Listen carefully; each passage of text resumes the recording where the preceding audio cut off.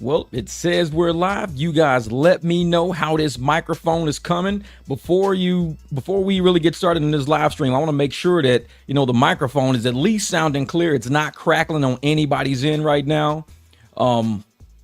Sometimes, that's how, because StreamYard and Google, sometimes they don't match up. So the microphones come through real crackly at the high end. Let me know, because I can back out, fix it, and come back in, and we won't lose a live stream. Done it a few times. If you guys are new to the live stream, my name's Jeff. This is the barbecue. I'm your chef, baby. We over here cooking all the time. We keep the grill hot, bringing all the smoke. So what up, my man Logan? What's good? What's good? So I heard that somebody was trolling me today, type. They was kind of trolling me. Somebody said, hey, man, such and such was trolling, type. Okay, all right. That's all I need to know. Y'all know how I operate. Y'all know how I move. I'm super troll. You troll me if you want. What up, Mario? My man, what's good, brother? It's like, hey, you can troll me all you want. It don't bother me. Trolling me don't bother me, because I troll people all the time. What up, Aaron? What's good? Man, but yeah, man, I'd like to thank my man Brandon, man. Lacey, he designed this little meme of me. It is so funny. I was rolling laughing, man. I slept in today. I didn't wake up today. I was up earlier. I did some work earlier this morning, got all my rides out the way. All my private clients had to get to where they got to. Picked up 2 more private clients. What up, A Billion Dreams? So I picked up some new clients and everything, and I slept in. It's been so hot outside. It's been a heat advisory. So I slept in, and it didn't give me time to work on some videos that I'm working on right now. I got video. Trust me, I got videos on Dontay for days. I got content for days. And for all these people out there like, man, how you going to sit up there and get on somebody's content, live on somebody else's content, live on somebody? I said, how you going to live on welfare? What do you think welfare is? Welfare is living on somebody else's back. Guess what? I'm on the Dumpster Dontay poverty plan. I'm on the DDPP. The Dumpster Dontay poverty plan. That's my new welfare plan for YouTubers out there. If you want to get on the Dumpster Dontay poverty plan, please sign up, file a claim, get on low income YouTube content creator, get on the low income YouTube, and just put Dontay London in the title of all your videos. That and you can live off of him. He's going to live off us on welfare and shit. Guess what? We're going to live off of him.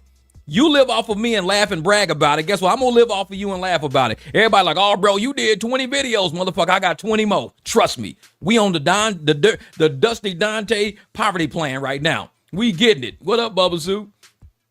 They thinking, oh, yeah, well, you living off of somebody else's back. What do you think welfare is? I thought y'all like welfare. I thought we was applauding welfare. We was like, yeah, man, do what you got to do, bro. I thought we was on that. Now, all of a sudden, we ain't on that. Now we don't want to live on other people's backs. That's what it is now? You got to make up your mind. In 1 minute, they sitting up there telling me, oh, yeah, all you doing is helping him. The more you dump his content, the more you do his content. What up, God suppose? It's like, man, the more you doing his content, the more he going to stay on the algorithm. He just going to get paid. I'm like, if I'm against poverty, then I want Dontay to be paid. If I'm against poverty, if my whole channel is anti-poverty, I got anti-poverty shirts I wear. This whole channel is about making money, anti-poverty. So for his subs to come over here and tell me the more you make content about him, the more money he gonna make, it's a win-win situation then, ain't it? Because I can live on the Dusty Dontay poverty plan. I can put his shit in my comment, get paid off of him. The dish rag plan, exactly. I get paid off the dish rag plan. So I get the dish rag plan on my channel. He stays on welfare. So he's living off of me and I'm living off of him. See, it's a fair trade. The difference is how much does it cost, really? See, it don't cost me much to use this content. My channel, this morning, I'm talking to people about RAV4s and I'm talking about everything in I got tons of videos on my channel. I ain't got shit to do with Dontay. My channel is basically self-sustaining. It's a mechanic channel. People are always looking at repairs on my channel. Somebody today, I'm gonna need you to sub my channel. Oh, I will, brother. And it's like, and I'm gonna sit there and all my mechanic stuff goes nonstop. My mechanic work goes nonstop. People are always looking at how to put some dude was like, hey man, I'm trying to put brakes on my Ford Expedition. I'm glad you put this video. My videos live forever. My channel is self-sustaining. This is fun to me. This is fun. When somebody wants to talk about old heads, talk about I ain't gonna work. You want to troll people? Is that what we doing? We want to play? I mean, how much is it going to cost you? Because it don't cost me nothing to do this. But how much is it going to cost you? See, it may cost you your soul doing content the way Dontay does it. And this is a lesson for all you young Dusties out there on this channel. This is a lesson for you. Some people might get a hold of your content and really let you know what it's all about. See, we get a hold of your content and we expose your content. We review your content because we've been through life already. We can troll young people. Young people want to troll me? Knock yourself out. What is it going to do to me? For you to troll me, what is it going to do? My lending agent ain't going to call me and say I can't get on the house. Jeff, we can't let you keep that house. Somebody's trolling you online. We gonna have to, your mortgage is due, but no, you got to move out. Nah, you can troll me all you want, knock yourself out. But if I troll you, oh, we're going to have some fun, type. We're going to have some fun, type. Shit, don't let me trade. Man, I will troll you. So I'm one of those guys that really believe that if I'm putting Dontay's name and this is the sad thing. Today I went to Google because, YouTube and Google are the same. I went to Google and I typed in Dontay London. Damn near every one of my videos popped up in Google. It's like it showed him at the top, then it showed his Instagram, then it showed all my videos about him. That's what I tell folks. If you want to live on the Dusty Dontay poverty plan, put his name in your title. Google will grab it. Will Dontay get paid? He might. But do we want him poor? Nah, we want him off of welfare. Get him off of welfare. He can get paid, but we gonna get paid. My service fee is from YouTube. YouTube pays me a service fee. They say, Jeff, help this man get out of poverty. What you gonna pay me? Well, first you're gonna take his soul, and then we're gonna send you more AdSense. But he's gonna have AdSense too. It's a win-win for everybody.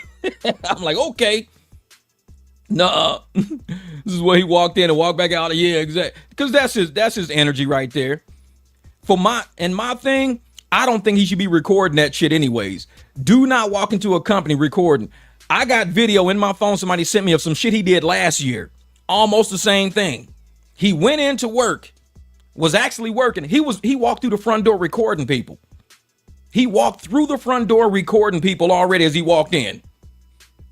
And and he had the camera set up on it was a grocery store. It was set up on the shelves. He was recording himself as they was training him how to put chips on the rack and shit like that. He's recording all of this shit. He ain't even there to work. He's there to make content. The dude don't know how to work. And so he's recording himself. Then when the lady walks off, they're bringing him more stuff to load up so he can load stuff up. And he's just talking. He's laughing in the camera, recording, talking about he don't want to work, talking about some this ain't him, talking about this is why I don't want no 9 to 5. This shit right here is bullshit. I ain't getting no job. I think I'm gonna walk out. And he walked out around lunchtime. He just left. He was a temp person. He was a temp. So the shit he pulls, I don't bother me. It's content for me. I never knew that. Like I said, I heard him about last year, but I never knew how good his content would be for my channel. Never knew that. He thinks low income is good. I'm paying for your low income housing. You're on welfare. I am paying for welfare. With all the hard work I did to put money into the welfare system, I paid for that. You're living on my back. Everybody's back. So therefore, we're going to live off your back for a while, Dontay. See how that shit feels? You see how it feels when people live off your shit? You don't like it, do you? Why do you think people get upset about able-bodied men living on welfare? Because they don't feel good. That we got to get up every day, working 3 o'clock in the morning, 4 o'clock, go back out in the heat and work, wiping my truck down, cleaning my shit. It don't feel good to watch other people sitting back, living off your shit. It don't feel good. But guess what I do? I kick back, I make a video, and I type, Dontay London, bing, bing, welfare. That's how I make fucking money now. Dontay London, welfare. As soon as I hit enter, I scream that shit. Welfare. We on the welfare. Shit, that's the first thing I say. Soon as I hit that enter button, shit, we on the welfare. That's how it feels when I watch these people out here joking and laughing about living on other people's backs. Talking about, oh, this is how much I get in EBT. This is what I do. This is how I get down. Cool. I get it. But don't be upset when the tables are turned and somebody's living off of your back, because the day will come, especially if you're wealthy. When you're wealthy, you got to pay financial advisors. You got to pay accountants. You got to pay tax accountants, tax attorneys. You got to pay all that. So I'm like, you think having a lot of money means you're going to have less problems. Ain't you ever heard somebody say, more money, more problems? You think having a lot of money is going to give you less problems. See, when you own a house, I can't call the maintenance man. I am the maintenance man. I was on my roof twice this summer already because it's been extremely hot. I bought 2 capacitors. I replaced the first capacitor. When I got up there to look at it, it was good. So I was like, oh, it's okay. It's okay. It's fine. I was on the roof twice this summer. I am the maintenance man at my house. The more money you got, the more problems you're going to have. When my hot water heater went out, I did a video when the hot water heater the scene busted, and it flooded my little room over there. I had to shut the water off real quick, replace the hot water heater. I'm my own maintenance man. I do the work here. When you live in low income, the maintenance man comes.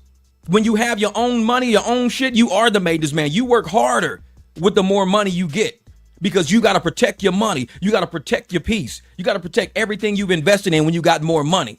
Because when you had money, what did you do with it? I don't know. You're probably lying. Who knows? But you need to answer to yourself. What did you do with it?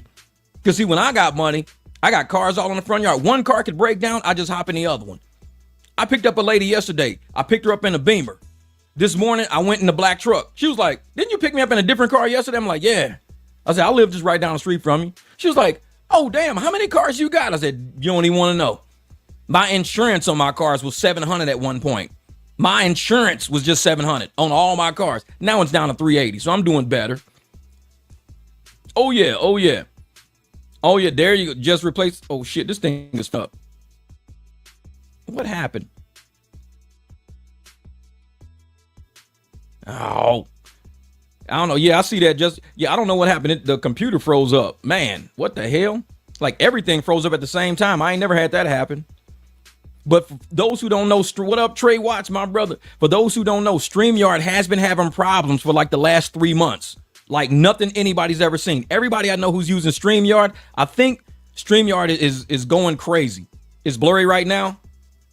Is the screen blurry right now or the camera's coming in clear? Because if it's blurry, I can probably back out and fix it. I don't know. Somebody let me know. But StreamYard's been having problems for the last 3 months. I think everybody's they're leaving Restream and they're leaving. They don't really do YouTube. Okay, cool. Thanks, Mario. Appreciate it, brother. That's my man Mario. He's one of my moderators. He's always on the job. Appreciate it. Yeah, and StreamYard does that now. I think a lot of people that got on StreamYard and they left Restream and all these places, so the servers can't handle it. Now, I've already paid StreamYard for a whole year of service, so I'm stuck with them until it's out. I don't want to go get another service. So I've been using StreamYard, and I think they either need to upgrade their software or figure something out. They need to figure it out. Oh, thanks, Lisa. Appreciate that. Man. Say, Mario, love you, brother. That's Mario, brother. Save the princess. And he got the Mario sign. Save the princess. What up, yo? No, but as I was saying, Dontay need to understand. He think not having money is hard. Having money is even harder. I mean, you're getting sued all the time. You're constantly dealing with issues. You got to pay all these professionals around you because if you so busy making money, you got to keep the money up because you've gotten to that. Guess what? You got to keep working. You got to start hiring people to do shit around you. See me, I'm retired already. I retired when I was 38 years old. But I worked 20 years in corporate. I worked for the state of Iowa. I was an accountant for the state of Iowa. Then I left Iowa. I was an accountant out in Vegas at a home builder, Lewis Homes, before they were bought out, Lewis Homes. Then I was an accountant for Olympic Group, who was actually a Arizona-based company. Ironically, I'm in Arizona now. Then I got involved in a casino. Then I got involved in charter schools for black kids. I worked at a charter school as a financial manager for school for black kids. Black kids who couldn't make the grades in public schools came to our schools where we could focus more on them, and we just helped educate the community. It was called the 100 Black Men of Excellence Academy. That was where I worked at, 100 Black Men Academy of Excellence. That's what it was, 100 Black Men Academy of Excellence. So they have those schools all over America, but we work in the hood. My job was in the hood. So every day I come pulling up in the hood in a nice big ass Escalade, all the kids, hey, Mr. Jeff. I chat with them, talk to them. That's how we do. We go back to the hood and we pull the kids up. I was in casino. I was getting paid, $112,000 a year working in casino. I took a huge pay cut to go work in the hood with black kids because I'm like, if we gonna really do this and you guys need somebody to come work for you, I'll take the job. But bro, you taking less money. Don't worry, I got money in the bank. I could afford to take the job. So I went down, worked there for over a year and a half working with them kids, got everything up and going. Grades were improving. Teachers were being paid better. A lot of things. Financial is the backbone of every business. So I helped fix this black school for at-risk kids. That's what I did. And hopefully they're still doing well to this day. They had a lot of accountants in there earlier that just couldn't do it right, but that's what they called a casino guy. They said, we need somebody from casino to come down and fix our books. They were doing government accounting. I worked for the government before. So I was like, well, I'll use my government accounting experience to help you guys educate these black kids and be able to afford it. Because they were taking out loans just to make payroll. By the time I left, they didn't need any loans. They had about $200,000 in the bank after all bills paid. And that was a year and a half of me working there.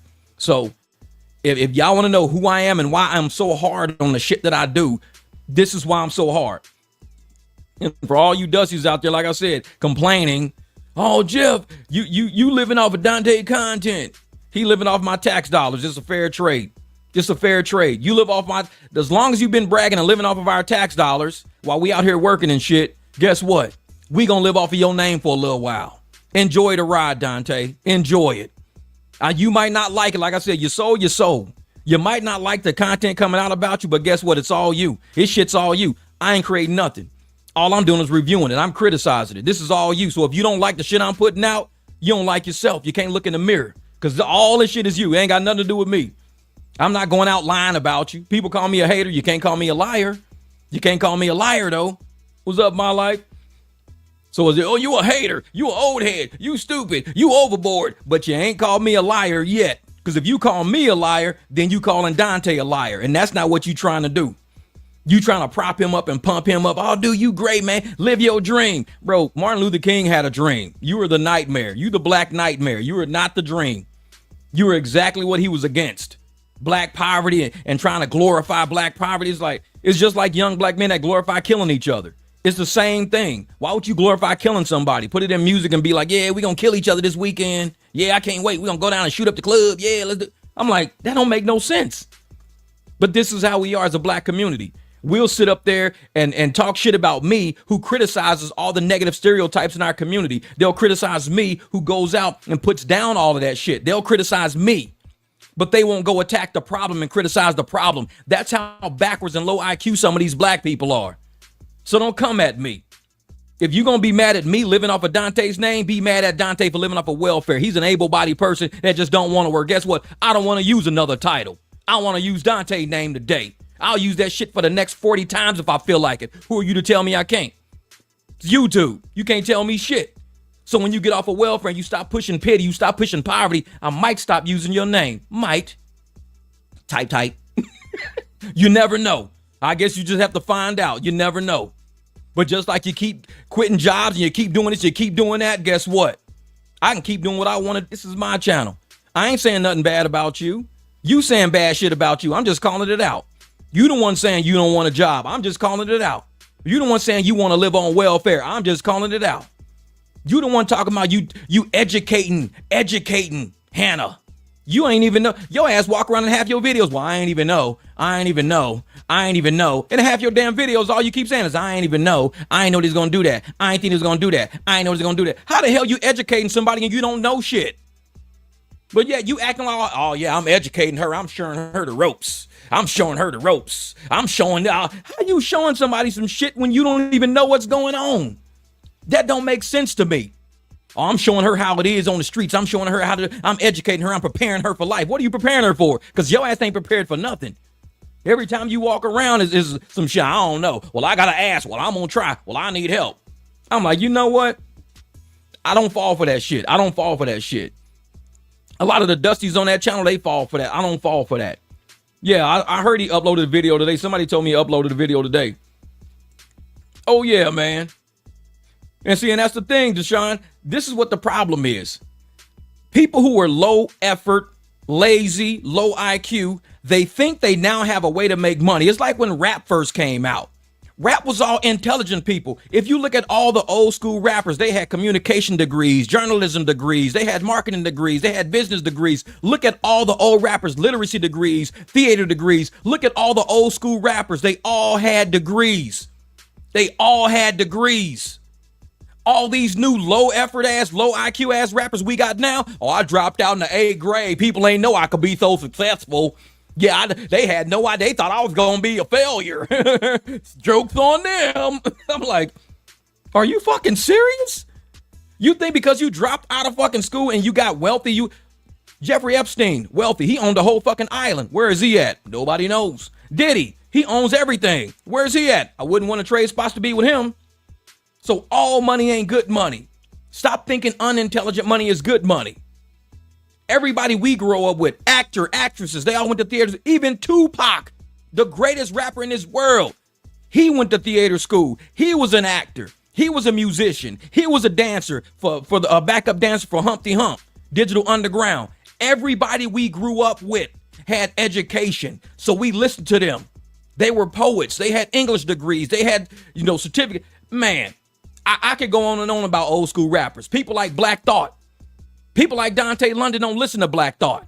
They don't listen to people like that because Black Thought was educated. When Black Thought spits, people, their brains can't comprehend the level of information going. It's too fast for them. They need some mumble rap. They need some slow shit. Finna go here and finna go there. That means I've been 2 places. Huh? Joke's on you. It's like, what the fuck? What kind of rap is that? I went here, then I went there. That's Sesame Street shit. Here and there means 2 places at different times. I'm like, what the fuck? And they add a beat to that shit. And I'm like, this is what these kids are listening to right now? This shit? I went left. I went right. That means I saw 2 people at the same time. Joke's on you. Like, then you listen to the rap we grew up with, educating, letting you know about Black history, that we do come from a land of royalty. We do come from a land of kings and queens, chiefs, witch doctors, engineers. We come from medicine man. Thank you, Gig Work. Appreciate it, brother. So I sit there and I listen to old school, like when I listen to Nipsey Hussle. Some people are just born highly intelligent. Nipsey Hussle was a rare case of somebody who was just born highly intelligent. He was born highly intelligent. So I sit there and I listen to Nipsey every day. I listen to Nipsey almost every day. Even if he's talking about some of the other shit, my ops, I got to kill my ops, keep my Glocks and all this. A lot of that, I kind of tune that out. But there's an underlying core to what Nipsey is on. He's about true perseverance. Nipsey went out and what did he do? He bought a ton of shirts, bought a ton of inventory, and he sold it on the corner. When they kicked him off the corner, he did it somewhere else, sold CDs, sold albums, packaged all his albums up, sold them for $1,000 a pop, 10 grand a pop, or whatever he was doing. And he said, I can get my first $1 million. I'm going to sell each one of these tapes for 10 G's a piece or something. And he made $1 million. First million on his own. And then he went back and bought the place that kicked his ass off the front. Yeah, you can't sell shirts here. He went back, bought the place, and made everybody who kicked him out pay him rent. That's Nipsey shit. That's Nipsey shit. That's a hard-working man. That's Nipsey shit. This lazy-ass, new, pitiful, poverty-ass culture. Feel sorry for me. I don't know what I'm going to eat later. We only got 2 hot dogs and it's 3 of us. There's no way to divide 2 into 3 because I know math and math don't lie. Like, okay, whatever, motherfucker, whatever. Yeah, man, it's like, yeah, exactly. There's the definition of misinformation. They see misinformation in the dictionary. It's like Dante sitting there like, motherfucker, misinformation. It's like, man. But see, and that's why channels like mine exist. People don't like me. I don't give a shit. I didn't like vegetables when I was little, but I still ate them anyways. It helped me become an athlete. I ended up in the Sports Illustrated. I ended up in Runner's World. I ended up in Track and Field News. I got records all over America right now at certain colleges. My name is in books at Kansas, at Iowa State, Iowa, Illinois State, Drake University, Mizzou, Notre Dame. My name is all over America in track books because I was a champion. Why? I was eating vegetables. I ate the shit that I didn't like. And eating the shit that I didn't like got me to levels that I wouldn't have got to had I not did the shit I didn't like. Sometimes you got to go to work. You might not like it, but you got to do it. It's going to get you to a certain level. I don't want to go in. Back in the day, what do we call it? Getting your foot in the door. Now they call it entry-level job. Everything right now is an entry-level job. See, I don't like that name, entry-level job. I don't like that. I like get your foot in the door. Just get your foot in the door. Go to the interview. Take whatever they're going to give you. Get your foot in the door. That's how we grew up. Because that let me know once I'm in the room, oh shit, now I can show you how intelligent I am. Dante, he ain't like that. He's like, no, when I come in the door, I want to be the manager. I want to supervise people. I want to be able to record everybody doing everything. No, bro, this ain't that type of, nah. You got, man, ain't no fucking way. That's how I feel. Ain't no fucking way. That's the manager say that shit to his ass. But man, and so we get our foot in the door. A lot of old school people who became executives in Las Vegas will tell you, when I started here, I started in the mail room. I was a mail room guy.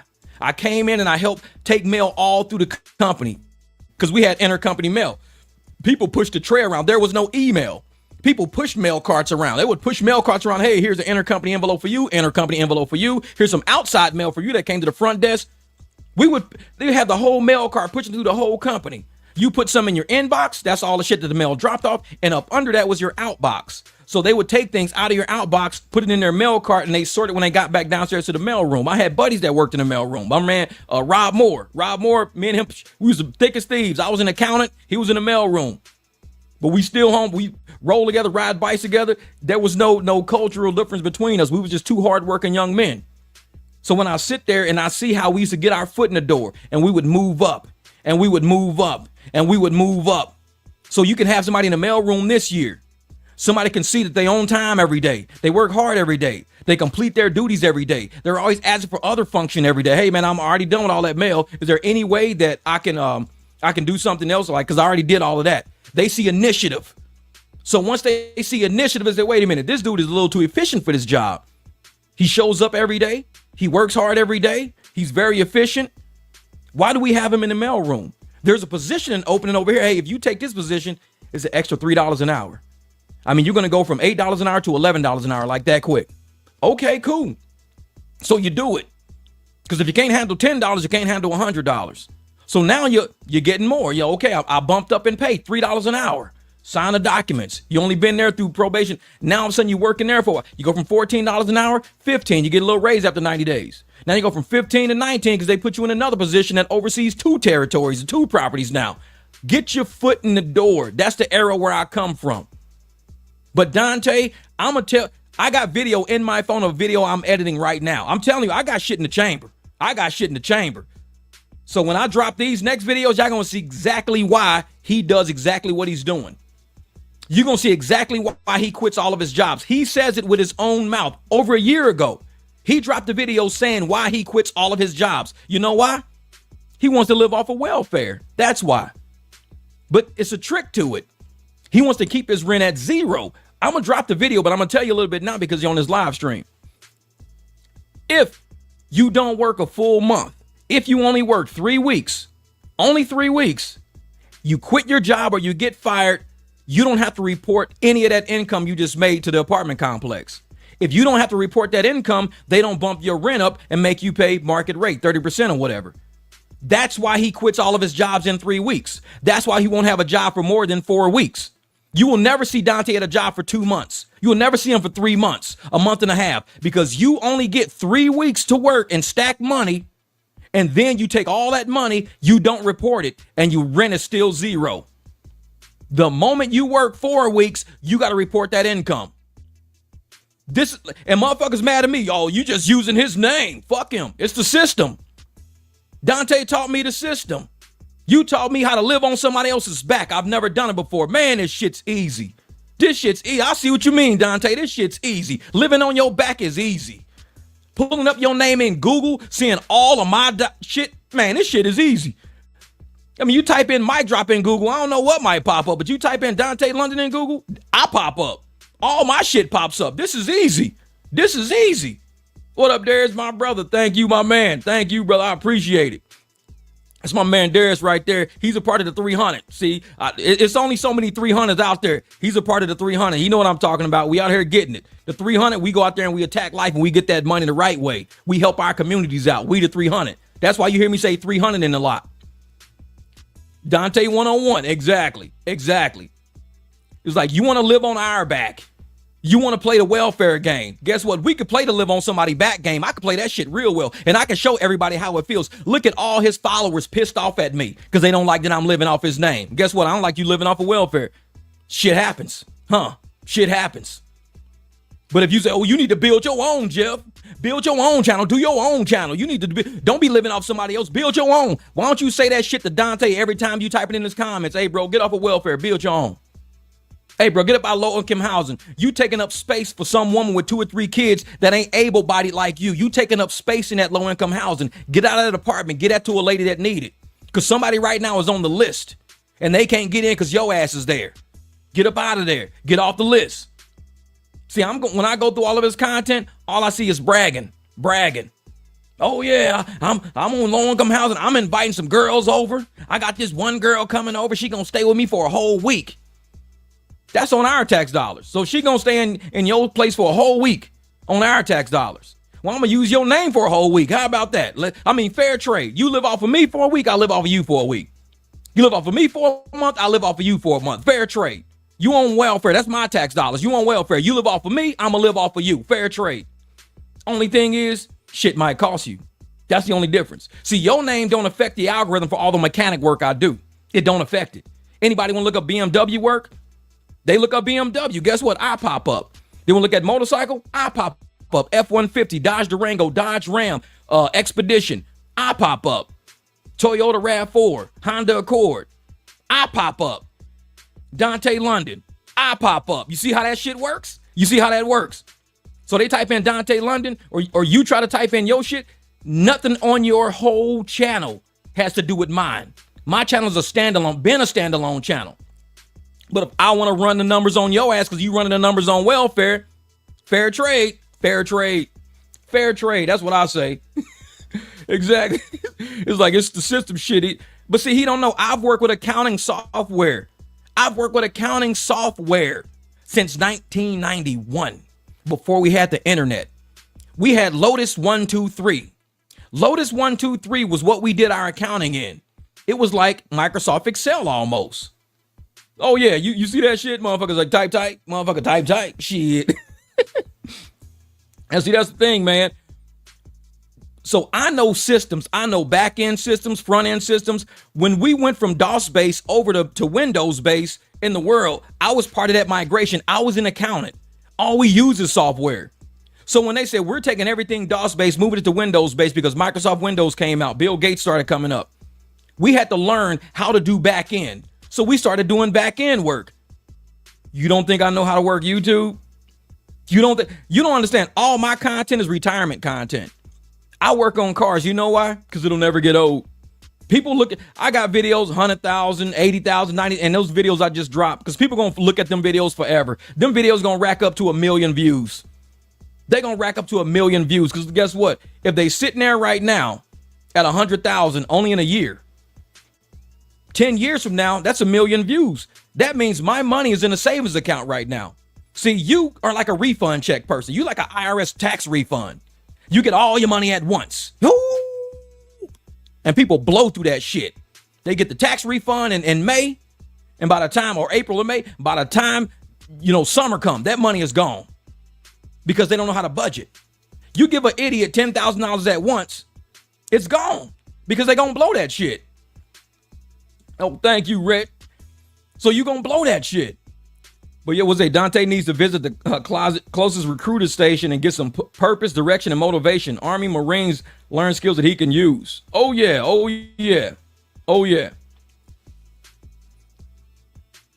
What is it? The struggles when you was younger is not the same in 2025. Older generations failed millennials and Gen Z. It's a big disconnect. Y'all know the way, but can't show it.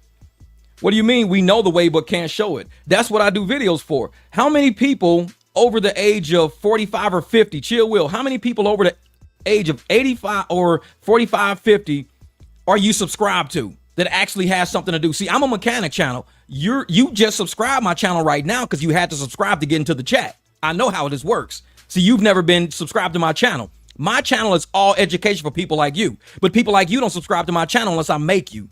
You don't go looking for information. You want to be given information. That's the difference between eras. We went and looked for a job. Y'all be given a job. We went and looked for something to be productive. Y'all expect somebody to give y'all something to be productive. So it might be different in years, but the mentality is different.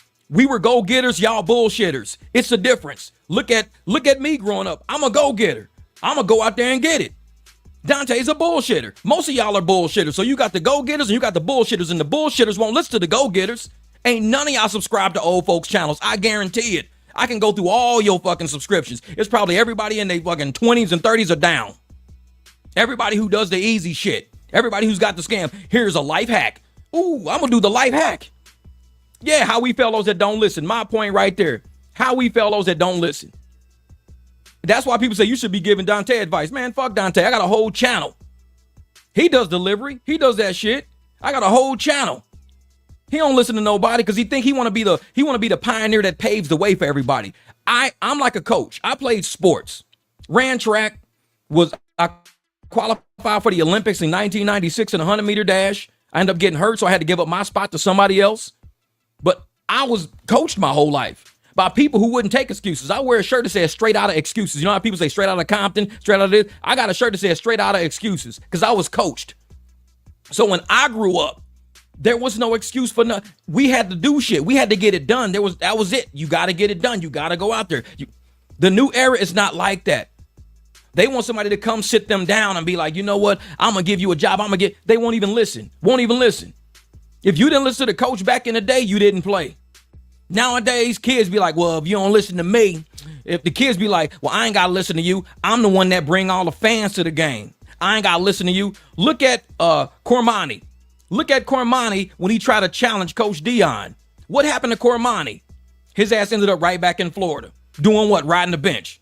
Because he don't listen. He don't listen. Thank you, Greg. I appreciate you, brother. New school is so cool. I'm old school. These Pro Tools that bro used, I'm about to show you shit. Man, that's how I do it, man. Oh, yeah, here's my man. Hey, Brandon Lacey. You guys can thank Brandon Lacey for designing that thumbnail. Man, I saw that dude. I started cracking up. That was good. That's good. You a good designer, bro. Do you do this for a living or something like that? Because if you do this for a living, man, I want to give you some credit. I want to give you some love. You know what I'm saying? If people want some funny designs, I mean, that thing's like a straight up like a magazine cover, like for a cartoon or a comic book. That shit was funny. Yeah, I'm telling you, man. I'm telling you, that shit was funny. That's right, Mario. Thanks, everybody, for the super chats. Man, appreciate you guys, man. Appreciate y'all. But, yeah, just like Cormani wouldn't listen to Coach Prime. Coach Prime is like, he's a hard worker. He's a good kid, 5-star recruit, this dude, but he don't listen. So don't tell me, oh, y'all won't show us the way. He's like, Cormani, show up on time. Show up, period. Come in, be a teammate. Don't think you're above everybody. This is a team, a football team. This is not the Cormani team. It's not the Cormani show. The young generation think everything is their show. They're the main star in some kind of show because they got a internet page that's blown. Oh, my IG is crazy. Look at the views. It's crazy. I get more views than everybody else on the team. It's crazy. Cormani didn't get that much clock time at Colorado. You know why? Because of his mouth and his attitude. And then he got the nerve to try to buck up on Coach Prime. Oh, well, this and that and blah, blah, blah. Cormani could probably have a ticket to get into the NFL. How many people of the Colorado Buffaloes are actually in the NFL right now? That's the path Cormani was on if he would have listened to the old head. If he would have listened to the old head, he would have been on track to become the next NFL great. He would have been with Ocho Cinco. He would have been with Richard Sherman. He would have been with all these guys, getting educated, getting game from the old heads. But because he think he's above the old heads, where he at? Sitting in Florida somewhere, probably playing Call of Duty right now. His ass ain't got no prospects. Nobody listens to people who don't listen. So when y'all say, Jeff, give Dontay advice, I'm like, man, fuck Dontay. I'm a real old head. I'm the dude in the garage. And if I keep telling you to change your oil, change your oil, change your oil, you don't change your oil, you say, hey, I think I blew my engine. Tow that shit somewhere else. Tow that shit somewhere else. Don't bring that shit to me because I done told you already. Exactly. No fucking way. Don't bring that shit to me. No fucking way. Shit, I ain't working on that. I'm a real old head. So it's like when I sit there and I see, oh, thanks, Miss Marilyn. Hey, we old heads around here because I don't, and that's the thing. So many of these kids have been made the center of their family's world. And this is the problem. I'm going to tell y'all what the problem started from. Once we started being able to post pictures of our kids on the internet, that's where the problem started. Because everybody's like, I'm going to post a picture of my baby. Look at my baby, 50 likes. Look at my baby, 100 likes. Look at my baby, 300 likes. Look at my baby, 500 likes. Baby first school, 700 likes. And we started making these kids the center of our world instead of educating them and telling them y'all got to earn y'all way. We started making them kings and queens already because they can get 500 likes. Man, fuck them likes. This is real life. So you might got a baby. My baby gets 600 likes. They like the way he dressed. They like the way he thought. It's funny. He did a viral video talking about a seahorse one day, and he went viral. Y'all making these kids think they important, and they ain't even fucking put shit into this world yet. Your job as a parent is to put something to that kid to make that kid valuable. But these people get the internet. They say, I'm going to make my kid my content. Dontay shit. Your kid is your prop now. So instead of you educating your kid and doing shit to your kid, what do? You use your kid as a prop for yourself. And your kid knows he's a prop because you ain't really telling him shit. You don't educate him. You don't train him. We just had Chill Will say, well, old heads don't really talk to us. Because most old heads probably been using your ass as a prop. Most people been using their kids as props. So now that y'all think y'all all this and all that, y'all don't listen to nobody because y'all been used as a prop your whole life. Oh, man, I get 500 likes every day. I get 500 likes every day. Shit, you ain't telling me nothing. I get 500 likes. Oh, shit, man, I get views, motherfucker. You ain't telling me nothing. I ain't got to work here. I get views. All that's internet shit. And so now when it comes to the real world, motherfuckers felling, them real tears rolling down your face. That's real couch sitting on the curb when they kick your ass out. That's a real fucking couch. It's real when they take them keys from your ass and they lock the door behind you. That's the real eviction notice hanging on your door. Ain't no likes on none of that shit. You don't get an eviction notice and on the top of it says 4 likes, 6 views. It don't say that shit on it. It's a real document. You get that motherfucker. 1 view, 1 dislike. Because I know you don't like this shit. Here's your eviction notice. 1 view, 1 dislike. Real world is different. But you want to sit up there and say, oh yeah, man, I'm going to go out there and use my platform to show people, vloggers right there, show people how my life is, this and that, listen that. You don't want to do that. Life is to be enjoyed. Life is to be enjoyed. If you ain't enjoying something, shut the camera off. Shut the camera, because this shit will follow you for the rest of your life. Shut the camera off. I don't like this. Oh, but I'm going to try to keep it real. No, you live in the real world. All this shit on the internet is not real. You keeping it real is you keeping it real with yourself first. Keep it real with yourself. I don't need to see none of that shit. I don't even care about seeing none of that shit. Keep it real with yourself first. Then from there, you build from that. Because everybody online, Mr. Dontay, he's in Detroit, Dontay Detroit. You gonna go look for a job, guess what? All they do, first thing an employer do, what's your name? And you so stupid. And Hannah, you need to not do this too. Stop putting your name as no social media account I got has my name. None of them. I think I'm Jay Watts on Facebook, but I don't do bad shit anyways. But when you use your name as your social media account, guess what? You can fill out an application. First thing an employer do, Google that, make sure he ain't get caught stealing chicken nuggets and shit and he ain't go viral for stealing chicken nuggets. Pull his name up, Dontay London. Oh, he's a YouTuber with an Instagram account. Oh yeah, click on it. Oh, this dude don't want to work, bro. He don't want to work. Look at this shit. He don't want to work. Look. He don't want to work. Look. He calling us old heads. Look. This motherfucker saying, I'm just going to work for 3 weeks and quit. Look. He going to quit at lunch. Look. You use your name on a fucked up social media account and you wonder, why can't I get a job? Because you know what they do? They get that application and they go, Google that name real quick. Look. Oh yeah, we're going to go to another candidate. Sorry. Appreciate you filling out the application. Ain't no fucking whack. And it's like, you don't do that to yourself. So Hannah, I'm telling you maybe should take Hannah London off and just leave that shit saying Hannah. That's it. Or maybe put H London something. But when you put your whole name on a social media account that's that stupid, anybody can figure out who you are. Anybody can figure out who you are. All they gotta do is type in Dontay London and say, yeah, don't fuck with him. Hey man, I'm looking to do a brand deal with somebody. Not with him. I'm looking to, do a collab with somebody. Not with him. He lazy. Because if the collab don't work out, like in the first 2 days, he's going to quit and walk off. Nobody wants to sign contracts with people like that.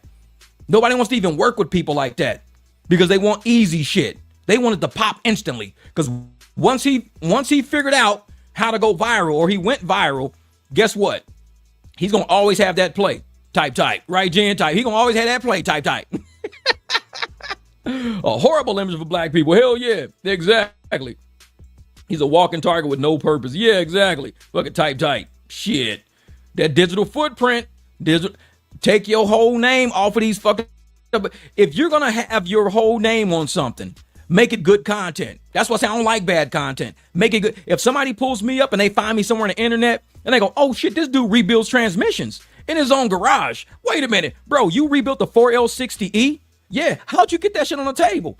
Oh, I use a step stool and I just angle it up and I sit it on the table, then I slide the transmission jack in, then I lock in both sides, and now I got the transmission locked in, I can just rotate the transmission, it's free. Dude, we never thought about that. We was like, how are we gonna get this transmission off the floor to work on it? Dude, we love your channel. We gonna subscribe. Transmission shops subscribing to my channel. Bro, how do you get a transmission on that jack in a garage at home? Oh, I just use a step stool. I put the back end on the step stool. You lift the front up, sit it on the table, slide the transmission jack in. I got people on my channel coming to me saying, how did you do that? Become a benefit for yourself. I'm not gonna put some dumb shit all over my channel and then act like I want to work at your transmission shop, and I'm quitting transmission shops every other day.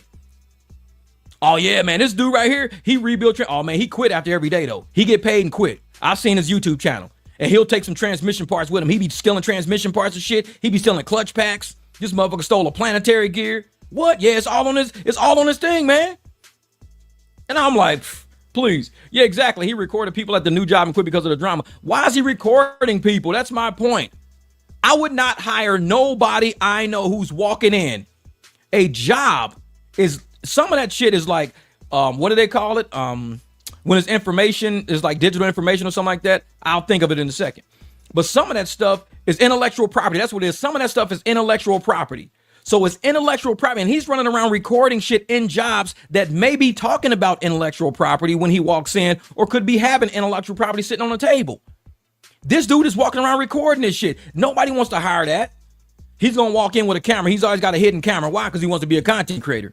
He's recording all our intellectual property, recording people's conversations. And now, when them people look on his channel, oh, Dontay London was supposed to show up. He didn't show up. They're going to pull up Dontay London. He's going to pop up in Google search, and they're going to hear their voice. They're going to hear their voice, and they're going to sue the shit out of that temp agency. You sent somebody here who's recording us. We suing you for breach of contract, for infringing on our privacy, and we got intellectual property in here we discussing all the time. We can hear the lady talking in the background. We suing your ass. And when they say we sued for what? Dontay London got us sued. Why? Recording. He got us sued. Man, kick that motherfucker up out of here.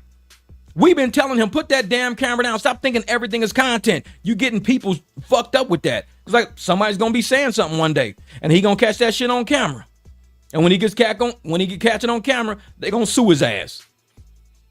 Yeah, I was asleep. I ain't watching this new video. I ain't watch it yet because I just woke up not too long ago. I ate some lunch, came in here, started warming everything up for the live stream and everything.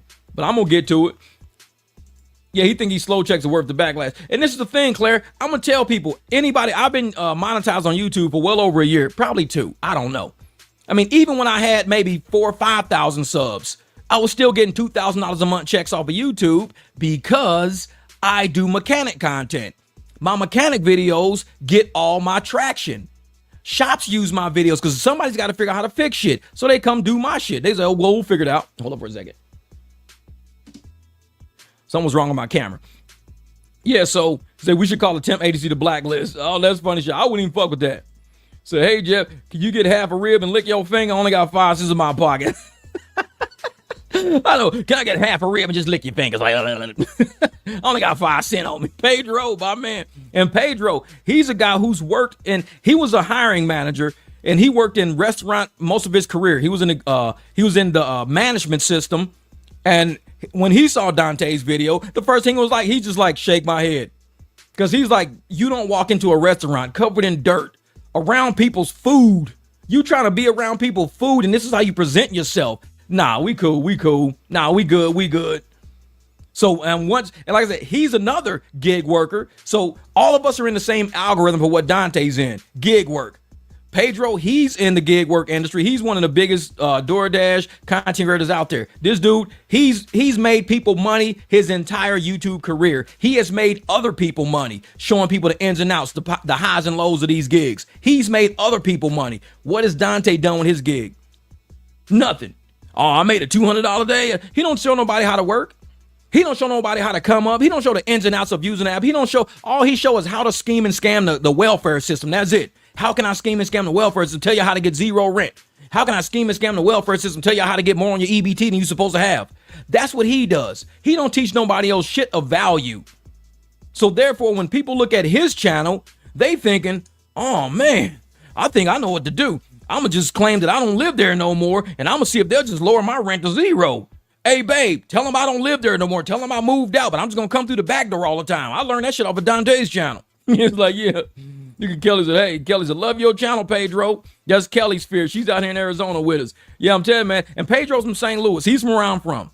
So, and people know, Pedro, like I said, one of the biggest YouTubers out there. Shit you not.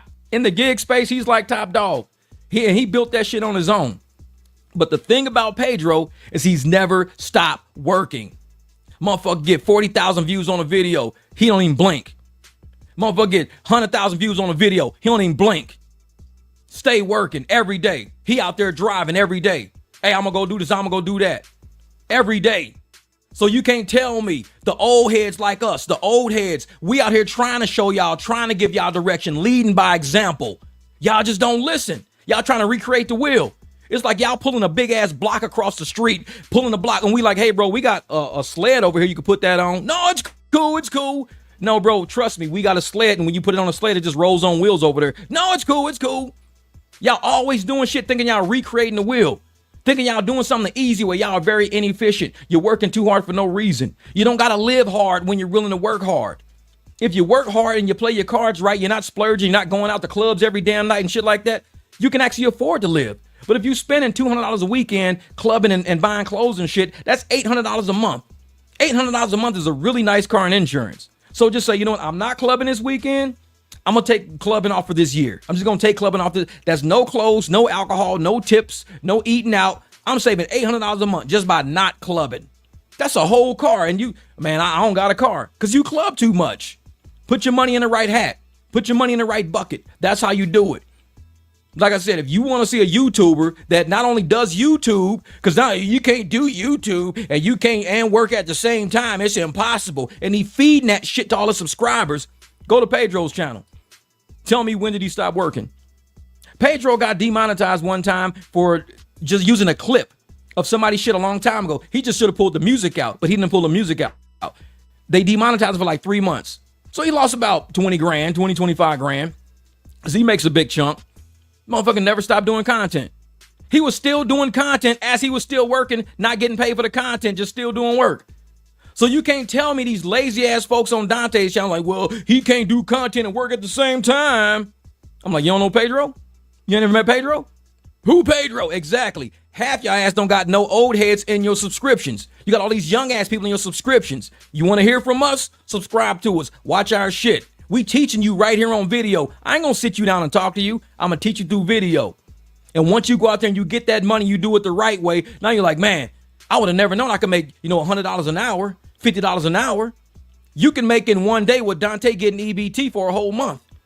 You can make in one day what Dontay getting EBT for an entire month. That leaves another 29 days of you getting what Dontay get on EBT in a whole month.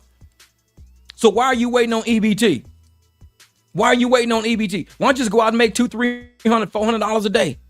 It's easy to do it if you're willing to put the work in. If you're not pulling the work in, it's hard to do. You cannot make $200, $300 a day. It is literally impossible to make that if you're not willing to put the work in. I could do 3, 4, 5 clients. I'm already at like $400 already. I was giving away clients yesterday. My man Derek had to help me out yesterday. I had 2 clients double stack. I called my man Derek. I texted him. I said, hey, man, we was in the WhatsApp. I said, dude, can somebody help me out? I got 2 clients double stack. Can you take this? Uber would pay you like $7. Really, Uber would pay $7 for that ride. Derek got 25. I said, just because I do black SUV. And most of my clients are okay with the rates. So I'm like, just 25 seems fair. So he drives a car and got black SUV rates. Uber would pay him 7. He turned around and got 25, helping me with my client. My client is happy. I told my client, I said, thanks so much. This and that. And she loved Derek. So I'm like, dude, that's a flex now. Now I know if I get too busy, especially if I can't pick her up, she loves Derek now. I can call Derek. Derek now becomes my right-hand man for that client now. We both live close to her anyways. This is how you get out in the streets and work. This is how old heads work. We don't go out selling pity. I don't know what I'm going to do today. My client need to be picked up, but my other client need to be picked up. And then, no, we don't do that. We go, bro, I got 2 clients stacked. Hold up, we solve it. We solve it. I got 2 clients stacked. This is what I'm gonna do.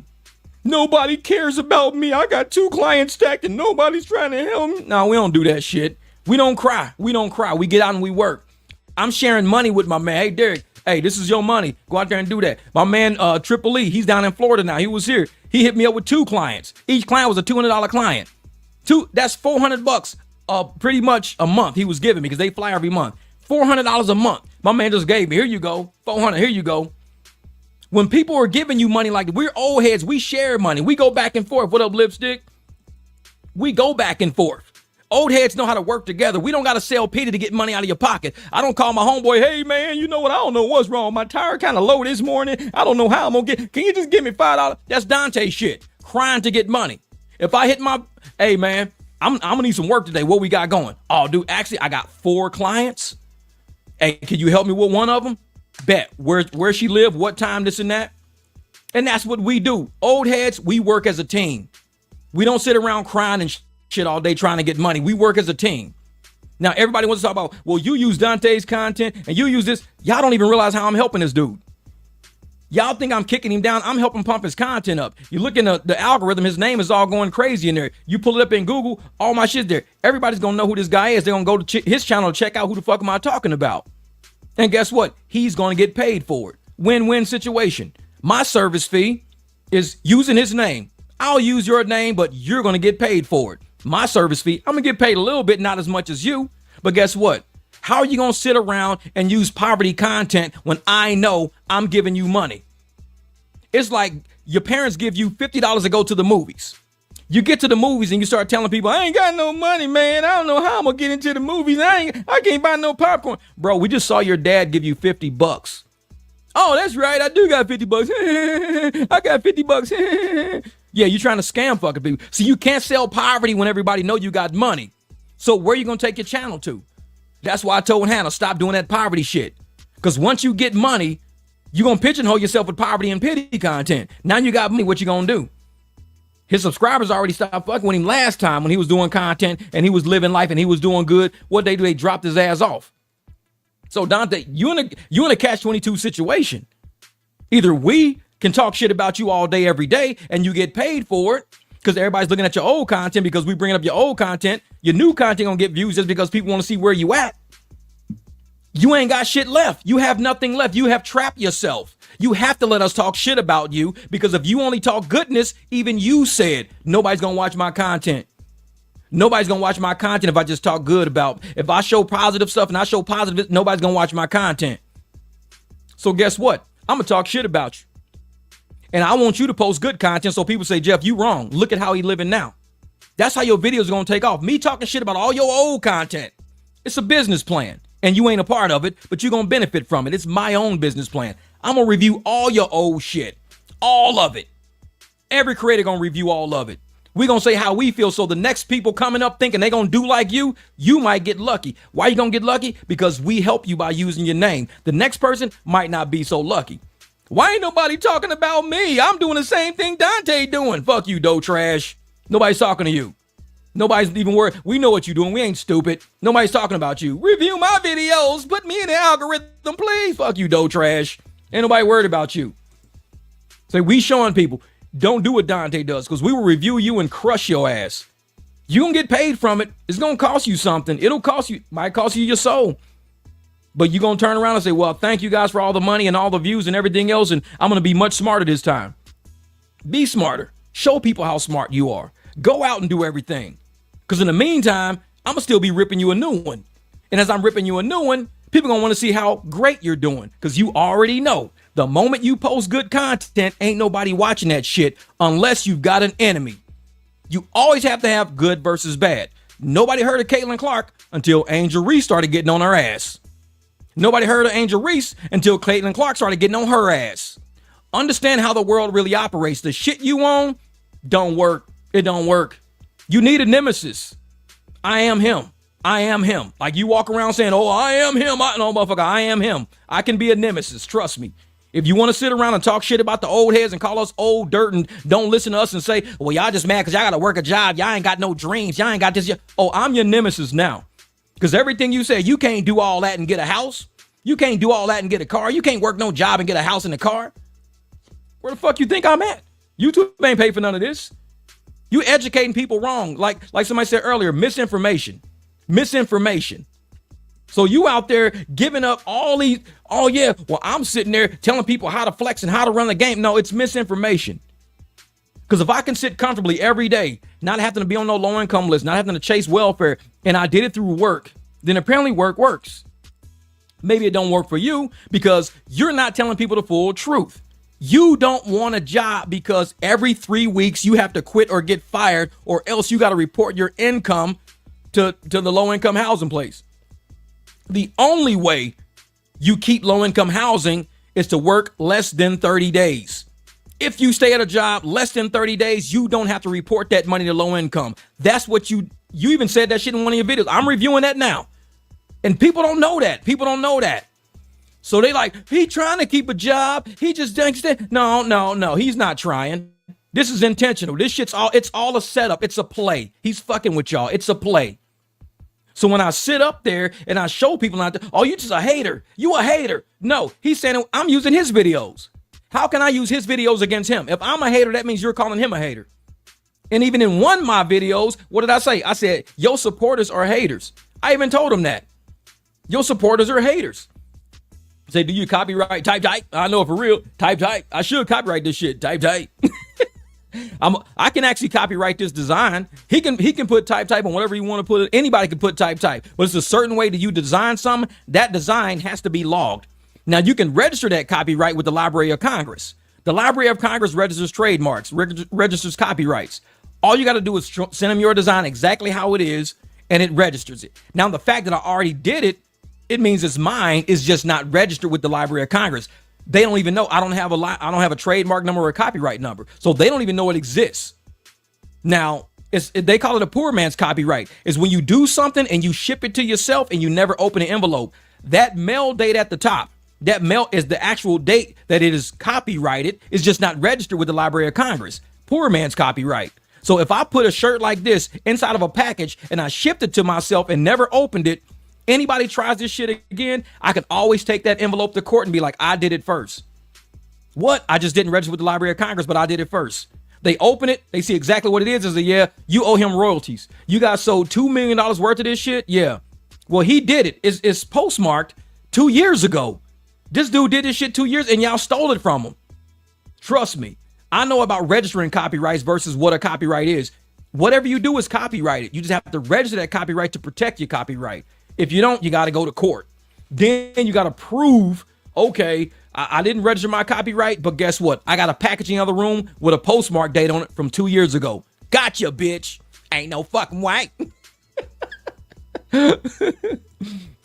But man, and that's the thing, I really hope the subscribers from his channel understand all this shit Dontay's feeding y'all about old heads. I don't know what old heads you know, but the old heads that I know got me in my garage. I talk to people every day. I built a whole solar thing out back. I built a solar light system out back talking to old heads that do survival packages and shit like that. I met them on Facebook, all old heads. If you want any information, talk to somebody with the experience. Y'all out here not even, oh, we don't give a fuck. You too old. I don't want to listen to you. Those are like the bad kids. The bad kids who didn't listen to their parents. Just send me to my grandma's house then. Just send me to my grandma's house. I ain't listening to you. Just send me to my grandma's house. That's one of those kids. They don't want to listen to the parents. Send me to my grandma. Listen, my grandma let me do what I want to do. She'll feed me ice cream for breakfast. She give me cake for lunch. Just send me to my grandma's house. She let me stay and play video games all night. Just send me to my grandma's house. I ain't listening to you no more. Just send me to my grandma's house. No consequence. You have this whole generation of no consequence ass people walking around, and they think we should feel sorry for them. You fuck your own life up. Because we laid the groundwork for you. The wheel was already invented. We laid the groundwork. Y'all chose not to use it. We gonna just do it our own way. We don't listen to you old heads. We ain't listen. Y'all just dirt. Y'all old as dirt. Y'all old dirt. We ain't listen to y'all ass. Then when shit goes south, you didn't give me no advice. You not trying to talk to me. You ain't trying to help me. Man, fuck you. I'm real like that. Fuck you. No, you're not playing me like an idiot. You're not playing me like no idiot. You don't sit there and get yourself trapped in a situation and try to put that shit on us. You did it to yourself. I don't feel sorry for people. I don't even feel sorry for myself. Shit happens to me. Shit happens. Look in my videos. You will see when my car was leaking antifreeze for 2 weeks straight. That little BMW was leaking antifreeze for 2 weeks straight. That's a $2,300 repair. Leaking antifreeze in a BMW is an expensive repair. I fixed it myself with a $311 part. The whole look at my videos under heat management. You will see it took me like 8 days to fix my car. But guess what? I had other cars, so I drive my other cars. Old heads will teach you, always have a plan B. If you got to get a little beater car, as long as it's registered and insured, it'll get your ass around. It'll get you to AutoZone and back. That's it. All you need is a ride to AutoZone and back. Jeff. Latoya said, hey, Jeff, I was driving today and got cut off, and I said, ain't no fucking way. That's funny shit. I was driving, ain't no fucking way. Finger like, ain't no fucking way. Stop cutting me off. Yeah, accountability is what, yeah, exactly. And man, and I'm telling you right now, man, when that car was leaking all that antifreeze, I stayed working every day. I just drove a different car. I took that whole car apart myself. Never took a BMW apart to that degree. I've done a lot of work on BMWs. Never a heat management system with a thermostat. Took the whole damn car apart. Took me like 4 or 5 hours just to get to the thermostat. So while I had it out, I had to figure out which one it was, order the right one, went ahead, and then you see videos in there showing me cleaning my intake valves. Why? Because everything was apart. My intake valves were showing. So I had a thermostat repair video. That was going to go, get me some content. And then I had cleaning my intake valves with my second level of content.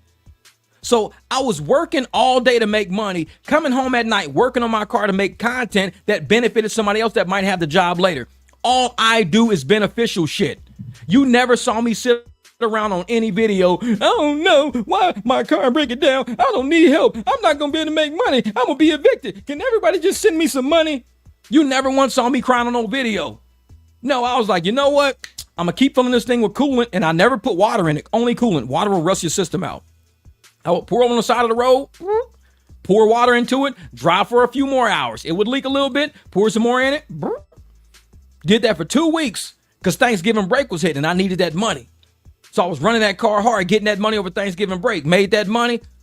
Next 8 days, I said, I'm going to be working on this car a little bit here and there.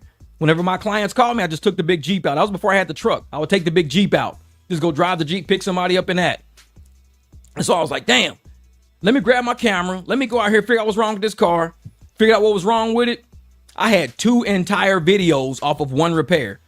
Because I said, well, I'm going to show people how to clean intake valves on a BMW. Because I had to show how to get the intake and all that shit off. So now those videos are on my channel going crazy.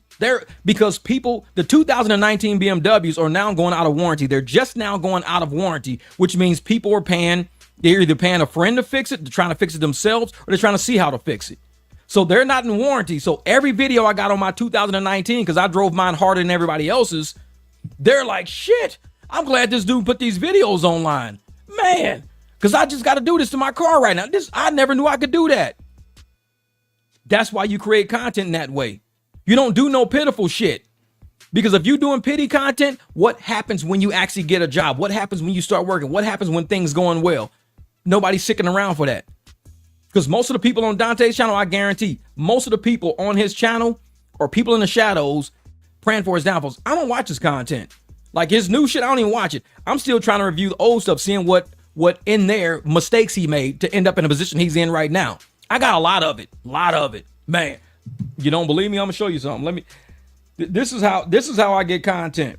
This is funny. Here we go. Bam. So I got 1, 2, 3, 4, 5, 6, 7, 8. So I got 8 more, not full videos, but if you look at this little panel here, those are 8 videos I'm working on. The one at the very bottom is something that's always in there, but these is 2 rows of 4 and 4. So that's 8 bits of content. 8 bits of content that I'm working on and reviewing right now. I may not do a video on all of it, but at least some of it. Because when people send me some, I just get the content and I'll say, I'll look at it. Now, a few of this, he's not going to like it, but it's his life. How do you not like your life? If you don't like your life, you don't like people talking about your life, you don't like people critiquing your life, then put the camera down. Go get a job. Be a man. Be a husband. Be a dad. Put the camera down. Because the more you keep that camera in your face, the more we own your ass. Because every day you on welfare, living on other people's back, laughing at hardworking people, we're going to use your name. We're going to live on your back. What you think about that? What you going to do about it? You can't do shit about it. Like, I can't do shit about you defrauding the welfare system every time you want to. I can't do shit about you quitting every 3 weeks just so you get zero rent. I can't do nothing about that. I can't do nothing about you, lying, bringing your kid into the mix just to get extra EBT that you don't even need. There's nothing I can do about that. But what I can do is use your name as my welfare system, since using my tax dollars as your welfare system. That's one thing I can do. So I'm going to do it. All your subscribers are going to be pissed off. He using your name, bro. You using your name. They should ask him, hey, man, you still on welfare? Yeah, he going to use your name, man. As long as you getting welfare, he going to use, you getting county benefits, you getting state benefits? Yeah, I'm getting benefits. He going to use your name. Until you get off of benefits and you doing your own thing, he going to use your name, man. So if you ever want this dude to stop, get off benefits, man. Just stop using other people's tax. You got to be a man. You got to grow up. Because if you don't want to grow up, I'm going to blow up. That's how the shit work out. If you don't want to see me blow up, grow up. That's the only other way to do it. There's no other way around it. All his haters going to be mad. All the subscribers going to be mad. I don't care. It's not my problem. Feel how you feel. He does content for emotion. Let me see if I can see something in here. Hold up for a second. I'm going to see if I can find something in here. Not that one, not that one, not that one. Where is it at? Where is it at? Where is it at? There was one in here. Oh, I don't think I have it. I don't think I have it. Oh, yeah, this one. Wait a minute. Y'all have to Oh, yeah. Wait a minute. Let me, I'm gonna let you hear something.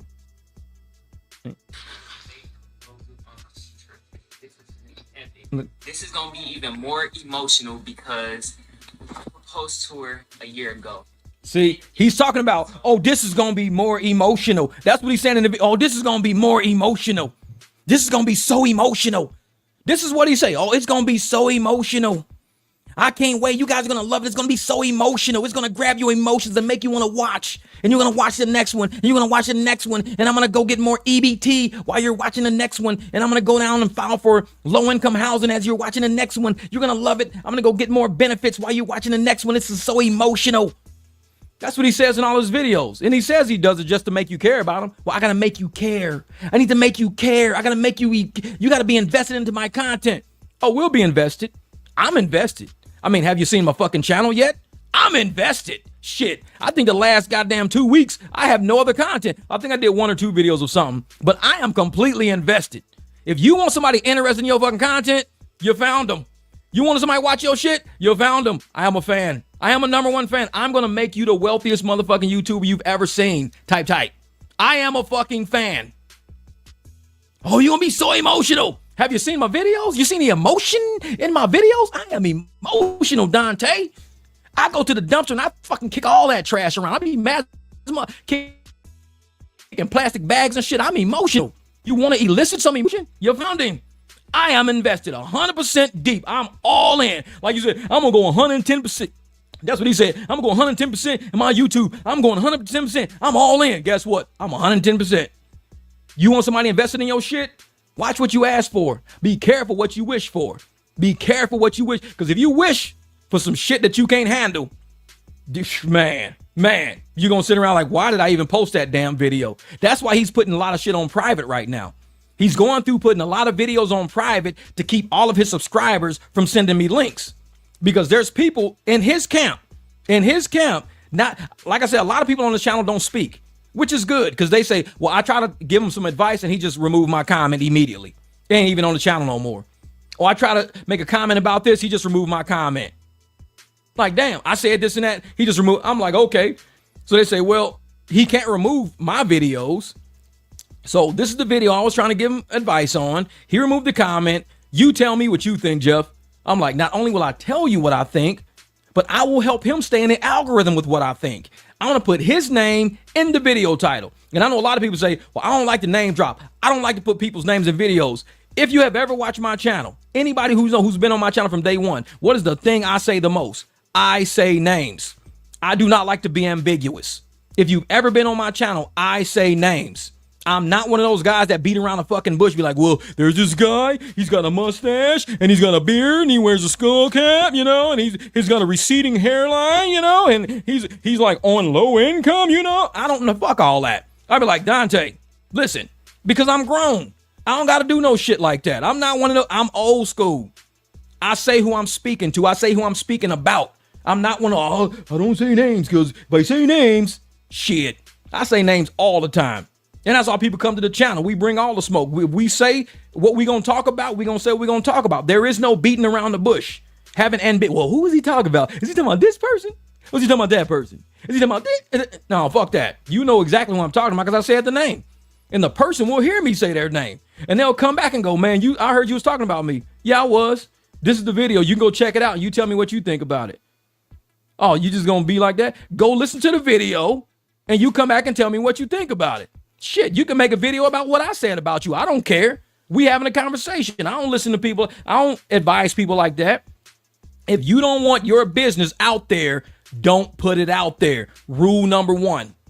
I don't want nobody to talk about this. Then you don't talk about it.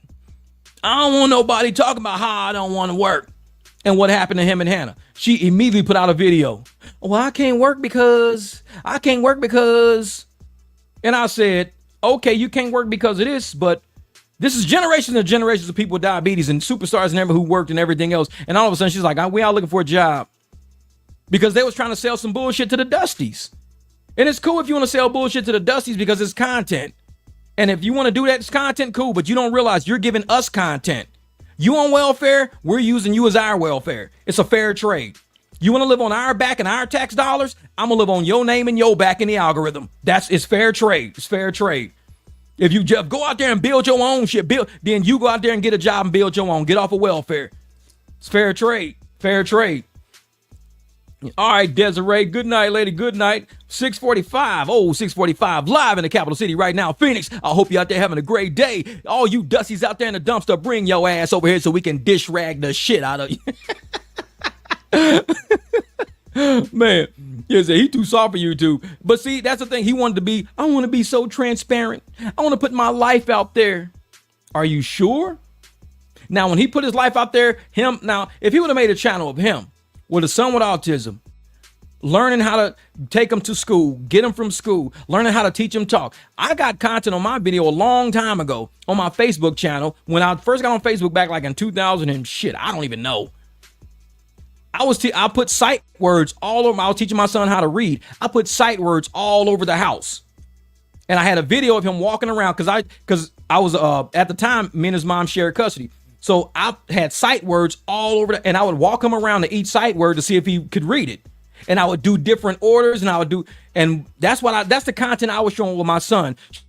Showing you, if you want to teach your kids how to read, put sight words all over the house and mix it up. When you first start, car, put car on car. You put desk on desk. You put, something like, let's say table, put table on table, chair on chair. You do that, but then you mix all the sight words up and you see if they're just saying it because they're looking at it or if they're really paying attention to the words. And I would catch my son sometimes. He was trying to be mentally lazy. And I'm like, pay attention. I mix all the words up. For the first few days, all the words are where they belong. After that, you go, man. Say, who did my flag in the background? Oh, that's my man Steve. My man Steve did my flag. I think I got his business card around here too. Hold up. Yeah, his business card's around here somewhere, but he's Woodworks. I think he's in New Jersey or Pennsylvania or something like that. He did that flag for me probably about 2 years ago, but it's all wood, custom painted, it's burnt, everything, man. He jammed on that thing, man. He jammed on it. It's like, man. Say DL won't do sight words because he can't read or read a room. Exactly. Exactly. He can't do sight words, man. Says, I want to play the barbecue and some great sides of potato salad. Michelle, welcome to the barbecue. Here we are. That's what we doing today, man. What's that? You sound like. I be messing with people with my little radio voice sometimes, man. How long I've been doing YouTube?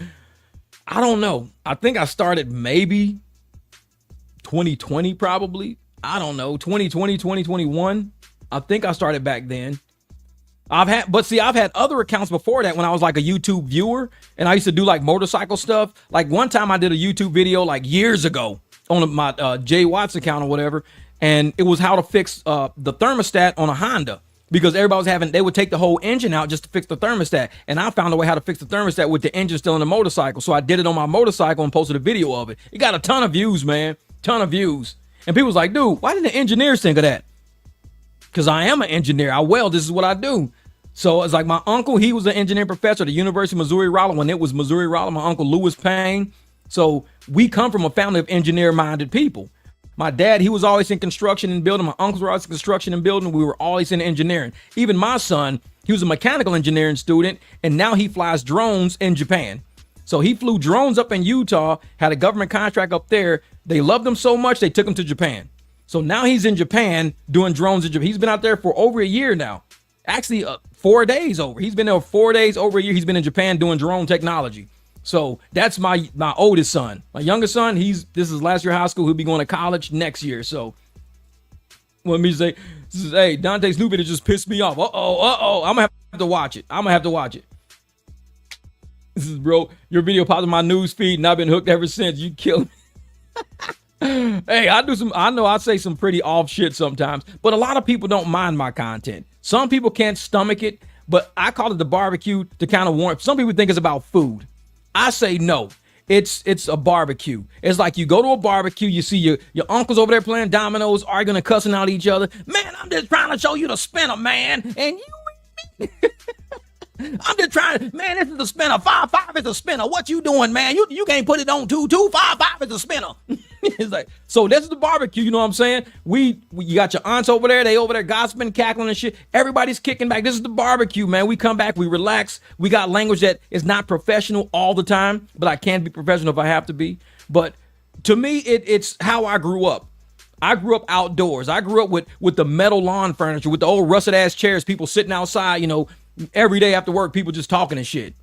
That's how I had my channel was another name when I first started rideshare, but I changed. I said, you know what? Let me come up with something that's more me. Because I don't want to give Uber and Lyft and all these people too much notoriety for trying to, own my channel and give them. So I named my channel MicDrop Barbecues, where you say what you got to say, drop the mic, call that shit good, and you roast motherfuckers over here sometimes. You get roasted, yeah. And we stay cooking. We stay cooking over here sometimes, man. We stay cooking. See? I had to stop watching. It felt like negative energy. I'm telling you, Misha, that content over there, I don't know what he's going to do. I don't know what he's going to do with that channel. And that's why I'm trying to educate Hannah and tell Hannah, you're following a false leader. He's a false prophet. You're following the wrong person. You follow him, look at his channel, look at his content, look at the struggles he got. And he's had his channel forever. 4 or 5 years he had that channel. 4 to 5 years. She's had hers for maybe a year. She got hers. The moment she met him, he said, I'm going to start you on YouTube. She didn't have a channel before that. She didn't have a So now her channel, look, and somebody left a comment today saying, well, her content's just like Dontay's. So I'm like, I'm like, you see it. He started her channel. They're like parallel channels. He is grooming her. And I'm like, you have a talent. Dontay has no talent. If he could dance, why ain't he dancing? He has no talent. So what he's doing is, he's like, I don't want talent. I don't want to showcase my talent. I don't want to showcase my benefit in society. I want to get money by being pitiful. I don't want to work. I just want to sell pity, sell poverty, sell my situation. That's what I want to do.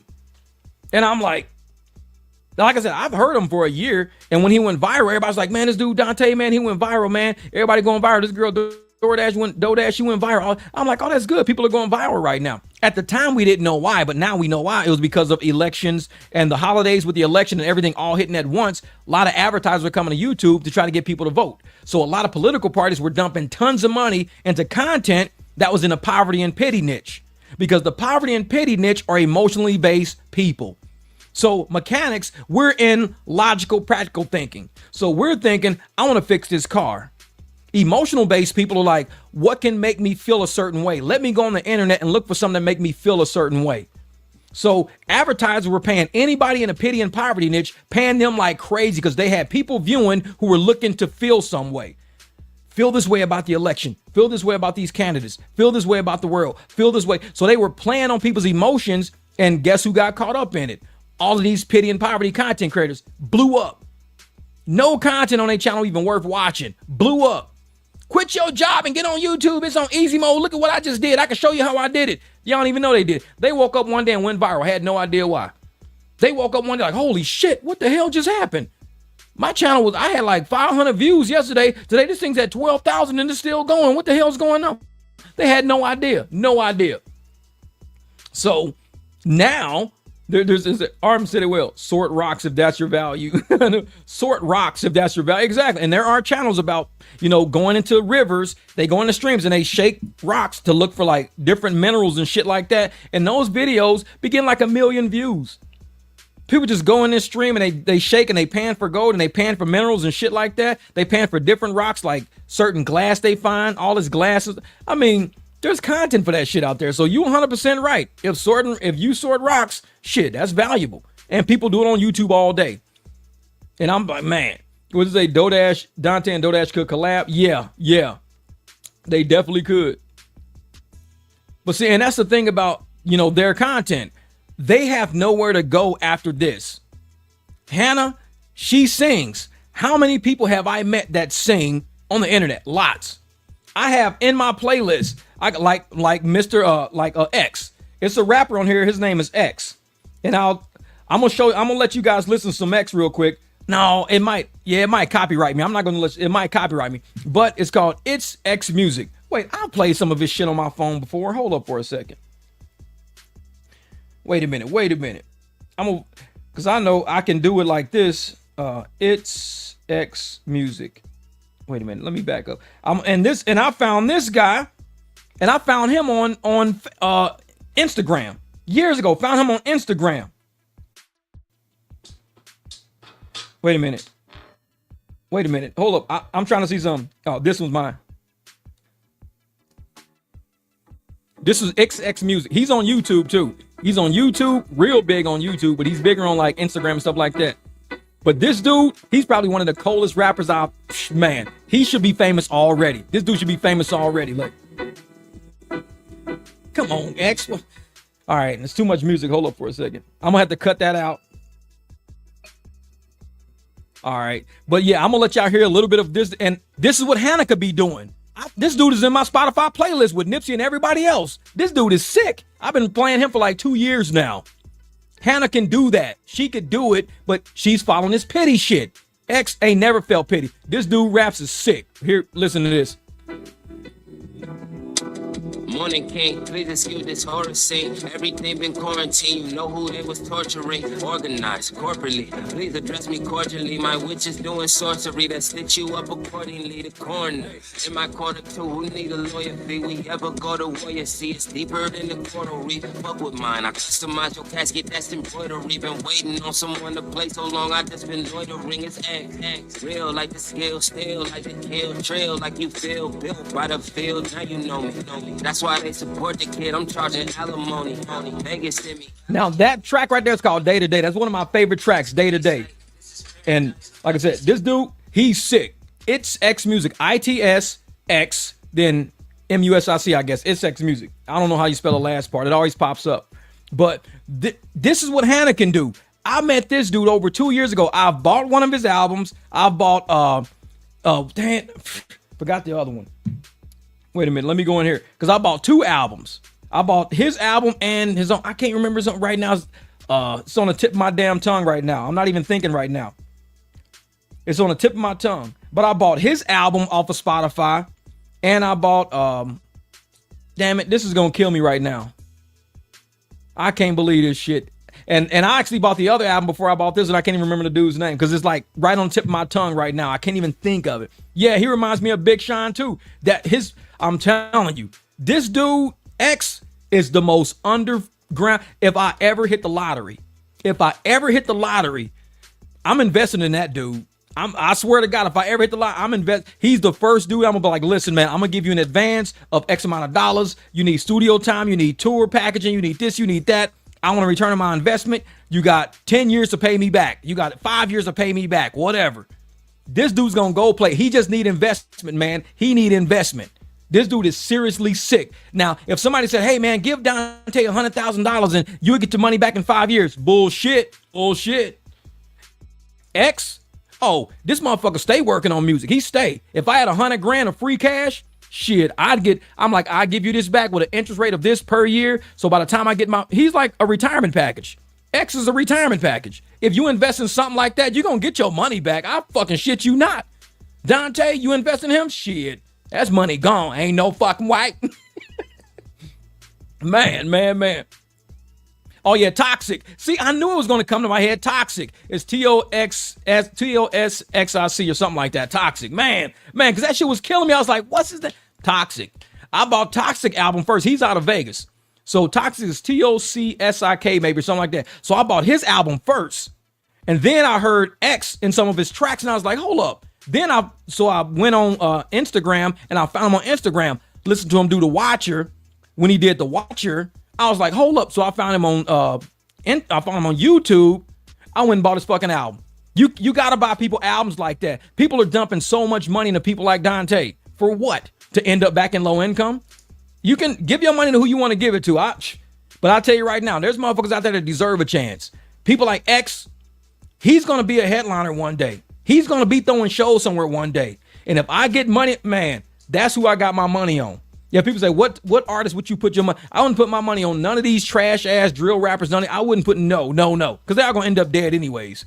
I'll put my money on X all day, every day. The moment I get the lottery. Jeff, you got $44 million. What are you gonna do? I'm finna call this dude X up and get a return on my investment, baby. That's what you need, man. I need touring. I need a tour bus. I need studio time. I need to move out of my house to here. I need a studio. Hey, man, sign a contract. Pay me this much back per year. Enjoy your life. Contract is like buying a car. You sign a contract on a car. After 4 years, 5 years of paying for it, you own the car. After 4 or 5 years of paying me this much, everything's yours. Fuck it. It's all yours. You pay me back, I'm good. And that's what I would do with somebody like that. This dude is way too talented, man. Yeah, that's what's up. Investing in people, investing in art is the new way to generate retirement money. I'm 37 and the door has closed when it comes to opening a 401k. Yeah, but see, you invest in somebody like X and you say, hey, if I sit up here and help you get the studio time, even if you say I'll invest 10 grand into you, here's a $10,000 contract. For 10 grand, I need you to do this. This is all I want out of it. So you might get back 11 or 12. That's better than the stock market. You put 10 grand in the stock market, you might get back 6. You lose 4 grand.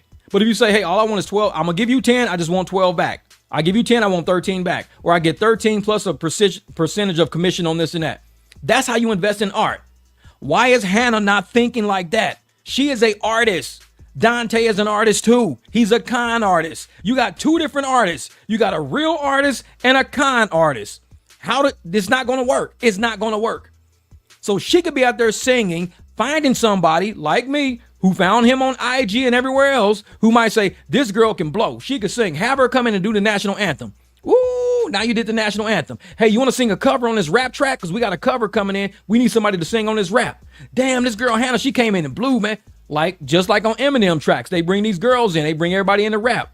On Nipsey songs, on all the Victory Lap and all of them, they bring SZA in. They bring everybody in. All they need is a girl that can sing to blow over the track. That's it. Dontay, he ain't got no fucking talent. His talent is being sketchy and scheming people. That's it. So Hannah got a choice to make, man. She's got a choice to make. Yeah, I see her doing like little floaty songs. She be talking sometimes. She'll do like a little floaty song. She can hit a note.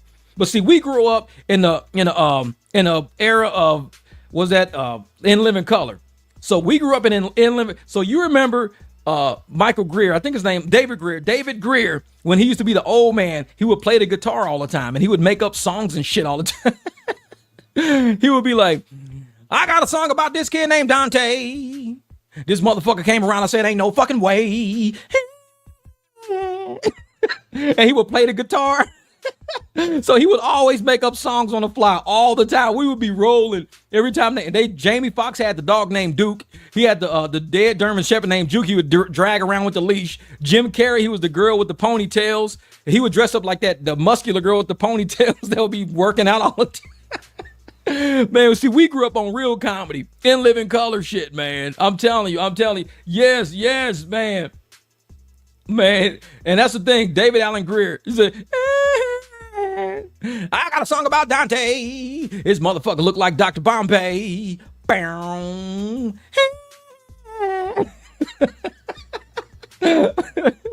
So I would be like, man, but that's the shit we grew up on. The Wayners, yeah, man, all the Waymans, man. Everybody out there, the Waynans, because his sister was there, Marlon was there, man. Who else? Marlon Wayans. Damn, what was the other Wayans? His oldest brother, Damien. So Damon Wayans, man.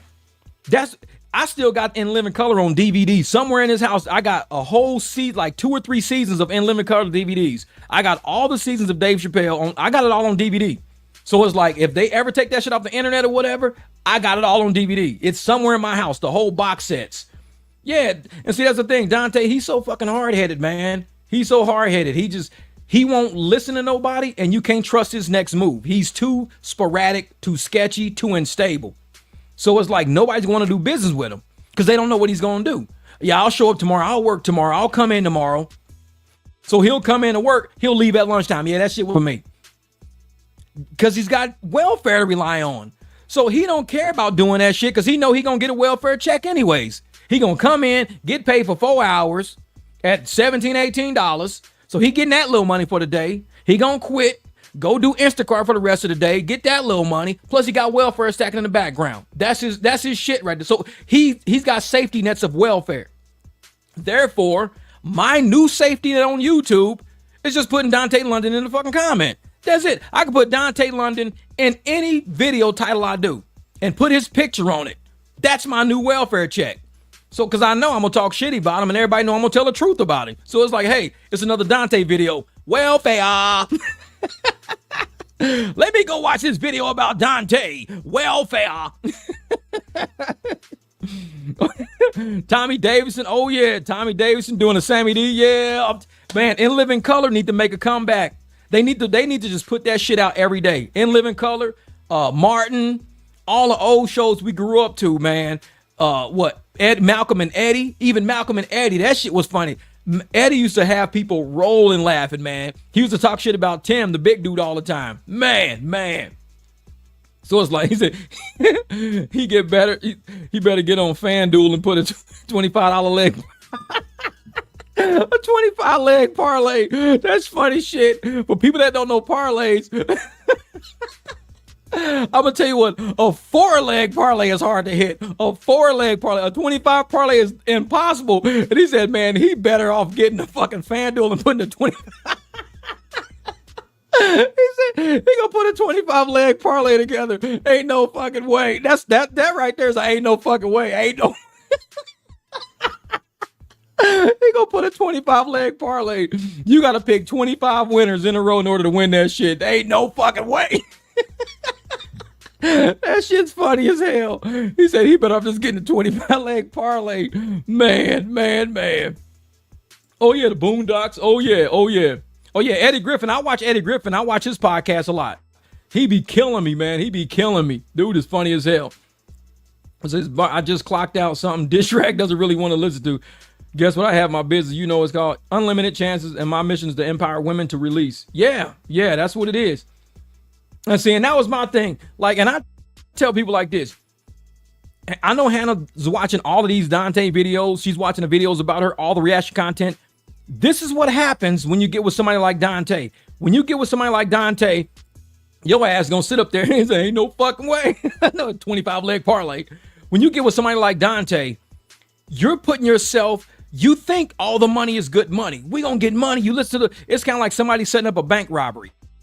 And they're telling you how much money you're going to get after the bank robbery. Everybody's at the table like, dude, you going to get $250,000? You going to get $250,000? You going to get, man, we are going to get $250,000, man. And it sounds good at the table because you're looking at the money. But you don't think of the consequences of the bank robbery if you get caught.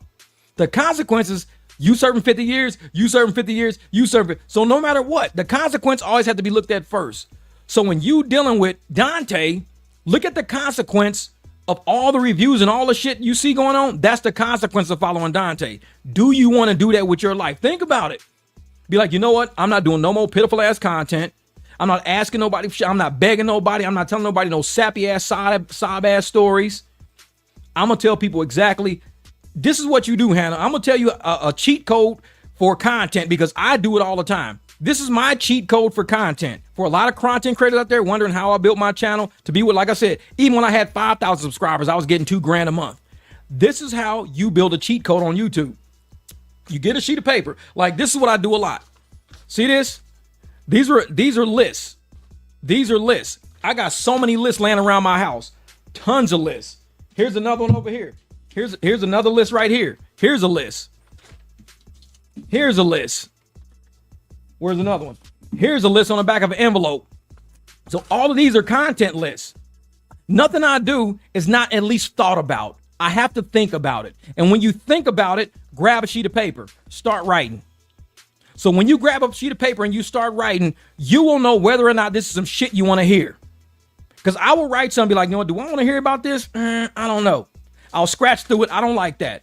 Because sometimes when you're on a camera like Dontay and you have no script and you're going unscripted, that shit can come back to haunt you. Like all of this shit he's saying about quitting the job, only work for 3 weeks and then quit your job and you don't have to report that to low income. Low income is going to look at that shit and be like, bro, we see how you're frauding the system.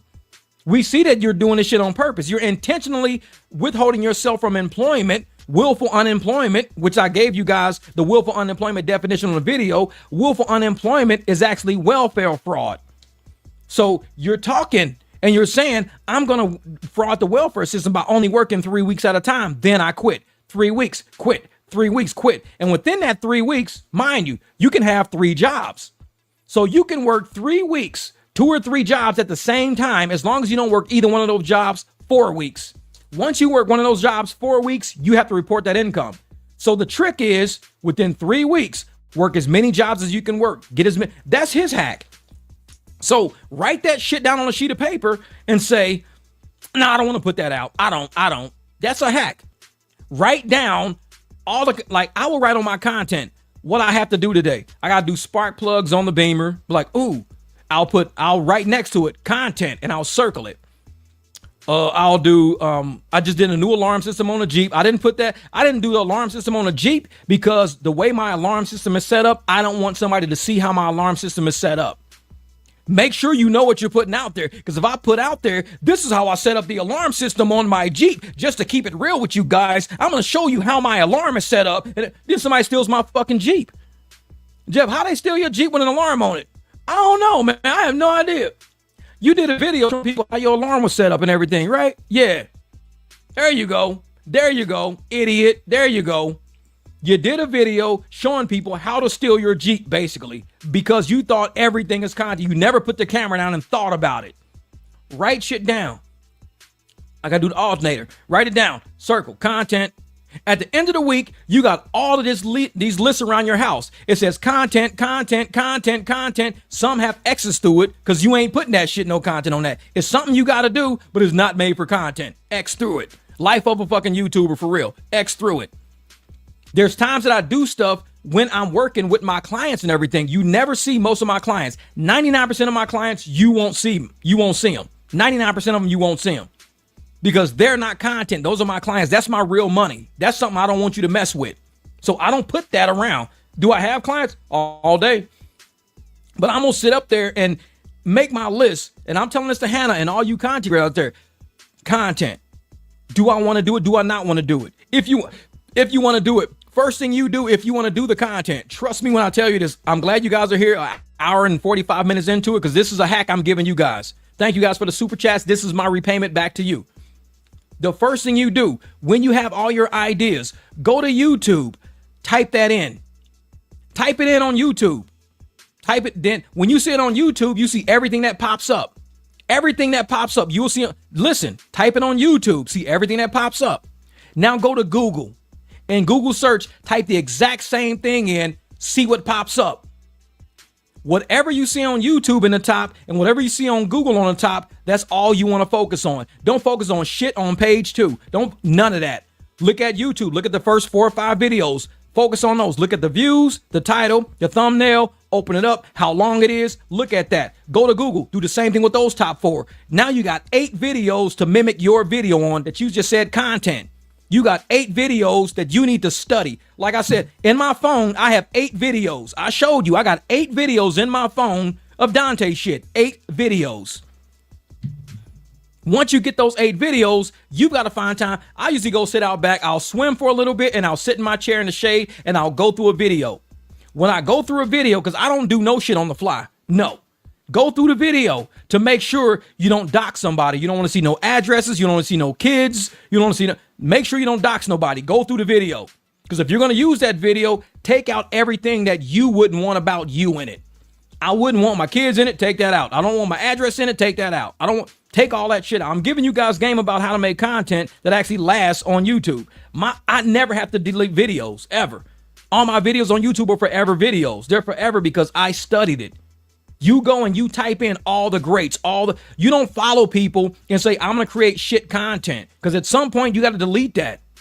So say, no, I want to know how to do, you look at my Jeep Wrangler videos, all of them high content. I got a whole playlist called high demand videos, and it shows you how many plays all of these get. I did high demand videos on my playlist. You go to my homepage and you type in high demand videos in the playlist and you see it. Those titles, the length of the video, the actual content, that's your playbook right there. Grab that, say, I'm finna do my spark plugs on my car. Let me say this in the title. Let me make my thumbnail look like that. And let me make sure, look at the description. That way, when you do the spark plugs on your car, the algorithm's gonna pick it up. Why? Because you made it look like already a video that the algorithm's been picking up.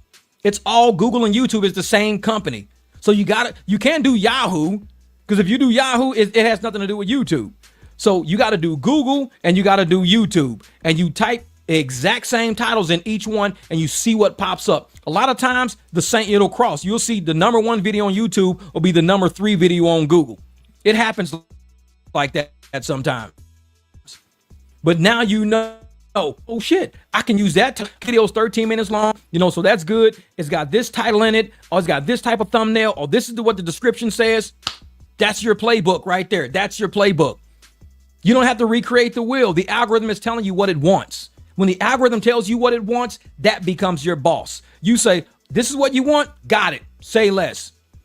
Now, if I didn't use Dontay London's name, I wouldn't be in his algorithm because I'm not in Dontay's algorithm. I'm in a mechanic algorithm. I'm in a rideshare algorithm teaching people how to build their own rideshare company using business cards and everything like that. That's the algorithm I'm in. I'm not in Dontay. So how is it that now you type in Dontay's name, I'm in his algorithm? Because I know how both fucking things work. Google and YouTube work hand in hand.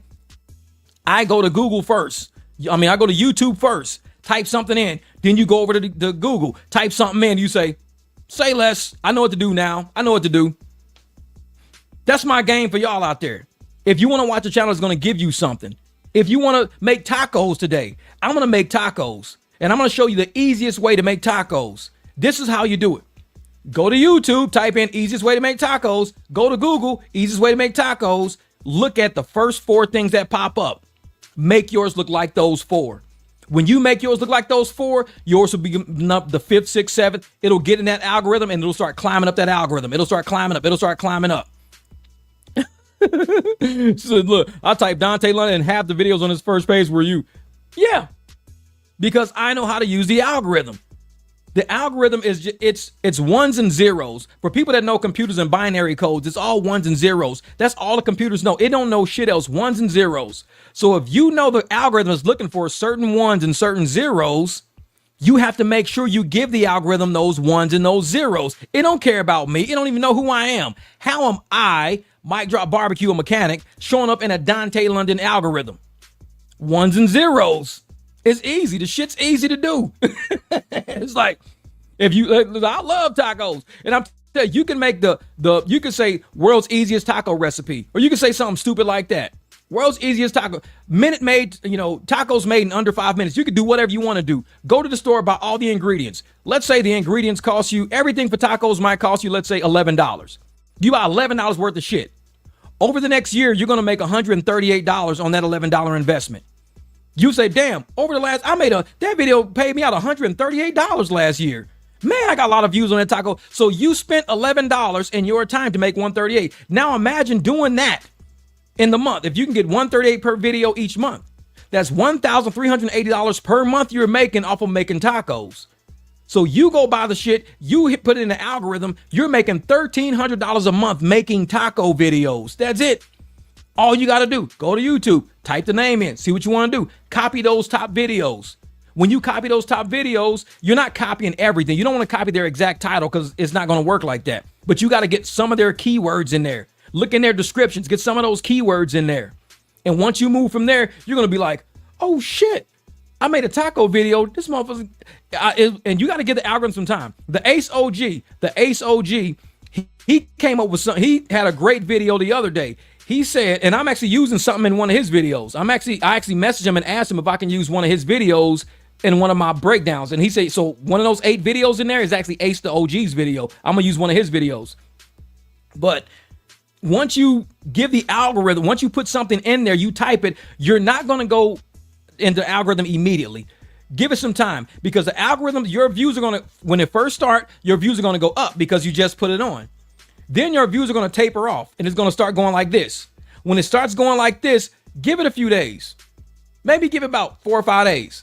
And all of a sudden it's going to go, it's going to spike. If the algorithm grabs you, it's going to go a big ass S. The S is the best thing to do, because a lot of people think the rocket ship. They love the rocket ship. Oh man, I love to make a video and it goes straight in the air. That's not good, because most of them go straight in the air, they level off and you never make money. I got videos that have went up, they started the rocket ship, then they tapered off real quick. I did some video edits and all of a sudden, whoosh, they just shot through the roof. I love those S videos, because that means the algorithm grabbed me.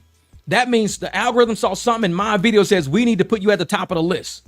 Man, this is what's that. Say we all need the Anton Daniels and the MicDrop barbecue collab ASAP. Man, I watch Anton a lot, man. I've been watching, a lot of people hate Anton, but I think they hate Anton because they don't get him. They don't understand him. And I know people say, well, he's this and he's that. And you know what?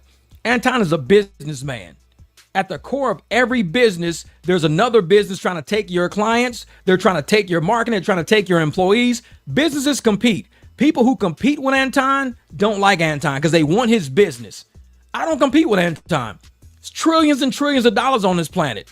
Me and Anton, our bank accounts will never be in competition with each other. He will always have more money than me. Always. So why am I competing with somebody who's always going to have more money than me? No.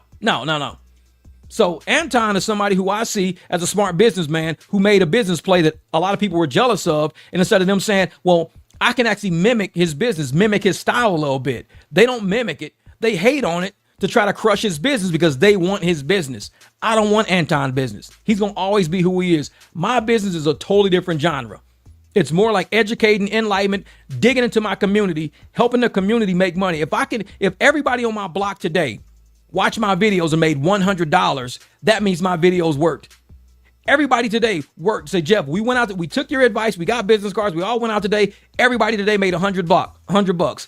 Even if my video only got 8 views that day, even if it got 8 views, guess what?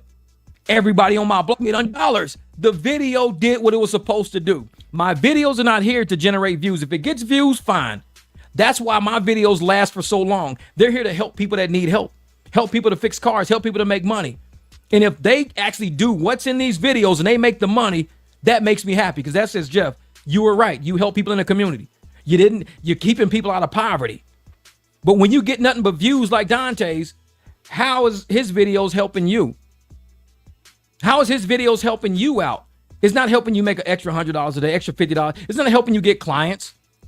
There's people who I text every day passing on my clients and shit like that, because we all do it, because we learn how to generate clients. This is what we do. So we teach people how to make money in a community and to keep that money in the community. That's what we teach people. So if everybody on my block was like, Jeff, we started a business, we doing it. Everybody made a ton of money watching your videos. Jeff, this is great. This is amazing.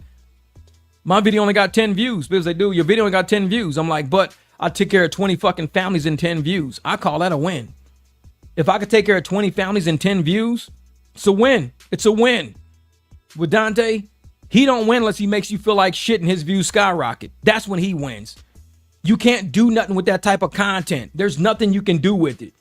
So his channel, like I said, Hannah, she needs to understand the trajectory of what his channel is doing, how YouTube works, and if she can just say, I want to do my own thing. You got your brand, Dontay. Your brand does what your brand does, but you got us in a predicament we're in right now. But I want to do my brand, because I'm looking at the long. My content might taper off, but when that algorithm catches it, it's going to skyrocket. And that's when I'm going to get my big break. You don't need your big break the day you drop a video. Like a lot of people say, look, man, Dontay video got 29,000 views. If his video's got 29,000 views and that's it, 29,000 views and that's all he gets, I'm gonna show you something tricky. If his video gets 29,000 views, and that's all the views that he gets on that video, it's 29,000. Because people are looking at, like I said, the rocket ship approach. You get 29,000 views. I'm gonna type in spark plug. Oh, wait a minute. Where is it at? Okay, so he's got 29,000 views. Let me open this real quick. Oh. So this is me right here. Wait, I can just show you like this. All right, this is me. I changed the spark plugs in my Jeep. So I changed the spark plugs in my Jeep and I posted this video. And so far, that video of me changing my own spark plugs has paid me $256 and it's got 42,000 views on it. That's it right there. That's the video. So to sit in my own driveway to change my own spark plugs paid me $259.65, 42,000 views. So what happens is, like, that's my paycheck. It's gradual. So if I get more of these type of videos, which I have tons of them in my list, like all these videos, these are all spark plug videos and stuff. It becomes like a paycheck that gradually goes over time. Dontay gets all his money right now like a IRS refund check. He gets it all right now. Then he has no way to budget it. You have no way to budget that. If you don't have a budgeting mind, you're going to run out of money because now you don't have any other videos. All your videos are down. See, my videos stay even all year. They make money all year. I got so many videos at 40,000, 50,000, 70,000, 110,000, 111,000, 78,000, 45,000. And like I said, that's when I only had like 2,000, 3,000 subs. I got way more subs now. Once my new subs find out what's really my content's really about, they're going to go, oh, if you need to fix something, I know this channel, MicDrop Barbecue, dude's a mechanic. I bet his typing OC. I told you he's working on the Ford Focus right here. Look, Ford Focus. And so my content is what people are looking for. Dontay's content is what people see immediately. They watch it. Oh, bro, you see his content? 30,000 views on that video, bro. I've got videos. That's 30,000 videos and it stops. So he gets 30,000 views, 40,000 views, and that's it. My video, 111,000, 114,000. I got what? 90,000. All my videos on my other channels got like 52,000, 60,000. So my money is spread out over time like a budget. His money is a refund check. He gets it now, and it's not even a lot. He gets 30, 40,000 views and gets paid for 30, 40,000. I get paid for 114,000 spread out over time. So everybody's like, dude, look at this video though, 40,000, but he's only getting paid for 40,000. I'm getting paid for 111,000. It's like if you tell somebody I'm going to pay you $40,000 a year, do you want that 40,000 in January or do you want a check every 2 weeks? How do you want it? Because if I guarantee if I give it to you $40,000 in January, you'll be broke before summertime. You'll be broke because I gave you all your money up front and you don't have the discipline to give yourself a paycheck every 2 weeks. So what I do is I say, I'll employ you, but I'm going to pay you every 2 weeks to keep your ass coming back. Because guarantee if I give you 40,000 up front, you're going to blow through that shit by summer and be like, well, I need to go find a job because I'm not going to make it through the rest of the year. Why? Because I blew that $40,000. That's how Dontay's content works. I don't know how I'm going to make money. I don't know how I'm going to pay for my apartment. I don't know how I'm going to do this because I blew through all that money I got. I don't know how to budget. I blew through it all. So now I got to start making pitiful ass content again. I got bullshit content again. I blew through all that. So it's like, you've got to understand financing. Not only that, you got to understand that YouTube is a business. YouTube is not only a business, but it's also opportunity. It's an opportunity for teach other people how they can do business, an opportunity for you to teach people how they can get out of poverty, not how they can survive in poverty. I don't want to teach you how to survive in poverty because just like Martin Luther King Jr. said, when I teach you how to survive in poverty, I'm making you comfortable in poverty. Dontay is making too many people comfortable in poverty. Oh, I can teach you how to survive on welfare, bro. This is what you got to do. Work 3 weeks, quit. You ain't got to report it. Then you do this, you do that, quit. You ain't got to do that. You go get this job, quit, get fired. Then you go do it. Then you go file a claim, go grab your kid. See, he teaches you how to survive in poverty. I teach you how to make sure you never end up in that position to begin with. You're in control of your own money, your own destiny, your own business. I can tell all of these stacks right here. These are all business cards. These are three big boxes of business cards. I got a box in the back of my Beamer. I got a box in the back of the Escalade. And this is another box of business cards right here. So these are all business cards. All these.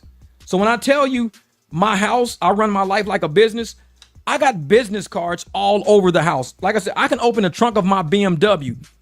One of these boxes is in there full of cards because this is the BMW box, as you can see on there, BMW. So that says BMW. This is another set of BMW cards, BMW. This is more BMW. So apparently I got all my Expedition cards in the back of the Expedition. I got 3 boxes of Beamer because I don't drive the Beamer as much as I used to. So I got 3 good boxes of Beamer cards because I used to give them out, and I give them out to everybody. I'll leave a small stack somewhere. I'll leave a small stack of like maybe 10 cards. So people say, hey man, here's a card, here's a card. Here you go, here you go. I heard he walked off the job. I heard that. I'm going to go check that out later on probably if I got time. See, Dontay's content is like a virus, misinformation bug infecting folks. I'm telling you, Claire, because he's teaching people, I can help you stay in low income. I can help you learn how to keep your EBT. I'm like, that's not what you want to be teaching. I want to teach you how you don't need EBT. I want you to get off that shit. Even Martin Luther King Jr. said, all my business cards come from, bing. Well, let me see that. Vistaprint. It won't show up. But I designed, because I've been using Vistaprint for years for business. I've been in business for myself for a long time. So all of my pictures, all my graphics, all my information, all my text, every card I got, I just go in, whenever I get a special, I go in, I click special. Like if they say 50% off or shipping free, I'll go in, order a set. That's how I keep ending up with all these sets of cards. I'll go in, order a set. And that way, when I don't need none, I got tons of them. So I go in Vistaprint. You can create your own templates because what I do is different. When I make my business cards, let me, because on the back of each business card, always put your Cash App and Venmo like that. You want to put your Cash App and Venmo. I got to hold it like this because the light is killing it. So you put your Cash App and Venmo on the back of each business card. That's the back side. The front side of the card, I put my car on there with my phone number on there. So my card is on there, my phone number is on there, my name's on there. So each business card I got has which car will be coming and pick somebody up in. So that's for the Beamer there. I think I got a different one on these cards here. I'm not sure. Nope, I think those are the same. Those are the same. It's another set around here that's different. But the trick is to make, I got the curved corners. I don't use the block corners. Use the curved corners, man. It makes them look nice. And you get the glossy finish to it. It's only a couple of bucks more. But, I mean, I could buy a box of cards that's going to last me like maybe 4 or 5 months. And you might spend $50 on it. But your first client is $100. So your first client pays for your box, plus you get profit on it. Every other client after that is free. It's like all profit. Client covers your box of cards. You're like, hey man, I paid $50-something for the car. Hey, take me to the airport, $100. Bam, you're up already. You up. First client, you up. It's like shit. It's like, dude, I don't care about spending cards. Each card is a potential anywhere between $30 and $200. Because some of my clients pay me $250. Oh, bad, you just saw that. Type. About $250. Type. Shit. So each card you give out to somebody is an opportunity. It's potentially anywhere between, let's say, $35 and possibly like $250, because I do $250 rides all the time. Now, this is, and I'm telling you guys some of my business shit here. Like, these are transactions I just did the other day using business cards. These are all business card transactions. And, come on, thing. You're moving too slow. Transactions. So all of these are business transactions. All of these. You can't hardly see it because the light is in the way. But these are all square transactions. Like I did $97, $97, $75, $97, $97. Because $97 is because it's an $85 ride plus it's a $12 tip. So it comes out to $97 every time. So it's like $97, $97, $75, $97, $97, $60, $60, $60, $60, $60, $60, $60, $97, $97, $97. And these are all rides over a short period of time. But each ride I do is a function of those business cards. So if you want to make money, just give out a business card for what you do. If you dog sit, make dog sitting cards. Show a picture of you holding a dog. Say, anytime dog sitting. And you go over there and say, I just noticed your type. I know, I be trolling the shit out of people sometimes. I be trolling people, man. Trolling the fucking people. Like, type shit. I'm telling you, free promo. Why you spilling the beans? I'm telling you. But that's what you do. If you do dog sitting, take a picture of yourself holding your dog. Even if you don't dog sit, take a picture of yourself holding your dog. Even if you don't dog sit, Make a business card with it. Anytime dog sitting. Okay. You might see somebody say, man, I got to go out of town, but I ain't nobody. Hey, here's my card. Anytime dog sitting. You see anybody in the pet area of Walmart. You go into PetSmart. You go into Petco. You go into any pet store you want to go to. You take them business cards with you. Take at least 10. Because sometimes you say, oh, I actually got a dog walking group. You got an extra card? Well, you could take a picture of this card and send it to your dog walking group. Or here's another 2 or 3 cards. Get those to your dog walking group. All you got to do is go to where the people need business. PetSmart, Petco. I got 4 dogs. Guaranteed if somebody says, man, I'm going to come to your house and watch your dogs while you're out of town. See, you don't got to do shit for my dogs. All they need is food, water. They already got the doggy door. They don't need shit. Like, Jeff, I'll come by every day to make sure they got food and water. That's it. You ain't got to walk my dogs. Just make sure they ain't tore some shit up. The little one is the worst. He's the one that tears shit up. So it's like, okay, anytime dog walker, and you getting paid what? $50, $60 just to go look through somebody's window, drive up to somebody's house, walk in, dogs jump on you for a minute. Hey, buddies, hey, how y'all doing? You leave, 30 minutes done pass, 40 minutes done pass, and you get $50. You're like, bro, I make $50 in 40 minutes for what? Just checking on those people. So you trust a stranger in your home? No, I wouldn't. No. But see, that's the thing though. The people who I would even trust to do that would have to come meet my dogs and meet me first, and I'd have to be able to research them. I work on people's cars at my house. People bring me there so they know where I live. And people say, you trust telling people where you live? Well, it depends. I mean, I'm not going to just meet somebody like 3 o'clock in the morning in the alleyway. Hey, bro, where you live? We're going to bring our car over so you can work on it, man. No, you learn how to vet people in business. Even Uber vets people, Lyft vets people. You learn how to vet people based on energy. You know who you want to fuck with. You know who you don't. I don't need nobody. Hey, man, if you want us to work on your car, bro, we gonna come over to your house at like 2 o'clock in the morning if you want to. Like, no, man, I'm cool. It's like, well, I'm not doing that. It's like, no, man. James, so where you get your cars, man? I get them at Vistaprint, brother. Vistaprint. That's where I get all mine at. Vistaprint. And that's the thing, though. This is one of the only channels that'll teach you how to make, and that's why it upsets me that channels like Dontay's are flourishing in an economy that's booming right now. We have a booming economy. Stock market's high. People are hiring. Interest rates are stable right now. When I went to the bank to get any car I get, I'll walk into the bank and I'll say, this is how much I need to buy a car. They say, okay, bring me the VIN number, bring me this, bring me that. But I go to my own bank because my own bank knows me. So I'm like, okay. And I make sure I ask them, well, what are your partner dealerships? Because they'll tell me all the partner dealerships they deal with in the area. So I go to all their partner dealership websites, see cars. I just so happened to find my Beamer at a dealership. I was driving by and I saw it. And it just so happened to be a partner dealership. Didn't know. So it was an easy transaction. My bank just called, they gave me the numbers and everything. So I was like, hey, here you go. Bam. It was done. I was done.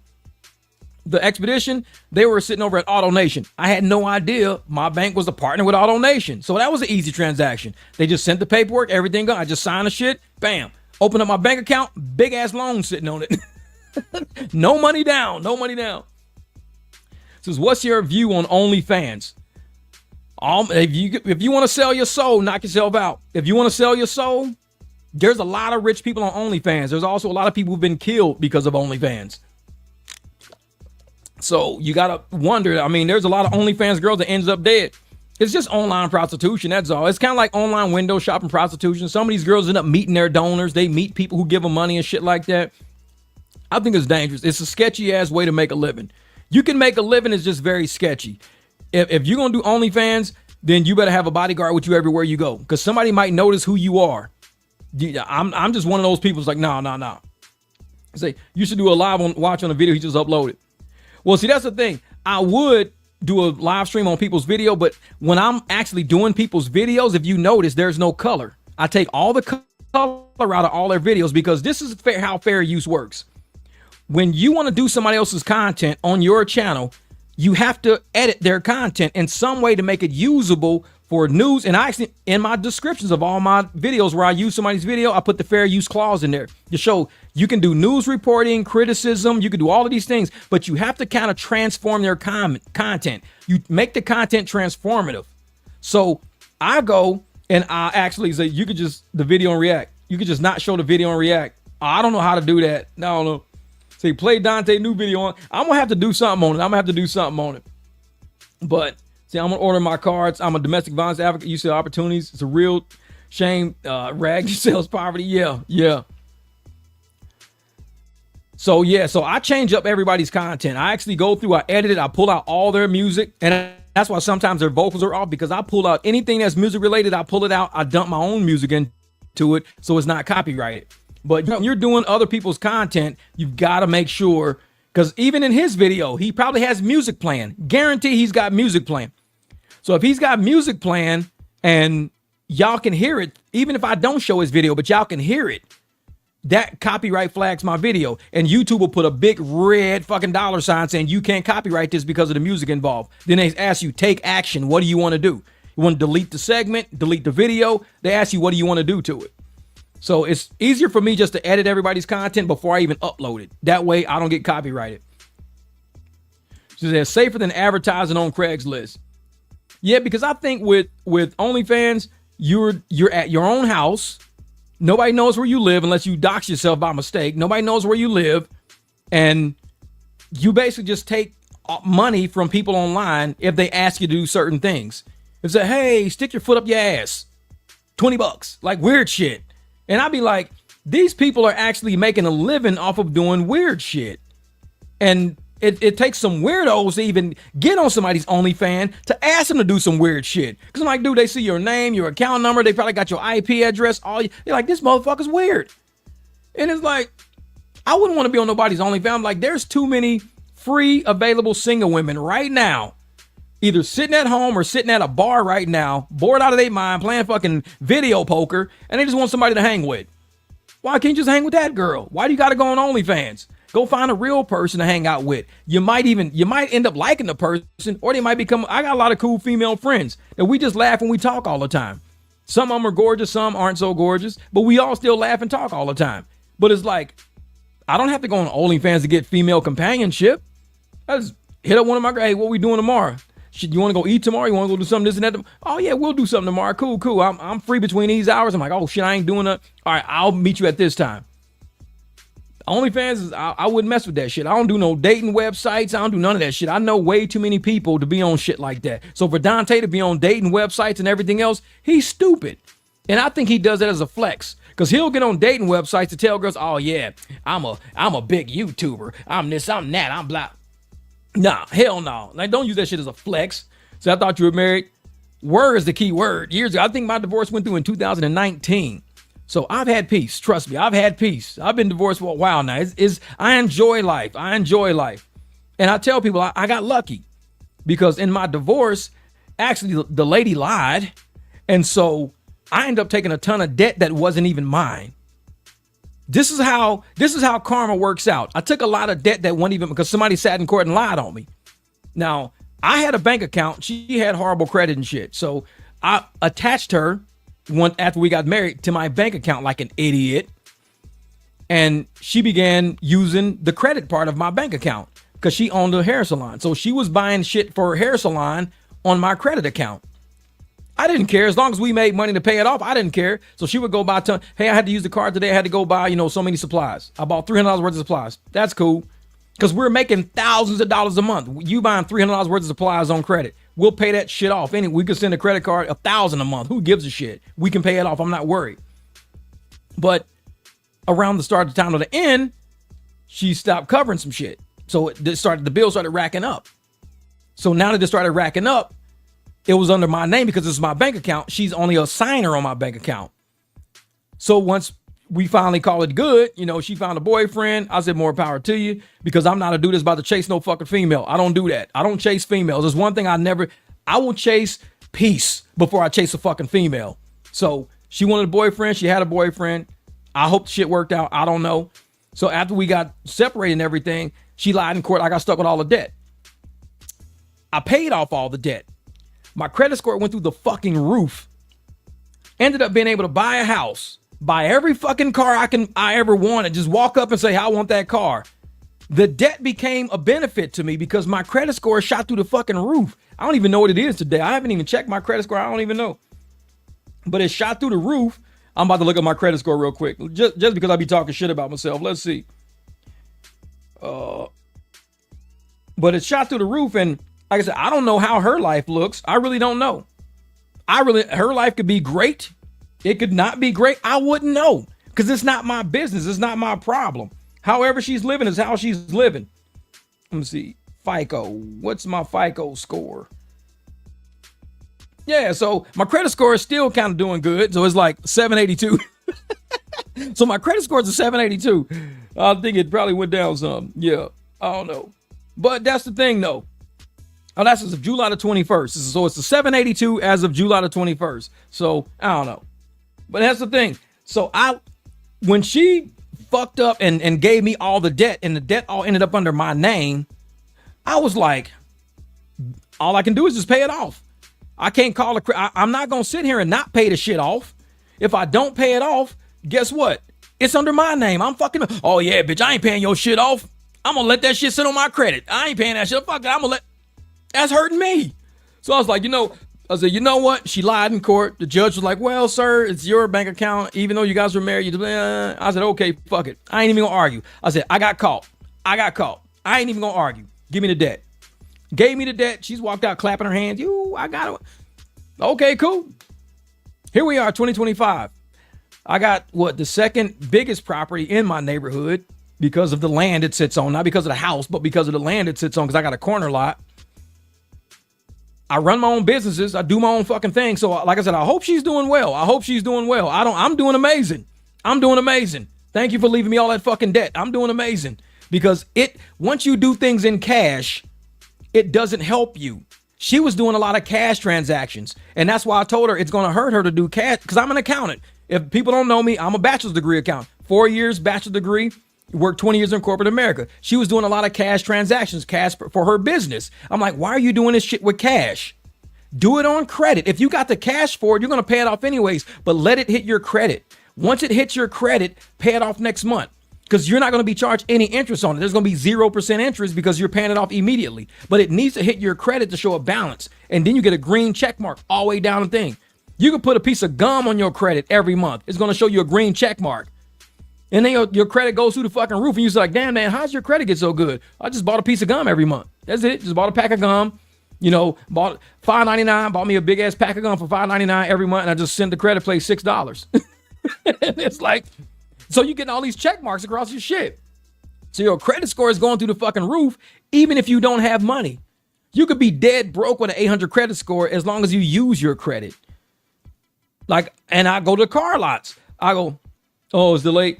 So I go to the car dealerships and I find out what car I want. And I call my bank and I tell my bank, I say, hey, this is the car I want.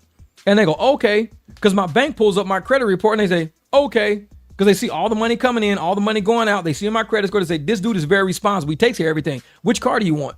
I want that one. Okay. Here's your approval number. This and that. Give them that approval number and tell them that, okay. So I get there. I don't take money with me to a car dealership.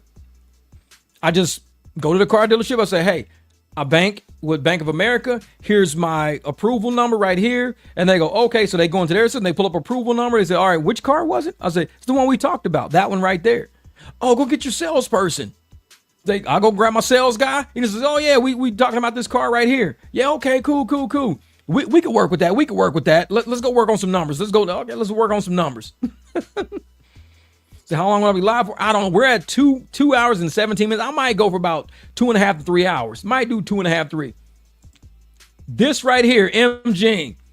This is what I tell people all the time on some of the videos on my channel. Exactly what you do is what I tell people.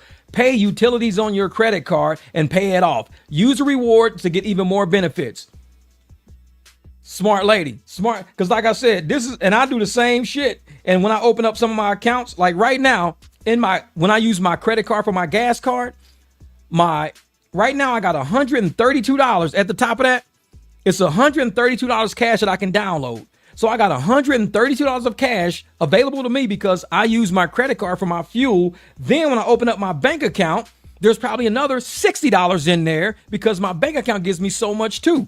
So therefore I get $60 credit on $60 cash back on my credit card and $130 on this app. So that's $200 a month in cash back I'm getting for using credit and not cash. If I was using cash, I would be giving up all that money and getting nothing back. So I spent all this money on fuel. Guess what? I'm getting 200 of it back because I use credit. But like she said, pay it off. If you don't pay it off, the interest eats into the money you just made. So if I don't pay the gas card off and I say, hey, now I get $200 worth of interest over the next 8 months, that means I just gave them all the money back. So what do? I know I'm going to get $50 worth of gas. I got $50 in the bank. Which one I'm going to use? The $50 on my credit card. Use $50 on a credit card. It gives me cash back. Gives me cash back on the credit card. Then the next month hit, boop, pay it off. So now you get all this money coming to you. It's the easiest way to live. So easy. Once you understand how credit works, you don't get caught up in it. You don't get caught up in it. When people say, well, how's your credit score so high, man? You don't buy shit. I'm like, no, I don't buy nothing. I pay my cars. But I do just like Gene said. You buy the necessities you need that you already got cash for. You just buy them on credit. Because you already got the cash. Why are you using your cash for it? Oh, I don't want to pay off no credit card. Well, if you disciplined, pay for your groceries right now, $87. Pay for it with your credit card. Bloop, $87. Sit around. You got $87 in your bank account. Don't worry about that. 2-3 weeks pass. Look at your credit. It just hit your credit card. Ha! Transfer that $87 now. So that way your credit, I'll show you one of my other credit cards. Now with this credit, it's crazy. This is a crazy credit card right here. This credit card, let me see. I'm gonna see if this thing will open. Now this credit card I've had for about maybe 2 years. 2 years. Now, let me open it up. Okay, not now. So this credit card, it has $2,083 on it. That's it. My available balance is $12,000 though. So the reason why the $2,083 is on there is because I bought rims, tires, all of this shit for 0% interest. So I bought it. Listen how this works out. This is all 0% interest. I bought it all for 0% interest. I hooked my truck up, rotors, brakes, tires, rims, everything. I spent all money on that truck. Zero. It's like free money. So they gave it all to me at 0% interest. I just had to send like $100 a month. So I was sending them $100 a month, $100 a month, $100 a month, $100 a month. And then, so the balance went all the way down. But when the trial period ends, when the 1 year ends, I transferred the balance to a card. So you spent $6K? No, you didn't. You don't spend $6K. It's only $2,000. I spent maybe on the wheels and tires. I spent about maybe, because it was $1,200 plus about 1,700. But then I did the rotors and brakes all around. Then I did all the mats. Like I said, I spent a lot of money on that truck, but it wasn't 6. I probably spent about close to 4. I spent about 4. So when I spent about $4,000, I paid off $2,000, paid off 0% interest, paid off $2,000. Then I transferred when the period was up. I had to transfer it. I got to sneeze like a motherfucker. So I had to transfer it. The sneeze is coming. I can feel it. Yeah, there we go. Yeah, so I had $2,000 left. So I had to transfer the money out to another 0% interest, which is this card, because this card is a $15,000 card. It just sits there. So I transferred all, because right now it's $12,916. So really it's $13,000 available balance. And I got $2,000 that I transferred over because I paid off everything that I wanted to pay off at 0%, transferred it in at 0%, paid 4% to transfer. So I ended up paying like $80 because 4% of 2,000 is like $80. So I transferred $2,000, paid the $83 service fee. So $83 is my service fee. So basically, I paid $83 in interest over a 2-year period. So you do 24 months. So let's do $83 divided by 24 months. $83 divided by 24 months is $3.45 a month. It cost me $3.45 a month to borrow money. It cost me $83 in service fees, $3.45 over 24 months. Because when I bought everything, I bought it all on 0% interest. So everything was purchased on 0% interest. I was only sending like $100, $150 a month. That's it. Just paying it down, paying it down, paying it down, paying it down. Then when I knew it got to the 12th month, I said, now transfer it to another 0% interest card. They charged me $83 for the transfer of whatever balance I moved over. $3.45 a month because they're giving me 24 months total of 0% interest. It's like me using cash, and they're saying we're gonna take away $3.45 for you every month. Every month we're gonna take away $3.45. But in turn, you're gonna get rims on your car. You're gonna get, we're gonna give you new rotors, new brakes, all interior shit. We're gonna hook it up, paint. We're gonna do all of this for $3.45 a month. That's all we're gonna charge you, $3.45 a month. Okay. Or I could just came with all the cash at front, like Dontay came with all the cash and just gave them all the cash. They're like, hey, here's all the cash. But why would I want that when I could just do it on 0% interest credit card? And my credit goes do, do, do, do, do, do. Keeps going up. Keeps going up. Exactly. Don't be, man. See, oversharing works when there's value, unlike dish rag softy. Yeah. Dish rag softy. That right there. Yeah, so like I said, as long as you send $150 a month, your balance is going to go down. You're not being charged any interest. So your balance is dropping every month. You're not being charged any interest. If you are being charged interest, and let's say you want to pay a certain amount every month to come off your balance, calculate how much interest. If you're paying $30 in interest, add 30 to whatever you want your balance to drop by. I want my balance to drop by $200 a month, then pay $230. I want my balance to drop $100 each month, then pay $130. Because you got to pay that interest. Get the interest out the way, then whatever's over is going to drop it. If they tell you your interest is $30 a month and you say, well, I'm going to send you $35, your principal is going to drop only $5 because 30 is going towards interest and 5 is drop. So you're saying like, dude, I'm paying you $35 a month. I'm paying you $35 a month. So how are they making money if there's no interest? Well, they make money on the transfer fee. And not only do they make money on the transfer fee, loans are sold. All of our loans are sold in packages.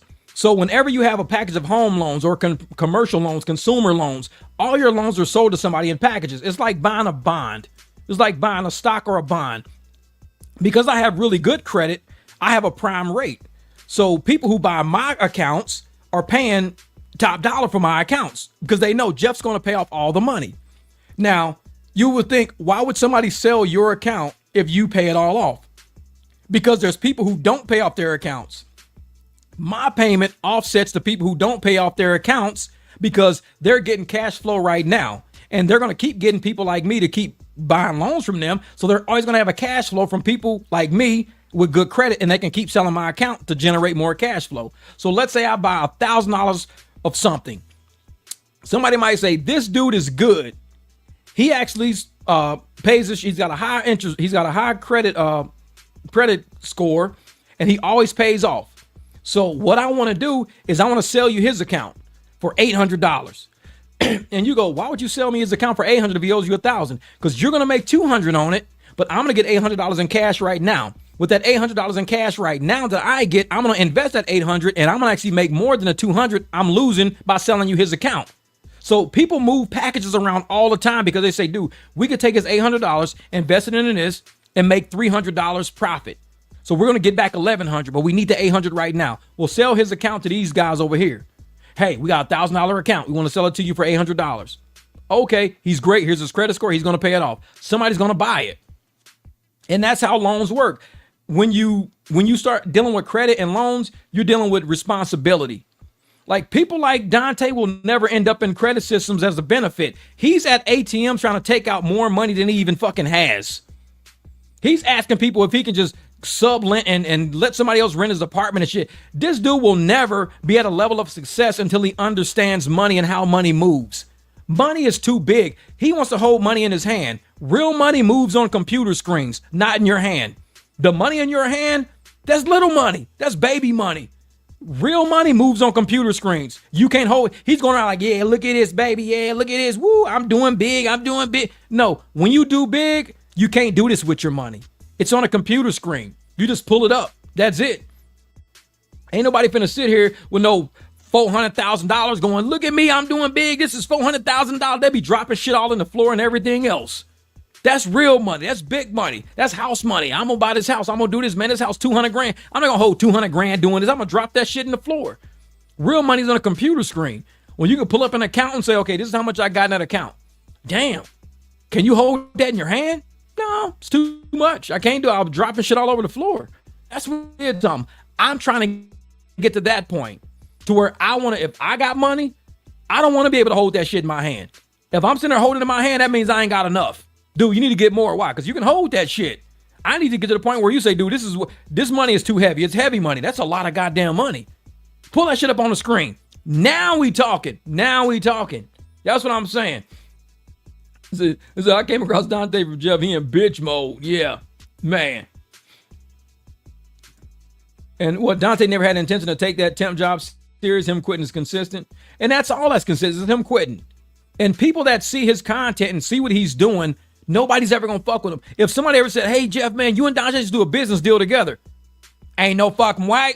That's what I say. Ain't no fucking way. And that's real on that one. Ain't no fucking way. I will never sign my name on a document with his name next to it. Hell no. There will be no business deals, no transaction. No. Because he's not serious enough for serious life. He's a bullshitter. And he bullshits people over at the dumpster. And what do? They take him serious. And I'm like, this dude ain't serious. Oh, he's serious, man. He living a dream, man. He living a dream. Look at what he gonna do. He living a dream, man. He ain't living no fucking dream. He's living a nightmare. He's living a nightmare. And he's dragging y'all through his fucking nightmare right now. Hold up. There. Move that back over there. Yeah. Now we... Yeah, and I'm like, man, this dude... I know. Them Dontay titles are so obvious, bro. I swear I don't understand how people watch his shit. Yeah, because you know every one of his titles is like I said, is Save the Princess. His content is video game content. What he does is he'll go, oh, starting a new job tomorrow. Everybody's watching just to see how long he's going to keep it. Nobody gives a fuck if he's got a job. I'm telling you, all of his people on his channel know he's not worth shit. They know he's not going to keep a job. They know they're only watching to see when he quits. That's it. Nobody, yeah, I'm like, nobody cares, dude. He's a popular, yeah, I was a popular YouTuber. Oh, he was a popular, no, he's about to be popular now. I want him to be the most popular YouTuber that ever existed. I think it can happen. We got some work to do. We're going to make him the most popular YouTuber that ever existed. We're going to give him his dream on a silver fucking platter. We're going to make sure we use all of his content to make sure he's going to be the most popular YouTuber that ever existed. When people think of YouTube, they're going to think of Dontay. Man, I'm going to get on YouTube, man. Fuck that. I'm going to give me a job. I heard about YouTube. Shit. You hear about that Dontay dude? Yeah, man. Fuck YouTube. But I ain't doing that shit. He going to be the most popular YouTuber ever. And nobody's going to fuck with him. Nobody's going to fuck with him. I'm like, man, jeez. Nobody gives a fuck. And he's walking around going, I want to make people care about me. I just got to make people care. Once y'all care about me, like, man, exactly. That was one of his titles. Oh shit, man. Popular YouTuber, man. When people care about me, they gonna take care of us. And that's what Hannah's saying. We love you guys so much. We just want to show you guys how much we care because we know you care. And I'm like, she sounds just like him. I'm like, Hannah, what are you doing? You parroting his bullshit. Yeah, he's the most YouTube's popular narcissist. I think I'm going to make that shirt. Dontay is YouTube's most popular narcissist. I'm going to wear that shirt next live stream. I'm going to have a new Dontay shirt. I'm going to have a Dontay collection. Please make your order from the Dontay collection coming out this Thanksgiving. This shirt right here. Type. The next shirt, dish rag. This one, I'm a narcissist and I'm proud. Like, shit. Man, we're going to have a whole Dontay collection of fucking gear. Like, man. So, Corson's like, yeah. And I'm sitting there like, why are you piggybacking all of his shit? When you piggyback content that's taking you into poverty and that it's not real life. It's not real life. Ain't no fucking way.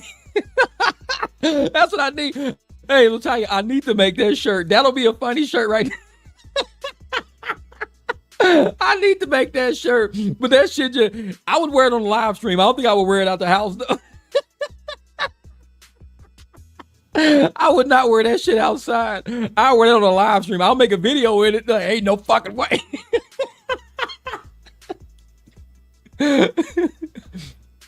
I'm walking through a store. Somebody be like, excuse me, sir, is there anything I can help you with? I turn around. Ain't no fucking way. They're like, wait a minute, hold up. Sorry, I don't mean what's on the shirt. I forgot I was wearing this. I just walked out the house. My bad. I ain't gonna wear this shirt no more. Oh, man.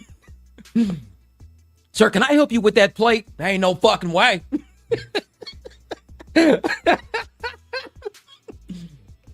It's like, I'm not wearing that shit. I will not wear that outside. That's just hilarious. Look at this Jeff Dobbs about some Jeff trademark. Ain't no fucking. That shit, every time I say it though, that's why I laugh. Even in videos when I say it, man, I'll be fucking laughing, dude, because it's hard to say it without laughing. Man. It's like, man, I wear ain't no fucking way. There's silence to go. Just Tanya don't give a shit. Motherfucker walk up, be talking to Tanya. She just turn around, she just point to her shirt. She be like, ain't no fucking way. Is there any? Say, excuse me, ma'am. Do you mind if I sit right here? Ain't no fucking way. Get your ass your own seat. Can we take this seat next to you? Ain't no fucking way. Go sit your ass over there somewhere. I just walk around pointing at her shirt all day. Cop pull you over. Excuse me, ma'am. Do you know why I'll stop you? Ain't no fucking way. How the fuck am I supposed to know? You stop me, motherfucker. You tell me. Shit. Ain't no fucking way I know how you stop. Why you stop me? Man, that's just funny as hell.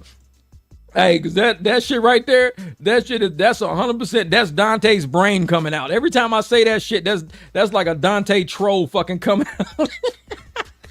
That's his troll ass coming out.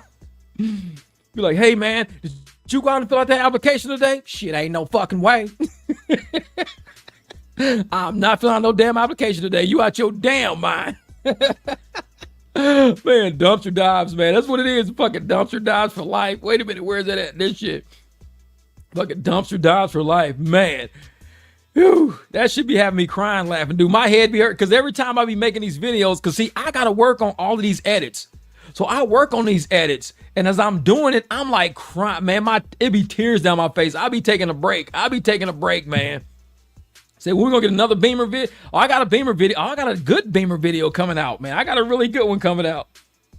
But see, what that ain't no fucking way stuff. Hold up for a second. Where's this shit at? Where is it at? I know it's in here somewhere.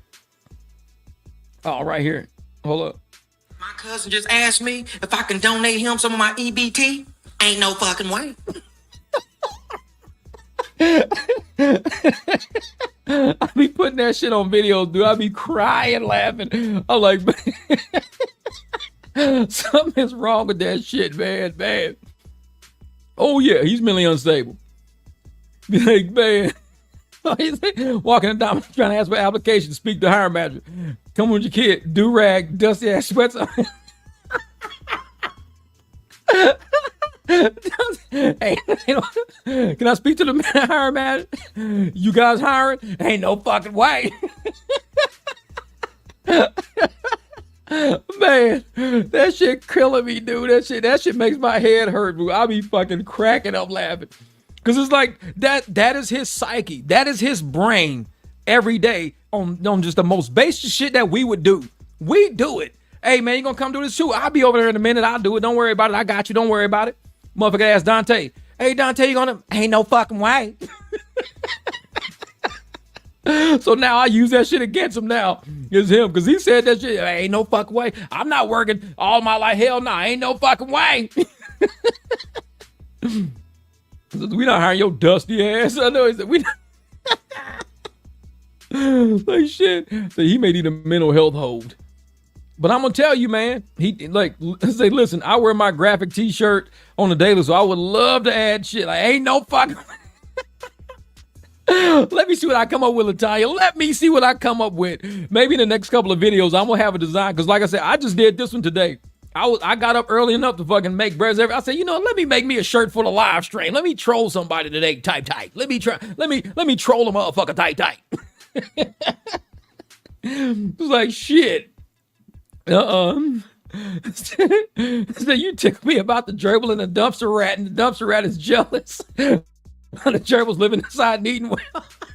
That's Dontay all day. Dontay be like, girl, the dumpster is good. You don't get it. In the dumpster, you get whatever you want. Whatever people throw out, you select what you want. You got options at the dumpster. When you hear they feeding you niblets, they bring you niblets every day. Here's your niblets. You eating dirt. You eating all these goddamn gerbil niblets every day. In the dumpster, ooh, we eat lettuce, hot dogs, hamburger buns. We eat pizza crust. The dumpster's where it's at. You got to get up out of that hamster cage. You way too comfortable in that hamster cage. Shit. You need to come on in the dumpster. Type. Boy, I tell you.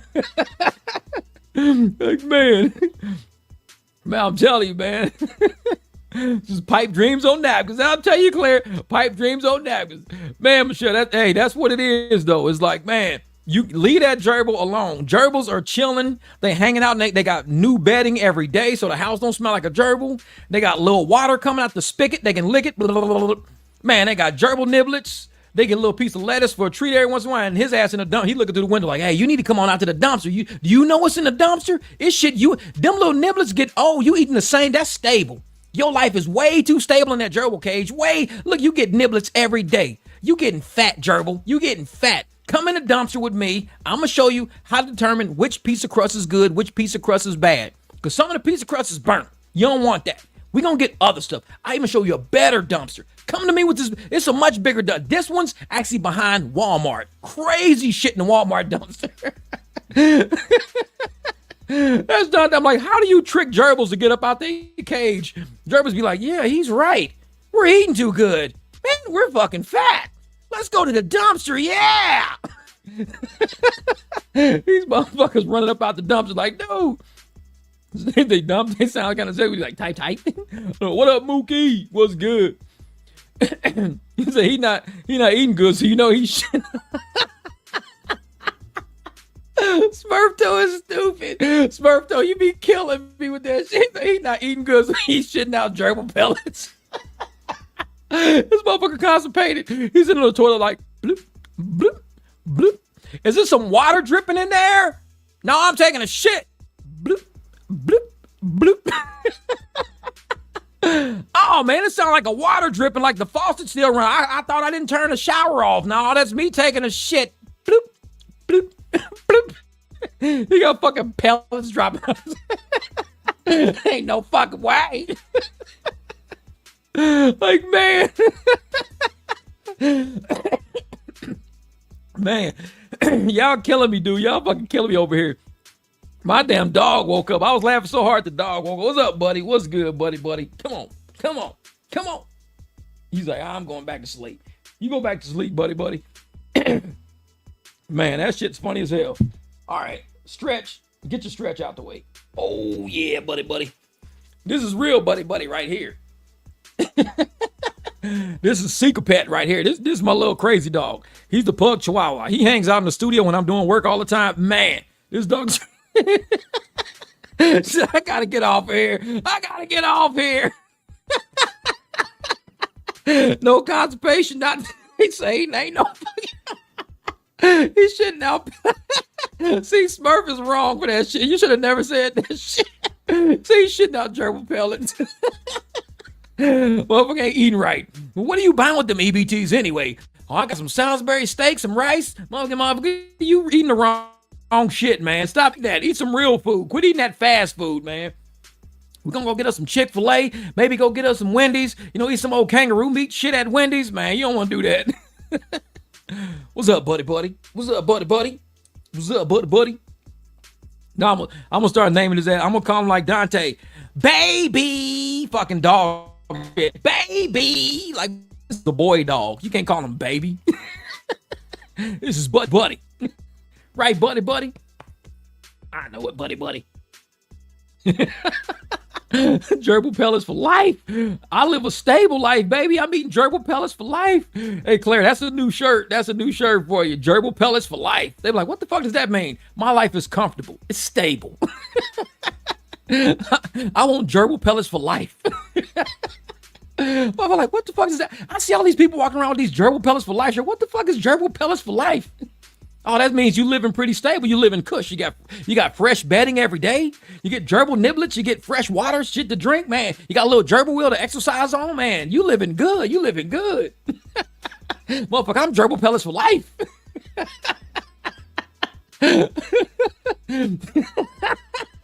I'm telling you, man. Dontay, you wild. Dom, you wild, man. He said, hey, y'all have a good night, bro. We crazy over here, man. We need to quit. We need to fucking quit. We need to stop. Dude loves his Wendy's type. I love my Wendy's type. Shit. That's just funny as hell, man. And you know what Dontay need to do? He needs to just live stream. Why don't him and Dodash, they never live stream, man. Him and Dodash never live stream. I know. All right, Don, we're going to catch you, brother. Hey, be easy out there in the capital, California. Go out there and get that money. Make sure you get them clients to the airport in record time, Terminal 4, for your departure. Shit. Another barbecue roast session. Man, it was y'all this day. It wasn't me. This was y'all this time. I did not roast him. That was y'all, man. That's just... Nice boys weird and stupid. He said Dontay gonna have Gerbil Life tatted across his stomach like Tupac. Instead of Thug Life, this motherfucker said Gerbil Life. Man.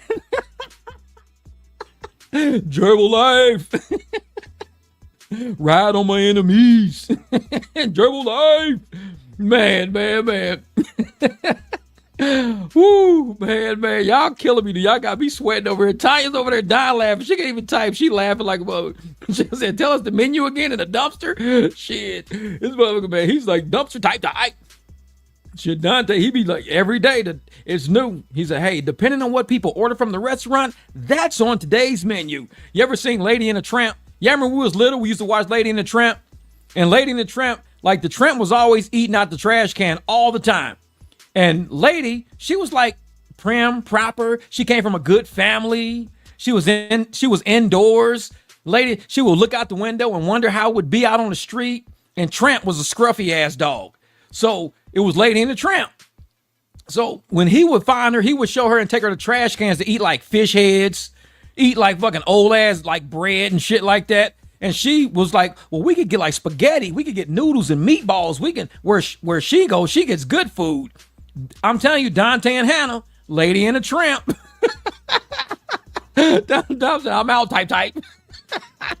I'm telling you, what you want to do is just get your kids a Disney book and look up Lady and the Tramp.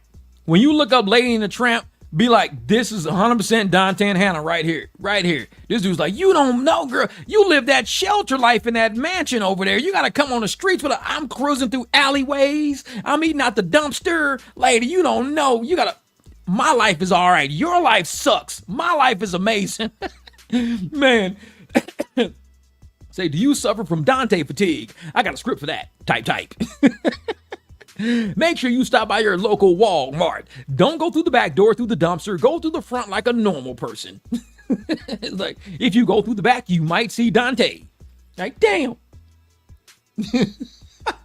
Oh, yeah, that's what he was eating spaghetti out the dumpster is the only way he would kiss his girl. That's what it was, because they ate spaghetti and they ended up kissing because they was eating the same strand of spaghetti. You saw it. You remember that story. That's right. It was the spaghetti that made him kiss. Bro, that's funny. Go to Dontay's page, be like, hey, bro, I got some spaghetti for you. I got some dumpster spaghetti for you, bro. Type. Tramp. Motherfucker, tramp. What's up, tramp? Never thought about Lady the Tramp. Type. Exactly. That was him. I totally forgot. They ended up kissing because they was eating the spaghetti out the dumpster. That's what it was. He's like, you live a sheltered life. You need to get out. She was like, yeah, this sucks living like this. That's some Dontay shit. I'm telling you, history told Dontay's story already. History has already told his story. Dude, you stop licking me. What are you doing, bro? Man, let me put you down here. You ready to get down? All right. We'll get you some treats in a while. There you go. Man, that dude, man. Lady and the Tramp revamp. I'm telling you, somebody needs to get Lady and the Tramp. Somehow, you need to get Lady and the Tramp, get the background for it, but replace the dogs with Dontay and Hannah. I'll use that shit kind of like how, hey, where's Brendan when you need him? Where's Brendan? Because he's the one who created the thumbnail for this video. So, man, I need him to get the Lady and the Tramp background, but put Dontay's head on the tramp and put Hannah's face on Lady. Funny as hell. Lady in a trap. He took her from a good life. That's fucked up, man. That's exactly what he said. I'm trying to prepare you for the real world, my love. We gotta have diving dumpsters and dish racks over here. Exactly. That is exactly what happened. I'm prepare you for the real world, my love. Let's go in some dumpsters. Like, this ain't real. This is real for you. Motherfucker, it's not real for me. Shit, type. That shit ain't real for me, type. What does it? Every day I'm dumpstering. That's what it. Every day I'm dumpstering. It's dumpster diving daily. Say, do you live a sheltered life? Are you tired of eating healthy every day? Are your lights always working? No problem. Just seek help from Dontay, the dumpster dive guru. He will teach you everything about life for a small fee of watching his videos, because he likes views. He don't want money. He just wants views. Don't send him any money. Just watch his shit. Oh, no, for real. Like, how much does this program cost? His program costs you absolutely nothing. He wants views. He gets paid. Yesterday, somebody was like, Fred said he watched the South Park thing, and all the kids got to the counter and they were giving money for the movies. And the kids was like, so all the South Park kids walking up, hey, here you go. Here's $6 for the movie. Next kid, $6 for the movie. Next kid, $6 for the movie. Then Cartman came up. He put pubes on the counter. He was like, how much is that in pubes? He put fucking pubes on the counter and said, how much is that in pubes? Man. That's funny as hell. That shit was funny. But that's how Dontay is. How much is that in views? Like, if I just give you views instead, how much is that in views? Oh, you got to watch 45 of my videos. If you watch 45 of my videos, you're paid up. Man, I got to watch you 45 fucking times? Like, no. Man, they come out with another freestyle. Oh, man, I got 2 in the burner right now, man. I just ain't had time. Because it's hard. It's hard, man. Because a lot of times, y'all don't get it. When I be doing like freestyles and everything like that, I be laughing because some of the shit I say in some of these lines are funny. There's some raps I could never say because the shit, I couldn't be a comedian because I laugh too much. And then some of the raps I say, the shit's just funny. It's funny, man. There it is. That's it, Fred. That's one of my favorite episodes. Exactly. You told me about that shit. Man, that was funny as hell. He's the dumpster dive guru.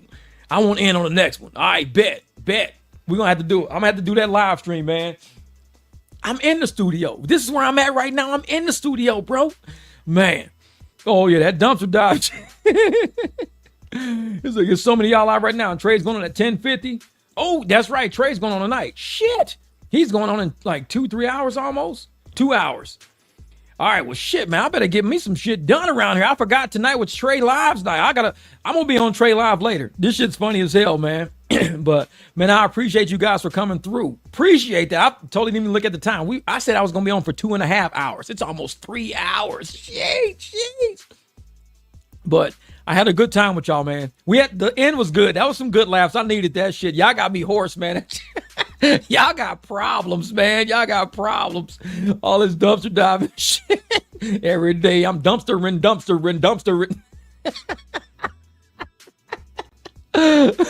That's what I need. That's what I need to get this shit. Every day I'm dumpstering. Every day I'm dumpstering. That's that motherfucker rap shit. Man. But man, I appreciate you guys. Gerbil life for life. The Gerbil life type. But man, I'm gonna have to fuck with y'all later. This shit was good. I got another video I gotta do because I gotta watch Trey's live later. Then I gotta sit up there and edit these videos. Plus, I still gotta drive tonight. So I got a lot on my plate right now. But y'all gave me a great afternoon. This shit was funny. And if he's got a new video out, I don't know if I got time to watch it. Somebody's probably already reviewed it already, so I'm going to see what they did with the good parts. Because when I review a video, I got to watch the whole thing like 3 times. Because first I watch it to make sure it's something. And then after I download it and I got to start doing my breaks in it, I got to do all my edits to it. So for me to do a video, it's not like Dontay and them shit. They record anything. Me, I actually do edits. So it's a little different. I'm telling you, I'm gonna get him. Ain't no fucking way. Shit, we learned it from you. No, you ain't learned that from me. Don't put that on me, Nicole. Don't do it. Don't do it. They would type as a hook. I know it. Type.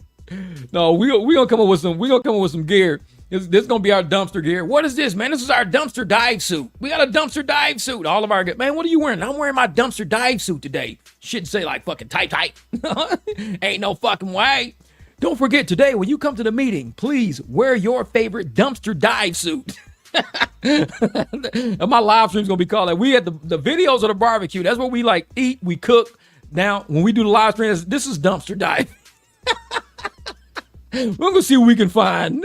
Let's go in the dumpster for a couple hours. See what we can find. I know we need to quit. Dude over there is struggling right now, man. He's struggling and I'm gonna tell you why he's struggling. And we're gonna end it on this note. We got 5 minutes. The reason why he's struggling so bad right now and nobody really gives a shit is because everybody told him to do things so there wouldn't be struggle. We wanted to get him out of poverty, get him on to do his thing. He got scared because he wasn't getting views no more. Oh, I ain't getting no views on my good content. I ain't getting no views. Then that means you need to work. Go get a job. Do something. Oh, I ain't getting no views, man. Then get a job, get a hustle. People were saying, invest your money, go buy a trailer and tow a trailer with that truck. Do something other than make content. And now he's calling himself stressing and struggling and shit, selling more pity content, more negative content because he has nothing else going for himself. What Claire say, the dumpster dive series? I'm gonna have to make a new playlist, a whole new playlist, the dumpster dive series. I'm gonna have to make some clips out of this shit. Y'all be coming up with some good stuff. All right, good evening, Chris. Yeah, man. And see, that's the thing. Make some type shirt, please. Type. Well, see, these right here. This is my fun shirt right here. This is my type fun I made for today, just for today. Exactly. He calls himself an entrepreneur. See, an entrepreneur makes smart business moves. An entrepreneur does not intentionally impoverish themselves and put themselves in bad situations where they don't make money. An entrepreneur thinks the other way. See, Dontay is only thinking one way. What's the least amount of work I can do to get the most amount of money? An entrepreneur thinks, what's the most benefit I can provide to get the most amount of money? When you're an entrepreneur, you're thinking of beneficial things. What can I do to generate a benefit? Because if I generate a benefit that people need, then people will come to me for it. And that's how I'm gonna make money. Dontay is, how fucking pitiful can I be to keep people watching my content? I want to be a content creator. Hannah, you got to be a content. We got to be pitiful. If we sell pity and bullshit, we keep people coming back. But it benefits nobody. A true entrepreneur will have benefit attached to it. How can I benefit people? For him to sit up there and tell, oh, I'm showing you the ropes. I'm teaching you how life really is. I'm teaching you life. That's the benefit. I'm teaching you. You're down right now. You're going to low-income housing, getting evicted, losing shit left and right. Can't hold a fucking job. What are you teaching people? Your content is not beneficial. He needs to quit being delusional and tricking himself to thinking his content is beneficial. It is not beneficial. It's bullshit. And once you call it what it is, like what we've been doing on this channel, they get mad about it. They get mad because they can't say I'm a liar. Not a single one of his little dusties have come over here and said, you're a liar. You're a liar. He's actually a great guy. He actually taught me how to get out of poverty. He taught me how to start my own company. He ain't taught nobody shit. He's selling pity every day. That is not an entrepreneurial flex. I'm going to sell people pity. Bullshit. That's like saying the bum under the bridge is an entrepreneur because he has a cup in his hand and he's walking through traffic going, he's not a fucking entrepreneur. He's a beggar. He's pitiful. He's got dusty, dirty clothes. He's holding up a fucking sign. He's walking around doing this. Anybody change? You got spare change? That's not an entrepreneur. But in Dontay's mind, that is. Oh man, but he getting money though. Look at what he got at the end of the day. Look in his cup. Oh man, look at that. $40. Now you can go back up under your bridge and sleep in peace. You got $40. Tomorrow we do a new intersection. To him, that's an entrepreneur.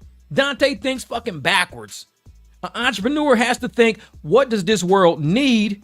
And do I have the talent to provide that need? Can I fill that need? Nobody needs to be pitiful.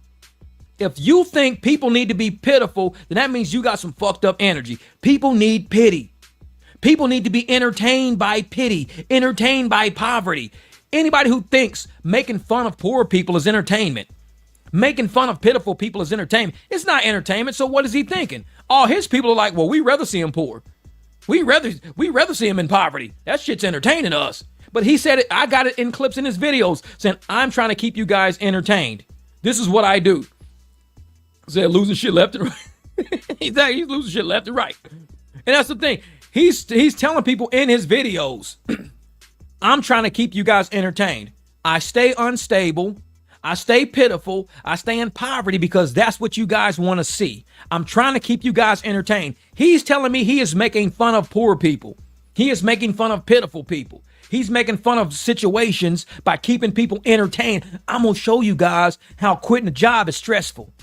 I'm going to show you guys how how getting evicted is stressful. I'm going to show you guys all the pitiful shit and how stressful my life can be because this shit's entertaining to y'all. And I'm like, bro, entertainment. Maybe if you tried to educate somebody on how not to be like that, educate somebody on how they can be better than that. Educate about not saying, oh, I'm the king. I'm number one content. I'm a dreamer. Y'all ain't got no dreams. Y'all ain't like me. Y'all stuck at 9 to 5s. Y'all stupid. I'm up here. Y'all down here because y'all old heads. Y'all stupid. I'm like, but you're not a flex though.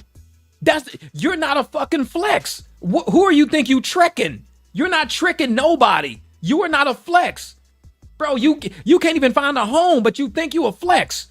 You getting kicked out of apartments, but you think I'm just going to keep selling pity. I'm going to go meet a girl, move her in within 2 or 3. And there's a reason why he moves girls in. And I'm going to find that. I'm going to show you that in the next video. There's a reason why he moves girls in so fast. It's got a lot to do with benefits. Making sure he can keep benefits because he know his time is running out. He know he's going to exhaust his benefits. He know he's running a thin wire.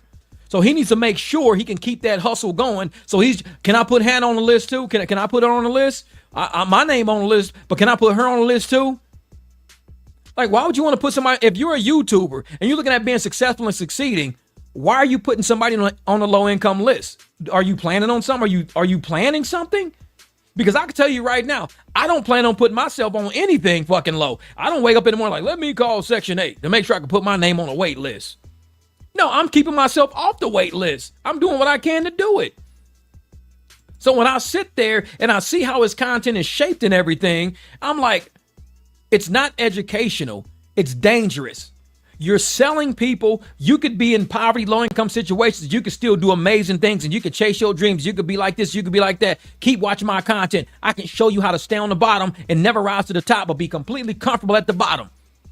Martin Luther King Jr. said men like this were dangerous. Thoughts like that are dangerous. Once they make you feel comfortable for being on the bottom, once they make you feel comfortable to be in poverty, that's a dangerous man because you never want to get out of there. You want to stay poverty. You want to stay poor. You want to stay broke. You want to stay with people taking care of your ass. And then you complain about people using your name. Why they using my name? Why they trying to live off of me? Why they got my... You ain't got shit to say to nobody. You living on welfare. You living on all of our backs. You ain't got shit to say to nobody. Be damned. You come, well, man, you need to stop using my name. Well, you need to stop using my tax dollars. Get your ass off of welfare, you able-bodied man, you lazy motherfucker. Get off tax. You can't say nothing about me. I'll keep doing what I want to do. Man, exactly. Been on housing and food stamps, but Jeff, I never put and that's how we were, Michelle, back in the day. We knew what we were on. My family, you can ask my little sister, everybody on Facebook even know, we lived in Salvation Army in Memphis, downtown. There was a Salvation Army in Memphis, just north of downtown. My mom had to take 3 of us there. My older brother was too old to live there. We got evicted. My oldest brother was too old to live there, so he had to go live with a friend. Me, I was right at the cutting age to live in the Salvation Army. They were going to put me on the male floor, but because I was right at that age, they let me stay on the women's floor with my mom and my little brother and little sister. So I was right at that point where I couldn't even be on the women's floor. That's where I come. When I say I came out of poverty, I came from the Salvation Army. I lived in Salvation Army. We showed up every night on the Memphis bi-state bus. We show up on the bus. We couldn't even get dinner because we showed up after dinner time. So they don't serve dinner after a certain time in the cafeteria. The ladies at the cafeteria knew Sandy and her kids is always late. They always not getting dinner. We wasn't eating till we got back to school the next day. So they started putting our food up in our room on the women's floor. None of the rooms had locks on it, so you couldn't lock your door unless you were in there sleeping. But you couldn't lock your door. So we had to go in there. Food was already on, saran wrapped and everything. All of our dinner was in our room saran wrapped. No other family got that treatment. But they knew my mom was going through a hard point in time. She was going through something hard right now. So they put our dinner upstairs in our room on the women's floor, and we ate dinner in our room. Nobody else did. Only we did, because we showed my mom was working. She had a job. The kids was in school. So when we got down there, they was like, this lady is trying her ass off. She ain't giving up. She wasn't like, oh yeah, she went to Salvation Army. She ain't got to pay rent no more. Fuck, this is what I'm talking about. Woo, hell yeah, this is what. My mom wasn't like that. She was like, we got to get the fuck up out of here. She used to cook it in her own kitchen. She not used to eating in the Salvation Army food in saran wrap sitting on the bed when we get upstairs. She not used to eating like that. She not used to taking her kids through that shit. We got out of that shit. We all got college degrees. We bought houses. We got out. We didn't. No, that's not how we do it. How do we do it? YouTube wasn't even around. We did it through work. We did it through hard work every damn day, getting up, getting jobs, getting our foot in the door, proving that we can do the work, proving that we want to do the work. That's how we made it this far. Dontay is a danger to the black community. He's setting us back generations by saying poverty is a flex. It's cool to be poor. It's cool to be in poverty. You setting us back generations with that stupid ass rhetoric. And all these dusties on this channel following that shit. We came from poverty. We wasn't born with this shit around us. We work for this shit around us. All you lazy motherfuckers, tell you right now, look up how many YouTubers. I'm gonna do one last thing before we even go. I'm gonna show you guys about YouTubers.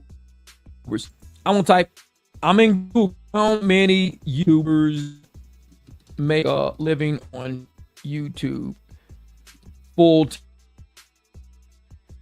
time. All right, let me pull it up. Here we go. And this is different. This is different.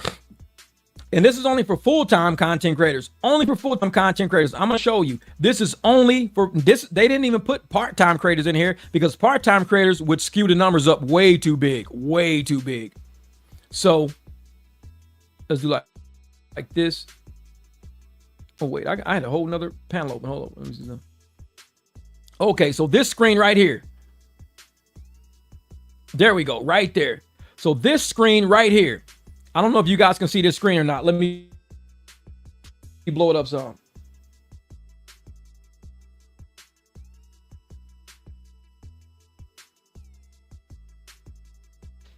Full-time YouTubers. It says, while YouTube is a platform with millions of channels, the number of YouTubers who can comfortably make a full-time living from it is relatively low, small. It's hurt themselves solely through their content. 0.3%.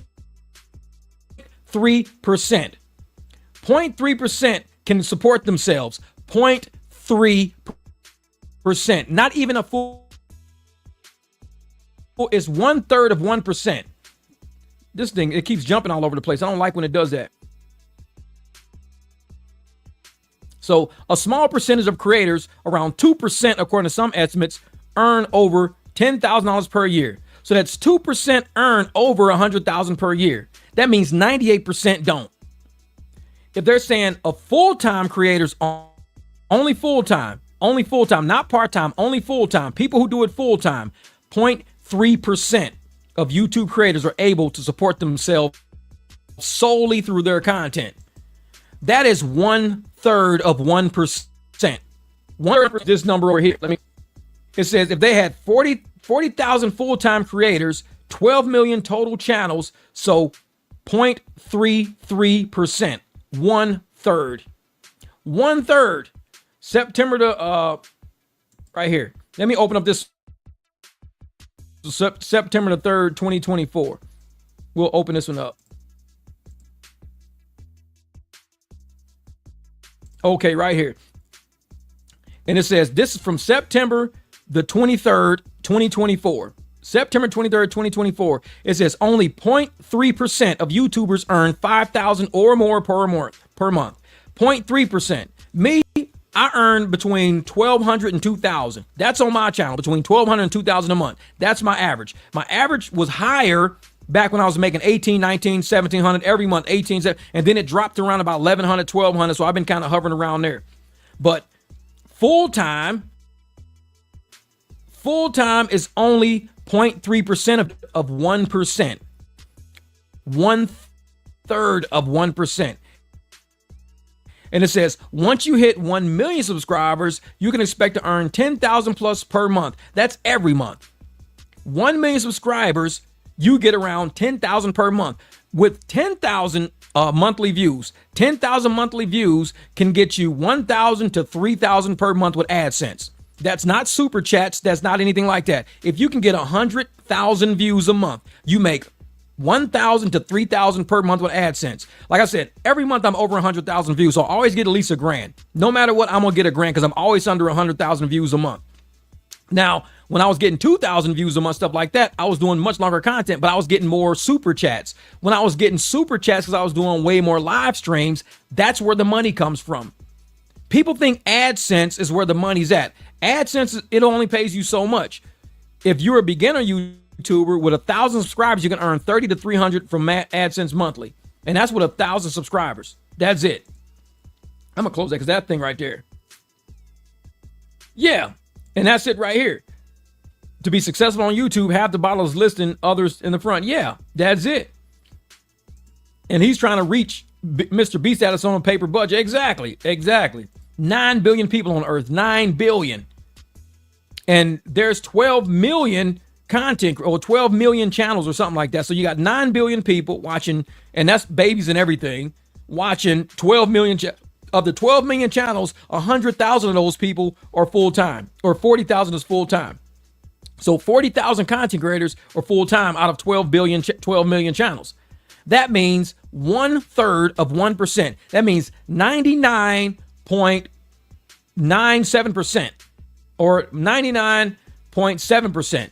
99.7% of people who create a YouTube channel, 99.7 will not be full-time. They will need a job. They will need another source of income. If you don't get super chats because you're not doing live streams, if you don't get super thanks like Dontay used to get super thanks and all that shit, if you don't get all of that with your channel and you're solely relying on AdSense, you've got to be pumping out a lot of content because you're only getting between $4 and $6 per 1,000 views. $4 and $6 per 1,000 views. They say 30 cents per 1,000 views or $3 per 1,000 views. So I'm sitting here like, if all you're getting is $4 to $6 and you want to make $4,000 a month, you got to get like, what, 400,000 something views or something crazy. You got to, I mean, it's crazy how many views you got to get. Because if you're only getting $4 per view, for every 100,000 views you're only getting $400. That's it. Because whatever comes before the K, you just multiply that by 4. If you're getting 100,000, it says 100K, multiply to 100 times 4. You're getting $400. If you're getting 200,000 views that month, you do 200K times $4. You're getting $800 that month. If you're getting 300,000 views that month, you got 300,000 views multiplied by 4. That's $1,200 you're getting that month. If you get 500,000 views that month and you multiply by 4, it's 500 times the 4. You're getting $2,000 a month. And yes, certain niches do change that amount. If you're in the finance niche, it can go up higher because of the advertisers are paying for certain content. Advertisers pay more to be on certain content than others. When you're in the pity poverty area and not a lot of people probably purchase what's on the ads, advertisers won't pay a lot. Now, when people are in the car niche, if I'm looking to go buy a car, then I need to be in the car niche, mechanic niches, things like that. People who look at videos of cars, like when I did a video of my BMW, people are going to be looking, what does it feel like to own that BMW? I want to buy it. How do I work this car? Before I buy it, how do I work it? So they're going to look for videos like mine.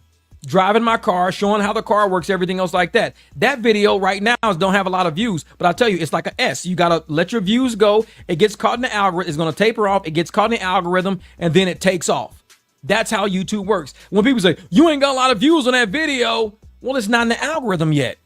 You got to give it some time. Like Ace said, Ace OG said, give it some time. When you give it some time, the algorithm catches it, it goes up. I already knew doing a walkthrough of that 2019, people are going to start wanting to buy that car used. They're going to know, how does this work? So that algorithm is going to pay me so much money. So once that pays me so much money for having that car, is different from the money that I get from doing videos about Dontay. The Dontay videos might make me $4, $5 per 1,000. It could be $6 per 1,000. The car video might pay me 12. Uh-oh, camera fucked up. It might pay me 12. So if it's paying me $12 per 1,000 for every 1,000 videos, for every thousand views I get, I'm gonna get $12. So if it's 1K, $12 times 1, I get $12. If I get 100K, I'm getting $1,200. Or if I get 100K, I get 12 times 100. So I'm getting $1,200 because I got 100,000 views on that video. That's why all my mechanic videos, all those that got 100,000, all those videos have already paid me over thousands of dollars. And they're still going to keep paying me more and more and more because they're in a different niche than these videos. I got videos that are $3, $4, $5 RPM. Then I got videos that are $22 RPM, $17 RPM. These are RPM numbers, not CPM, but RPM, which is the revenue I get.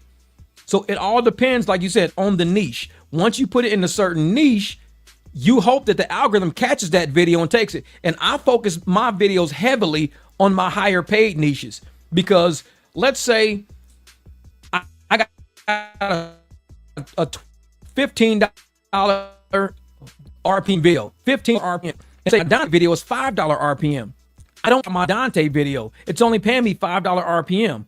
I care about the $15 RPM. It's kind of like higher value. Would you work for somebody paying you $5 an hour? Or would you work for somebody paying you $15 an hour?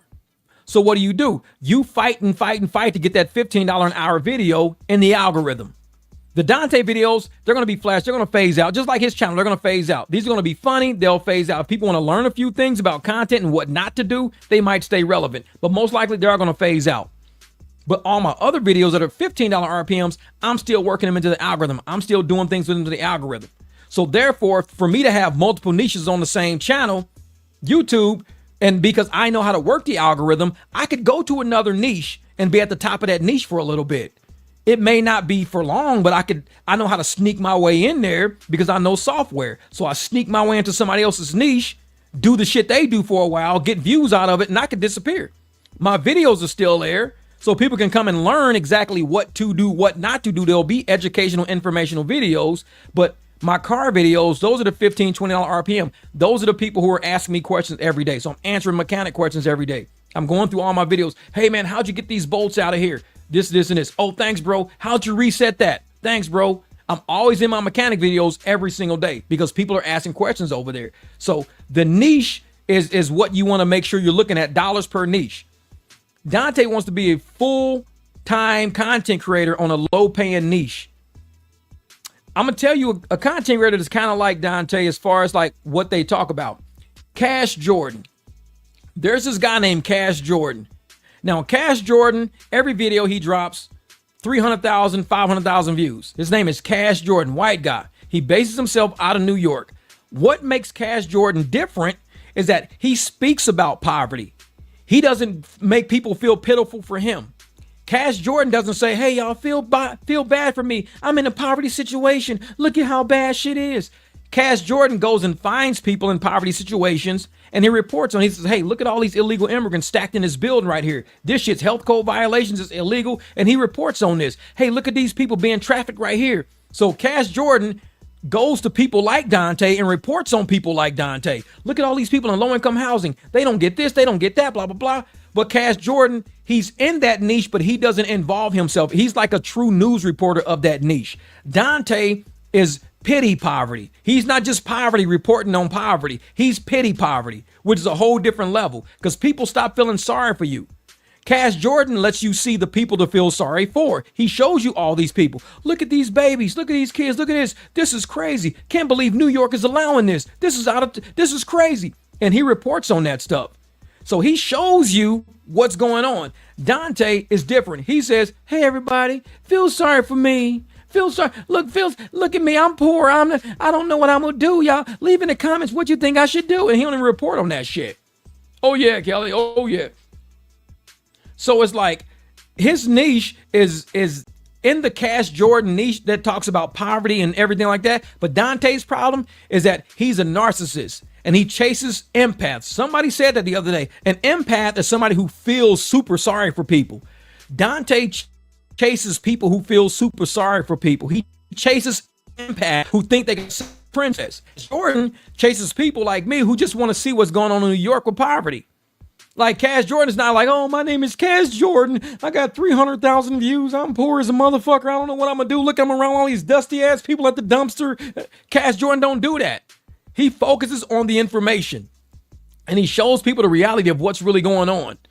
Dontay will never be at the level of Cash Jordan because he got into the wrong niche. He got into the pity niche, just like Doe Trash. She got into the pity niche. Once you put yourself in the pity niche, you can't pull yourself out and do the poverty niche because now it looks like you're making fun of poor people. He should have started out right off the bat saying, I'm going to interview people in my Section 8 things. I'm going to interview people like this. I'm going to interview. That's what he should have been doing. Instead of interviewing people that was in poverty, he said, hey, everybody, I'm in poverty. Feel sorry for me. Look at me. I'm down and I'm out. Hannah, leave the gerbil cage. Come with me. Jump out the window. Leave the gerbil cage. Come with me. We're going to be in the dumpster. And next he's like, oh, look at Hannah. Me and Hannah we're both in the same predicament. Well, you put her in that predicament on fucking purpose. On purpose. Telling you, Johnny, that's what I do. And so when I'm sitting there looking at his content, dealing with poverty, talking about poverty, and I look at other people in the poverty niche who discuss poverty, because I actually did a video about poverty a long time ago, because I always talk about poverty to keep people out of it. So therefore, we have to dive into the dumpster in order to talk about what's in the dumpster. So I dumpster dove a few times, and we went down to Venezuela in one of my videos. We went to Venezuela. I didn't go, but I'm saying I took people through video to Venezuela, showing how people were making $3 per month in Venezuela working, $7 per month working, $7. We make $7 like maybe in 10 minutes. They were making $7 in 30 days. That's how it was in Venezuela. It's still like that to this day. I took people over to Somalia, showed them how they make money digging mud. So they dig mud and they build houses with mud. They put mud in the boat and they sand. It's sand actually. They put all this sand in the boat in big buckets, and they take the sand and they sell it to people who are making concrete. So I dive into poverty, but I don't make myself like, oh man, look at these people in Venezuela, man. They only make $7 an hour. Send me some money, y'all. I'm gonna be homeless next month. I don't know why. I don't think I'm gonna get evicted. Man, I don't do no shit like that. I show people poverty and say, if you work hard, if you do this, if you do that. Some of these people are coming over to America working for pennies on a dollar, being exploited because they're only making $7 a whole month in their country. They come here. If we tell them we pay you $7 in one day, they get happy as shit. I'm in America. They're going to pay me $7 today. I get the whole $7 today. And we like, bro, we make $7 in 10, 15 minutes. Oh, no. We make $7 in 30 days in Venezuela. $30 in Venezuela? No. If I work here for 30 days, $7 a day, that's working 30 months. That's 30 months of money in Venezuela. I just work for 30 months. So I would talk about how people get exploited, how poverty people get exploited. They come to America and they work for way under the base wage of America because they think it's a lot of money. In Venezuela, if they get paid $7 an hour, for every hour that works is a month in Venezuela. For if they work 12 hours today at $7 an hour, that's 12 months in Venezuela. They do 1 year's worth of work, US dollars, 1 year worth of work, USD, in 1 day in America. 1 year. They work 12 hours at $7 an hour. That's in Venezuela. So you could pay them $12 an hour because they think, well, if you pay me $7 an hour, I work 30 days straight. That's basically 30 years. I just worked 30 years in 1 month in America. But they don't tell them, well, when you come to America, it's going to cost you a lot of money to live here. So what does the government do? We're going to pay for your housing. We're going to give you benefits. We're going to give you unemployment. We're going to give you all this shit, give you welfare. Just come over here and work for pennies on a dollar. Send all that money back to Venezuela.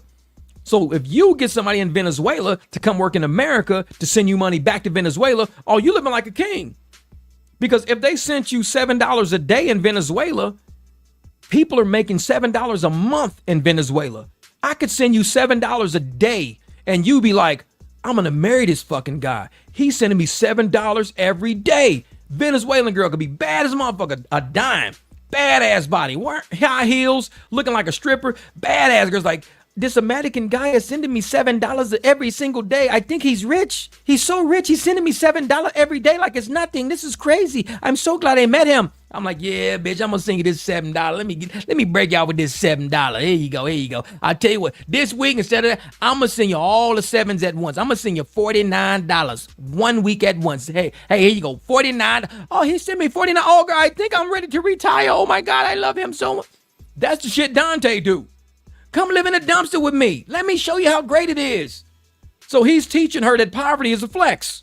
Teaching her as long as we're in poverty, and I can show you how to will our way out of fucking poverty, You're gonna love me. I'm gonna be your fucking, hey, you're gonna marry me. When I show you how to get EBT, you're gonna love me. When I show you how to get zero rent on low-income housing, you're gonna fucking love me. He's making Hannah think she's poor already. She comes from she's come from a good situation. So now, exactly, Fred said, and then they start doing cash rides. Played them. They came over here and said, yeah, we're not working motherfuckers no more. We're doing cash rides. But that's what he's got. He's got Anna over here. He's got Hannah over here thinking she's poor. Yeah, I'm going to show you how to go in and file for benefits. It's like, why? She's from a good situation. She's doing good. Why she got to file for benefits?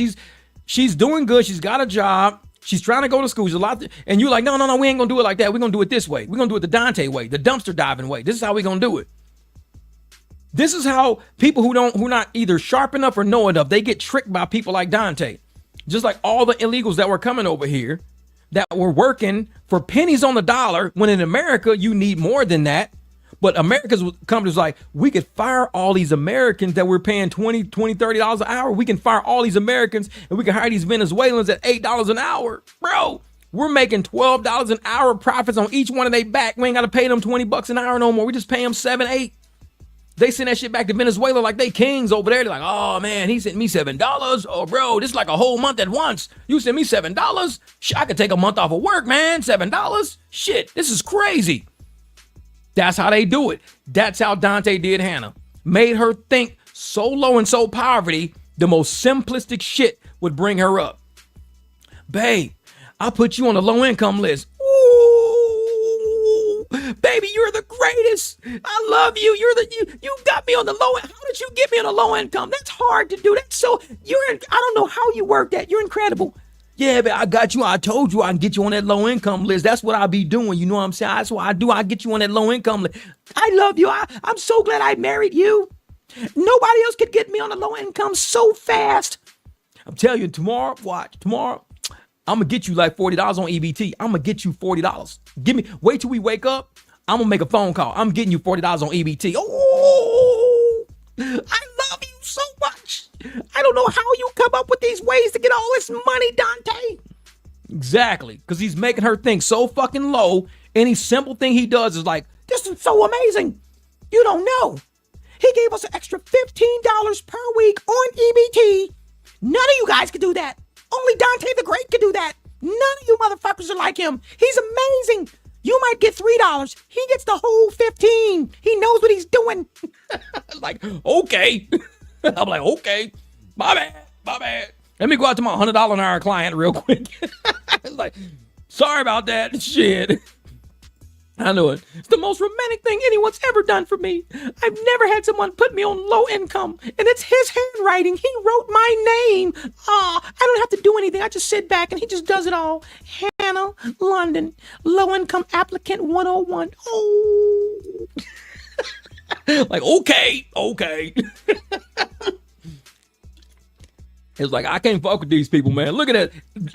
Hey, Charles Fred, everybody knows Charles Fred. He's one of the 300 too. This man, he's one of the 300, been on the channel for a long time. Now, we're at 3.5 hours. I said I was going to quit about 2.5. We're an hour over. Fred, you know how this shit goes. We get on a live stream. We end up 5-6 hours deep. I've done a 7-hour live stream before. Never getting up out of this chair for 7 hours straight. I've done it. I'm not doing that shit tonight. 7 hours is the longest live stream I've ever done sitting in a chair. 7. But one day, you got to get Hannah. You got to get Dontay. You got to get Doe Trash. They have to do a live stream. One of them has to do a live stream. There's a reason why they're not doing a live stream. I don't think they can move fast enough. They can't have enough mods to take out the truth that's going to be hitting their fucking comments. Me, my mods ain't got to delete nothing. We've been on a live stream for 3.5 hours. We ain't had to delete a single comment. We ain't had to kick nobody out. We ain't had to block nobody because people know how the barbecue is. We keep the grill hot. People come over here and say shit, fine. Whatever. They know where they feel comfortable. They don't feel comfortable at the barbecue. They feel comfortable at the dumpster. When they go to the dumpster, all that trash, they swimming in that shit. They backstroking in that shit. Oh, man, I just think I just hit a diaper with my elbow. Fuck. Man, I love this fucking trash can. This shit's what is that, man? Is that some old ass Kleenex? Man, fuck this shit. I'm loving this fucking trash, man. They backstroking in that shit over there on his fucking channel. Cause we don't do trash over here. That's why they don't like it over here. They come over here, they hide in the shadows. That's cool. As long as you get information while you hide in the shadows and you take your ass out and you go get you some business cards, take your dusty ass down to Staples, down to Office Max, get you some business cards made and get out of the dust. Get out of the dumpster.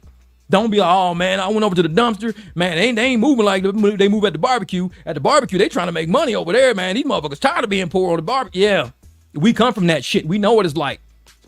Ain't doing that again, man. That's what they be doing. They be over there swimming in that shit. These motherfuckers be freestyling, butterflying and shit. They be like, oh yeah, fucking butterfly stroking it. It's all motherfucking trash. They moving over cardboard boxes. They just swimming through that shit. All you hear is noise coming out of the dumpster. You know, motherfuckers swimming in the pool is all nice and that's swimming in the pool. These motherfuckers in the dumpster. Fucking shit hitting. Like, what are you doing? I'm swimming. Bro, get out that fucking dumpster. This is Dontay's channel, bro. Like, get out that fucking dumpster. Hate that shit, man. They shit loud as a motherfucker over there. All that goddamn trash they fucking kicking over. Kicking boxes and cans. Clang, clang, crunching aluminum and shit. What are you doing? I'm swimming, bro. This is Dontay's channel. It's fucking dumpster, man. It's like, okay. You almost made me spit that shit.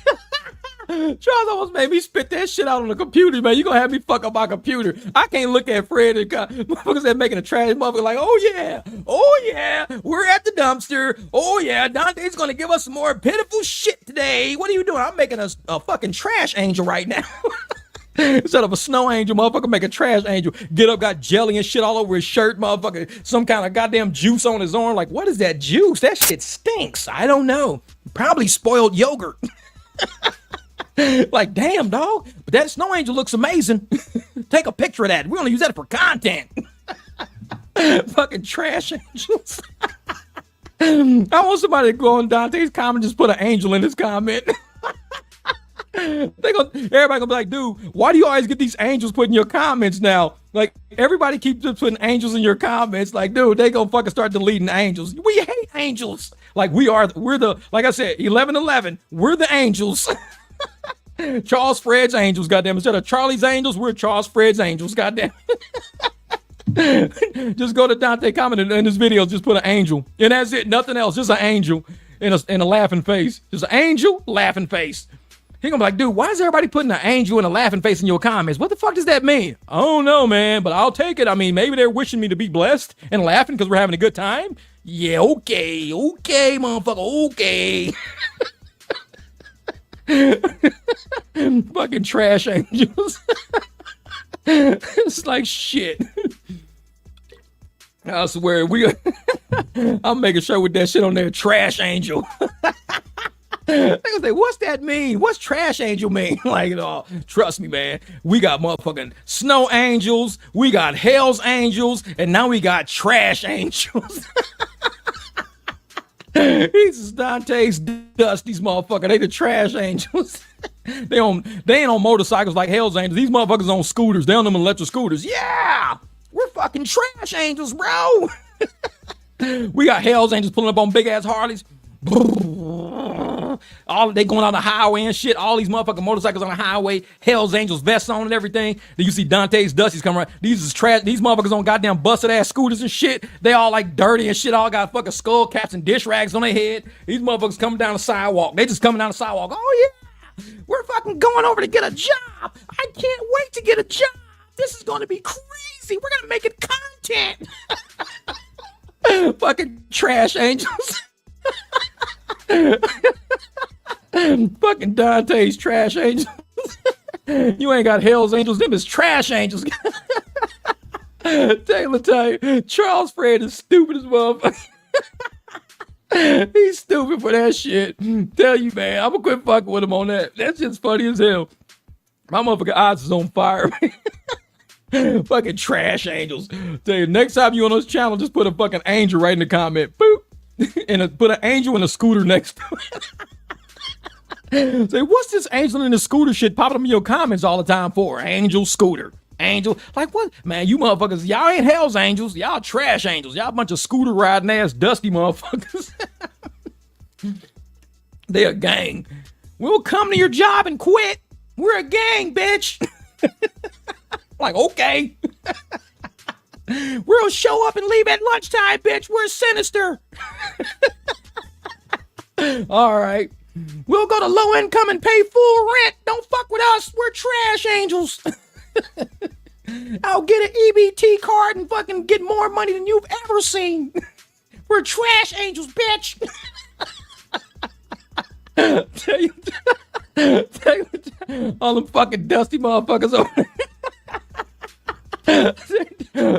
These motherfuckers over there, they fucking with the wrong ones, man. They don't like us. We can't stand you old heads, you old dirt. I'm like, fuck you, you trash angels.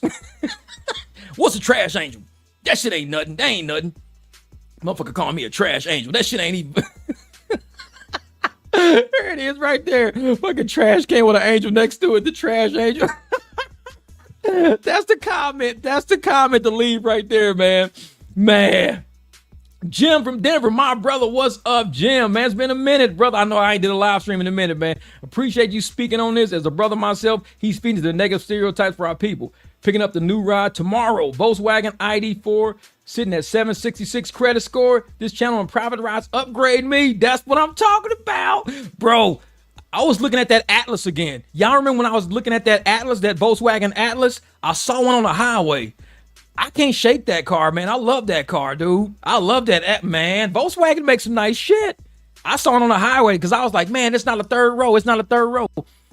I'm glad I got the third row in mine, but I rarely use my third row because I let people sit in the front. So if I take 4, somebody sits in the front. I use that third row maybe once a week in my truck. Maybe once a week. I could have got that damn Atlas, man. That Atlas is sick looking. It's sick. I'm going to look up that ID4 though, man. 760. Hey, you working on that credit too, brother. 766. That's what I'm saying. Cause see, that's what I usually hang around. I'm around 730, 740 all the time. That's why with 780, I'm like, what happened to my shit? I don't know what happened. Something probably didn't get reported and it pushed me up to 780. It's like, dude, it's got to be a balance missing somewhere. But it's like, I'm around 730, 740. I hang about there. 766, that's like a good zone. Cause if you can be a 750, 760 and just hang, you good. Like I said, I saw mine at 752 once, and I was like, damn, 752, that's crazy. Now it's like up, and I'm like, okay, what the fuck is going on? Did you guys like drop one of my balances or some shit? What happened? Oh, I know what I did. I closed my Southwest account. That's why it jumped. I had a Southwest Airlines credit card. Now, this is how I got that credit card. When you get a ticket through Southwest Airlines, I paid for my son to come out for spring break. I saved $200 by applying for and getting approved for a Southwest credit card on the spot. So what they do is they say, we're going to put the flight of what you just booked on your credit card. Now, at the day of charging and everything, they just charge the card for it. The $200 credit comes in like a couple of weeks later and it hits the account. And so his flight was like 300 something. So I ended up paying like $100 something for the ticket. So I paid the credit card at $100 something and then I closed the account. So I only used it for the ticket. That was it. It said $200 off. So I was like, they said apply for right now to book this ticket. I was like, okay, fuck it, I'll apply for it. So I applied and they said, oh, you're approved. I was like, oh, sweet. They sent me a card and everything through FedEx, sent me a card and all that shit. That's why my credit score just jumped, because the liability is gone. That credit card is not there no more, because even though the balances are sitting there, like it's zero balance, it's like it's risk. Because one day I might book like 50 fucking tickets. I don't know. But it's risk sitting there, so they don't want all that risk. Like I got an Amazon credit card. I don't even shop on Amazon. It's $1,000 credit card I got on Amazon. I've never shopped on Amazon. But I applied for it and they gave it to me. So I'm like, so I just have it. People said, what do you use Amazon? I shop on eBay. So all my shit is 0% interest on eBay. So why would I go with Amazon when I got 0% interest on eBay all the time? But I got the Amazon card. So if I delete that card, I remove that one, my balance might go up even higher. It's just like, I'm just taking cards away. But you're right, brother. You're right, brother. Man, Dontay, the way he's feeding that negative stereotyping to us, and it's viral people. People who go viral in the black community go viral in the wrong reason. We got the black women selling the chicken sandwiches. Shit like that. It's not cool. Black people selling packages and shit. It's not cool. So we're trying to build the black benefit, and we're building black excellence in the community because we want to do business with other races too. We want to do, I live in a Hispanic neighborhood. I do business with a lot of Hispanics. We want to do business with Hispanics. We want to do business with white people, with Asians. We want to do business with, Germans and Swedens. We want to do business with people because we are a part of the world community. Black people are a part of the world community that should be allowed to do business with everybody else at face value. Trust my credibility. Trust my word. Trust that I'm willing to do hard work. Trust that I'm not a lazy ass. But people like us don't go viral. The people that represent us, the ones that go viral, are exactly opposite of who we are. And that shit can't stand for us because everybody's like, oh, that Dontay London dude, he's all over the place. He's everywhere. He's everywhere. Well, guess what? If he's everywhere, then we everywhere, motherfucker. Wherever he is, we right behind him. If you there, I'm there. You think you're going to represent us? No. You might say what you got to say, but we going to say what we got to say. Freedom of speech. So you can say, oh, yeah, make sure you guys stay on EBT for as long as you can. Make sure you guys. No, we're not doing that. We're not doing that. So anytime you see these young bucks out there going viral, doing this, even when I love when I get on YouTube and I see a video of some crazy shit like rappers killing each other, crazy shit. Love when I see a video like that, but in the comments, everybody's talking it down. It used to be people would talk it up. Oh yeah, they standing on business. Oh yeah, these rappers out here about that life. Oh yeah, these rappers out here doing it. They live it how they walk it. They walk it like they talk it. No, they don't do that no more. People be like, this is so sad. And it be black people in there. This is so sad. This is crazy. Man, just the decimation of our community. I love all them comments on them videos. Give me hope. All them comments, man, people just talking that shit down because they know we better than that. But yet we get represented like that because the people who go viral are the narrative of negative black rhetoric. Those are the ones that go viral, the pity, the poverty. That's the intelligent ones. We never go viral like that. You don't see a lot of young people who's graduating from law school, young people graduating from high school, from college, just going viral and staying viral. It's hot topic for the moment. That's it. It's hot for the moment. Then they phase out. Oh yeah, this young guy, he's the youngest judge ever. But you might hear about it on one channel and nobody ever talks about it. But yet the moment some negative shit goes, and it's like, why does this? And Dontay knows that shit. So he's like, I'm just gonna push poverty. I'm gonna push poverty. Well, guess what? We got elders in this community on YouTube that can stand up against that shit. The elders in our community can say, hey, you know what? This dude don't represent us. He represents a whole sect of people like him. That's the dumpster. He represents the dumpster people, not black people. These are all dumpster motherfuckers. What? Trash angels. Like Charles said, these are all trash angels over there. So when you see them, you're going to see us. And we're going to make sure they don't represent us. Because when white folks in the comments, this and that, they're going to be like, man, these brothers out here on your ass, Dontay. I thought black people love black people. We do. We just don't like dumpster people. Ain't nothing wrong with that. All white people don't like all white people. All black people don't like all black people. We're not one monolithic race where we all just love each other and we just tolerate the bullshit a few of us do. We can stand up against it. When white people see trash white people, they call them white trash. That's what they call them. Oh, you white trash. Motherfucker, look at you. You fucking white trash. Dontay is a dumpster dude. They in a dumpster.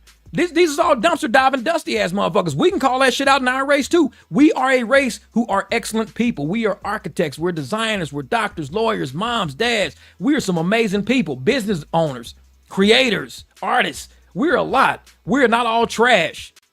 So when you see trash, we put all that shit in the dumpster. It goes right where it belongs. All that shit on Dontay's channel, that's a dumpster. That's why I call it Dontay's dumpster. Because we got white trash. We got black trash too. Motherfuckers, we ain't all alike. And so I don't want people represent us like that. Y'all a bunch of lazy ass black folks. That's why Mexicans gonna replace y'all ass. That's why Venezuelans replace y'all. Y'all a bunch of black lazy ass motherfuckers like Dontay. Oh, y'all don't want to work. Y'all just want to hustle people. Y'all want to scam people. Y'all want to live on poverty. Martin Luther King Jr. said that shit back in the 60s, 70s. Welfare is an evil in our community that's gonna get us addicted to it. And once we get addicted to welfare, we ain't gonna have true success as a race in this country. We're gonna be so addicted to welfare, we're gonna make up every excuse in the book to not get a job. When you look at Hannah, when you look at Dontay, they make up every excuse in the book not to get a job. Martin Luther King warned us that motherfuckers like this would come up one day. He warned us. He didn't even have the internet back then. But he was like, one day, if we don't take care of this now, it's gonna become a big problem. It's going to be a bunch of people in poverty nonstop for years, generations. It's poverty, cyclical poverty. If not for the internet, a lot of us wouldn't even know half the things we know. We find out things every day. It's a powerful tool, but it's also a tool that can destroy us. We sit and watching channels like that dumpster ass Dontay channel. It's a channel, it's internet that can destroy us. All that Wi-Fi connection shit will destroy you as a race, destroy you as progress, destroy you as excellence. Because people see that shit just like they see this, they see that too. But when that's promoted more than what good shit is promoted, that's what we get viewed as. We don't get viewed as an intelligent race. We get viewed as that shit. Stealing chicken nuggets, busting in Nike stores, stealing shoes and shit, running out of iPhone store with apples. That's what we get promoted as in the public. Every time you see people in comments, what do they put? 13%. 13%. Because we're 13% of the population in America. 13%. Add it again. 13%. Add it again. When you see Dontay and them doing shit, trash angels, at it again. The fucking trash angels, right back at it. We label they as, we pull them out of our 13%. It might be 12% of us. 12% are black. 1% is trash angels. So that 13%, that's not, no, it's 1% of the trash angels of this country is doing that shit. The other 12% of black folks, us, we good. Don't dump us off. We are not a monolithic race. Don't say 13% believe it's all of us. No. It's 12% is good. So you need to put trash angels. That's it. And you will know when you start going on YouTube channels, you start seeing these motherfuckers. That's who you know. These are those people. These are Jeff ain't gonna be one that's gonna run up and jump in no Nike store and steal no Nikes and run out. So we can't say 13%. Jeff's included in 13%. He wouldn't do it. Jeff ain't stealing shit out, smashing and grabbing people cars at in and out running. So we can't say 13% because Jeff ain't involved in that shit. We need to separate ourselves from the trash. That's what we doing on the internet right now. We are taking over the poverty niche to say, just like Cash Jordan did. Cash Jordan will talk about the poverty niche without putting himself in it. He can talk about this is what's happening in New York with housing. This is happening in New York with food. This is happening in New York with this, and this, without putting himself in it to make people watch his content. Dontay is putting himself in it. And all his little trash angels over there, they all jumping in the trash right with him. Yeah, it's hard, bro. I don't know how people make it without food stamps. This is crazy. How do y'all make it every month? Y'all don't even got food stamps? How do y'all do? I mean, y'all got to pay full rent, like the full price, like the whole price? Like, what the fuck? You think next you're going to get a car and only be allowed to pay a little bit? Oh, I'll pay the car. I can't pay the full $600. How do people pay their whole car? No. Well, you pay it till they come take it. If you don't want it, try to pay $200 instead of $600 to see what happens. They're going to be like, oh, you're $400 light. You're a little light. Try to go get groceries without the full price of the groceries. You don't get to the front of the cash register like, you know what? Because I'm from back in the day. You get to the cash register and you don't have enough. They start unscanning shit. Blip. All right, minus that. What about take those off? Blip, blip. All right, what about, all right, take those two off. Blip, blip. Take this off too. Blip. All right, now it's, all right, I can afford that. That's where I'm from. It ain't from the era of this shit right now. You buy all this shit, well, I can't afford it, so let me just go apply for more EBT. I need to go apply for more EBT. Because next time I come to the store, I ain't putting shit back, man. I'm buying all this. I'm on whose back? On our back. Oh, yeah, I got a lot of energy. I'll be going. So they going to put that shit on our back. I'm from the era of, my mom say, if you can't buy it right now, you probably don't need it. Live within your means, Jeff. If you can't buy it right now, you don't need it. She had no credit cards. My mom had not a single credit card to her name. If you don't got it right now, Jeff, you don't need it. And I grew up thinking like that. We were poor. She didn't want us poor. She was scared of credit. Thinking everybody she didn't understand credit. She worked at a bank and she worked at Holiday Inn at the Riverfront. So she saw how banking works. I didn't know one day I would become an accountant. I was a little kid. I didn't know I'd become an accountant one day with an accounting degree. Didn't know that. She didn't go to college, but she was one of the most intelligent women when it came to life. She said, we can get out of poverty. There's a way to do it, but it's going to take some work. You got to be serious about school. You got to find a way to get to the next level. You can't sit on poverty level all day having people feed you money and feed you EBT and feed you Section 8 and feed you welfare because you're scared to leave level 1. See, Dontay's scared to leave level 1 because if you leave level 1 and go to level 2, ain't nobody going to watch my content. I'm not going to be a full-time YouTuber unless you watch my content. So I got to stay on level 1. You got to save the princess. I'm going to stay on level 1. I'm going to stay broke. I'm going to stay in low-income housing. See, that's Dontay's mentality. He's thinking generations and generations ago. He's thinking old school generation shit. Just like those ladies saying, well, if you sit on low income for too long, you get comfortable. You just don't want to do nothing. You don't want to work. Dontay's setting us back generations with the shit they putting out. Dough trash generations with the shit they putting out. And here we are advancing and moving forward. We are not in the same 13% category. 12% of us are great. It's that 1% trash. That's what we worried about right now. Like I said, wherever they go, we on your ass. We on YouTube too. We found the Wi-Fi code. My grandbaby taught me the Wi-Fi. She taught me the Wi-Fi. Now I got the Wi-Fi. I got the Wi-Fi on my phone and I got the Wi-Fi on my laptop. My grandbaby smart. Shit, the old heads is coming back. At first, I didn't know how to get on the Wi-Fi, but my baby said, Mama, this is how you get on the Wi-Fi. She touched this button and the Wi-Fi popped up. And now I'm here. Exactly. That part, government assistance shouldn't be out of our state. I believe that. And I think everybody should work for more. It's kind of like saying everybody should have a Cadillac. Everybody should have a Tesla. Everybody should have a Porsche. No, everybody shouldn't. You get those things when you work to get those things. That's how life is. You get to that level when you work to that level. So to say everybody should eat steak, I'm with you, Charles Fred. No, everybody shouldn't. You should get what you need. You need nutrition. You should be allowed to buy hamburger meat, buy you some hot dogs, buy you some gravy, buy you some potatoes. You should buy things that you need. Steak is a luxury. You don't need that type of lean, super expensive meat just to eat. Your ass is on EBT right now. You're not spreading the money long enough. If you only get X amount of dollars in EBT because you ain't got enough money to feed yourself, then you should probably spread that money as far as you can. Get you some hamburger meat. Make you some meatloaf. Make you some spaghetti. Buy some spaghetti noodles and all this. Make you a lasagna or something. Do something, but you should not be sitting around eating steaks. Big ass shrimps. I'm going to go buy me a lobster. I'm going to do... No. It's too much. That's WIC, not EBT. I don't know what it is. I don't know. One of them, both the same. Who knows? Everybody should eat steak. Government assistance shouldn't buy steak. That's what I'm saying. Just like everybody should drive a Benz. But the government shouldn't be the one paying for it. If you don't want to go to work, you shouldn't be able to drive a Mercedes. Man, I'm going to use my welfare check to go give me a Benz, man. They're going to give me a Benz down at where? How? I'm just going to use my welfare check. I'm going to use my welfare check to give me a Benz. Why? You can't even afford the fucking oil change on a Benz. Well, I'm going to have to get more EBT. I'm going to have to get something. I mean, I got to figure it out.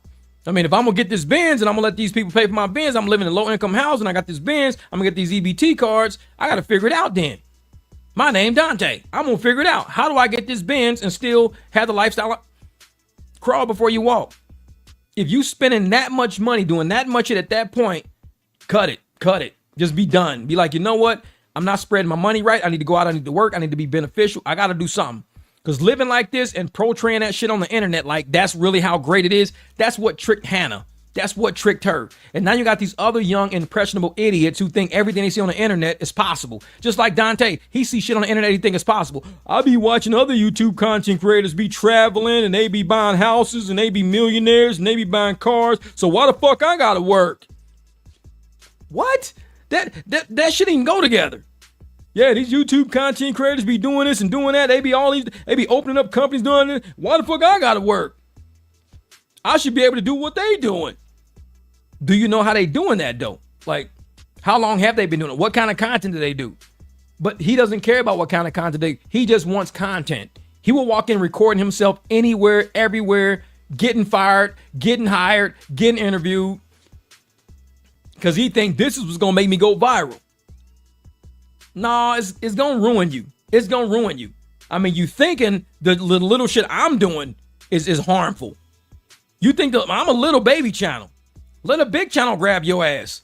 Guaranteed, you probably get crushed. Somebody gonna probably find you in the welfare fraud division. People from CPS gonna be calling about you putting your kid on blast and doing shit. I mean, you think I'm little. I'm just doing reviews on your shit. You get in front of the wrong set of eyes, you have a whole lot of fucking problems. You want to be big. You want to be famous. Are you sure you want that? Ask yourself before you get. Are you sure you want that? Make sure you know what you're asking for. Because you asked for the wrong shit. You want to be famous. You want to be out there. Your shit ain't together. And you putting a whole bunch of fraud and schemes and shit in all your YouTube content. How to finesse systems. How to get over. How to do this. How to do that. How to blah. How to quit. How to work only this many days and quit this many days. And then you get this much money. And you got to say this and fill out a form for this. I mean, welfare fraud is real. Welfare fraud is not a joke. You will end up in jail. and fined and have to pay shit back for welfare fraud. You think you got it bad now, and then you think you're gonna feel sorry for your ass when you get busted and caught up doing welfare fraud because you made content of yourself doing welfare fraud. Hey, everybody feels sorry for me. They finally caught me doing welfare fraud. They told me that I can no longer ever get welfare ever again. Even if I die and Jesus bring me back, I can't get welfare. They ain't giving me shit. I showed up and I was like, can I get welfare? They said, ain't no fucking white. I can't get welfare for shit. I don't know what to do. Well, you put all of that in your content. And they're like, this dude is a habitual fraud. He does everything intentionally to get put on welfare. He's not trying to get off welfare. So when we get laws put in place and enforced, not just laws in place, but laws that become enforced against shit like this, people like Dontay ain't gonna have no content. No content, no life. I mean, what you gonna do? You gonna sit around all day crying and complaining how the welfare system finally shut your system down and you don't know what to do if nobody supports his content. He's gonna be homeless. He's gonna be living up under a bridge, but somehow he's got this camera. Bro, his channel is like I said, it's a dumpster. It's a dumpster. It's just trash over there. I can't even explain it in no other way. All I knew is, like I said, I've been hearing about this guy for over a year. Never looked at his content. Like I said, I probably looked at 4 or 5 minutes. A year or something passed. And then somebody sent me a comment, I looked at another 4 or 5 minutes. That was about 9-10 minutes of content I watched in over a year of his. Since then, I've watched quite a few. And I'm like, what the fuck is this? This is what went viral? This? I'm like, nah. We're going to fix this. We're going to fix this. Because this is all trash. Making black people look horrible right now. These kids don't know. The fact that he was being given advice all the time. Been given advice and he just looked at people and said, whatever. You ain't got no dreams, you old dusty. You've been working your job for 20 years, you old dusty. You ain't like me, you old dusty. Okay. Or he called us old dirt, old head. I'm like, okay. I see what kind of game this kid is playing. He's playing the I'm tough, I'm this, I tell you what to do, I'm all knowing, I'm this, I'm that. 5 minutes later, crying and shit. I don't know if I'm gonna be able to eat today. I don't know. All I got is a piece of bread and a packet of jelly, and I'm gonna sit here with my son and we're gonna split it together. Like, how the fuck you go from all this all knowing, all wise, all great, I know my shit, I'm scamming, I'm scheming, I'm hustling, to crying in the fucking parking lot with a plastic knife in your hand, spreading butter. I don't know what we gonna do but eat this butter bread sandwich. This fucking content is trash. I'm like, this dude, he's running his camera, running his mouth. He need to be running them fucking legs up and down aisles, doing some work. I ain't gonna work. Ain't no fucking way. I ain't taking no job. Shit, you gonna catch me at a job, working at a job? Shit, ain't no fucking way. That's how his brain works. And I saw that, I was like, okay. Well, let's do work, y'all. Let's do work. This guy wants to be famous. He wants views. But it's going to cost him. It's going to cost him a little bit.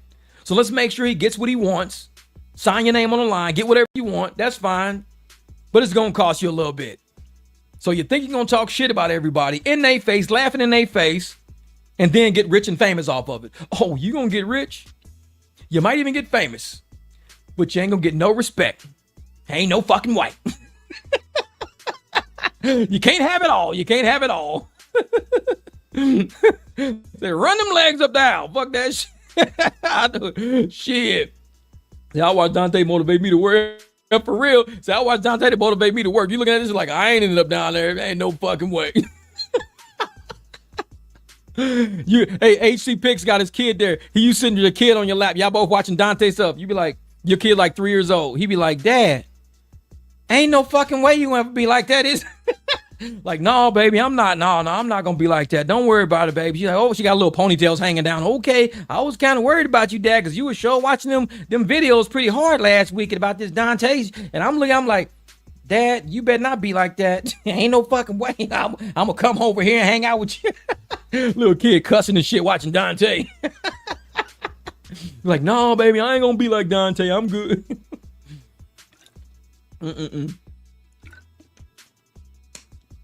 It says, joking aside, kids my daughter's age to watching content. Yeah. It said, kids my daughter's age to watching content. Shit like this. Dontay make you want to do better. That's it. And I'm going to tell you something, Latanya. Don't say that too loud, because you know a narcissist is going to say, I do this for y'all. I make you want to do better. I fuck my own life up on purpose and crying shit to make you want to do better. I'll live in a dumpster to make you not want to live in the dumpster. But I'll go get Hannah. I'm gonna get Hannah. I'm gonna bring her to the dumpster. But you ain't gonna live in the dumpster. Hannah, come in the dumpster. Bitch, get in the dumpster. He a narcissist. Bitch, I said get in the dumpster. No, I don't. No, you, because we gotta show people not to live in the dumpster. Get your ass in the dumpster. All right, all right. They make you want to do better. He gonna make himself a victim. It's because of y'all. Y'all love to see me living in the dumpster so much. It makes me live in the dumpster. If I live good, y'all gonna be mad at me because I'm living good, and y'all not gonna watch my content because I'm living good. I gotta live in the dumpster for y'all. He gonna make that shit. Dontay, don't help him out. Don't help him out. You giving him a reason now. I don't work because Latanya said, I mean, y'all want to do better. If it wasn't out here, she dropping bars. She dropping bars. I'm gonna make that shirt for Latanya. She dropping bars. She dropping bars. Dontay make you want to do better. Latanya, she dropping bars. She dropping bars, motherfuckers. Go watch her. Go watch Latanya. She'll tell you what I'm doing. I'm making you better, bitch. Like, Dontay, go get a fucking job. You giving his ass ammunition for his next hustle. Shit. He gonna probably screenshot your content and everything. He gonna screenshot that shit and put it on his next video. I told you I had a plan. And Latanya understands it. She gets it. All the rest of you old heads don't get Latanya gets it. I'm really doing this to make you want to do better. She's the only one that gets it. Rest of you motherfuckers are stupid. You haven't figured it out yet. Latanya's the smartest one. She's dropping bars. She's dropping bars. I swear I'm gonna cut that shit. I'm gonna put that shit in the video. She dropping bars. Fucking Latanya. These motherfuckers don't give Dontay no ammunition. Do not give him no ammo. Like, man, he fucking got me cracking up. Oh, I was gonna quit at 2.5 hours. We had 4 hours. See, this is what happens on my live streams. People start running their mouth and we start fucking cracking up, laughing at shit. I need to watch it. I'm gonna watch it. But Trey Watts is coming up in about an hour. I only gotta go eat. I gotta shower. Man, y'all done had me on this shit for 4 hours. Thank you guys for the super chats. I appreciate it, man. That really helps me out because when I am not out in the streets really working, doing stuff, then this is what I'm doing. I'm sharing my time with you guys, hoping our inspiration, helping I motivate. I'm pulling a Dontay. I'm helping you motivate to help make you want to do better. She dropping balls. That fucking shit. Latanya, I ain't never gonna let you live that shit down. Dontay like, ain't no fuck way. You coming in. She dropping bars. She dropping bars. He just want to help you do better. Like, man. But man, yeah, it was shit, I swear. But no, man, we got to do this again. I haven't done a live stream since like probably late July because I've been so busy. But summer's winding down. College is about to come back in. We're all ramping up, getting our clients together, spreading out our clients pretty well. So we're not too fucked up. So I'm going to be able to get back on live streams. So, man, I appreciate you guys. I will be on Trey Watts Live in the comments. I'm just in his comments because I listen to him as I'm cooking or something like that because he does some really good. And he also does a Cash App giveaway. So if you go to Trey Watts Live, you can participate in the Cash App giveaway at the end of every one of his live streams. Dude is cool like that, man. He's cool as shit. He don't have to do that. People don't have to do that, but he's doing it for everybody. So make sure you check out Trey Watts Live, get involved in the Cash App, get involved in the comments. He does call-ins where you can call in and talk. So his channel is way different. Man, ain't no fucking way. She dropping balls. Fucking Dontay. I will, Batty. I'm gonna try to. The Watts Army, that's right. Watts Army in the building. Man, and I'm Jay Watts. I'm W-A-T-T-S. He's W-A-T-S. Just so happens to both be Watts, and we got that same energy. So at some point in our generation, somebody dropped a T or either added a T, but we're probably from the same damn line. Charles Fred with his trash angels over there and shit, man. So, man, I'm going to get out of here. I got to get ready for Trey Watts Live. I'm going to go shower up, change, cook me some dinner, and I got to work tonight. I still got to drive later. So, thank you guys.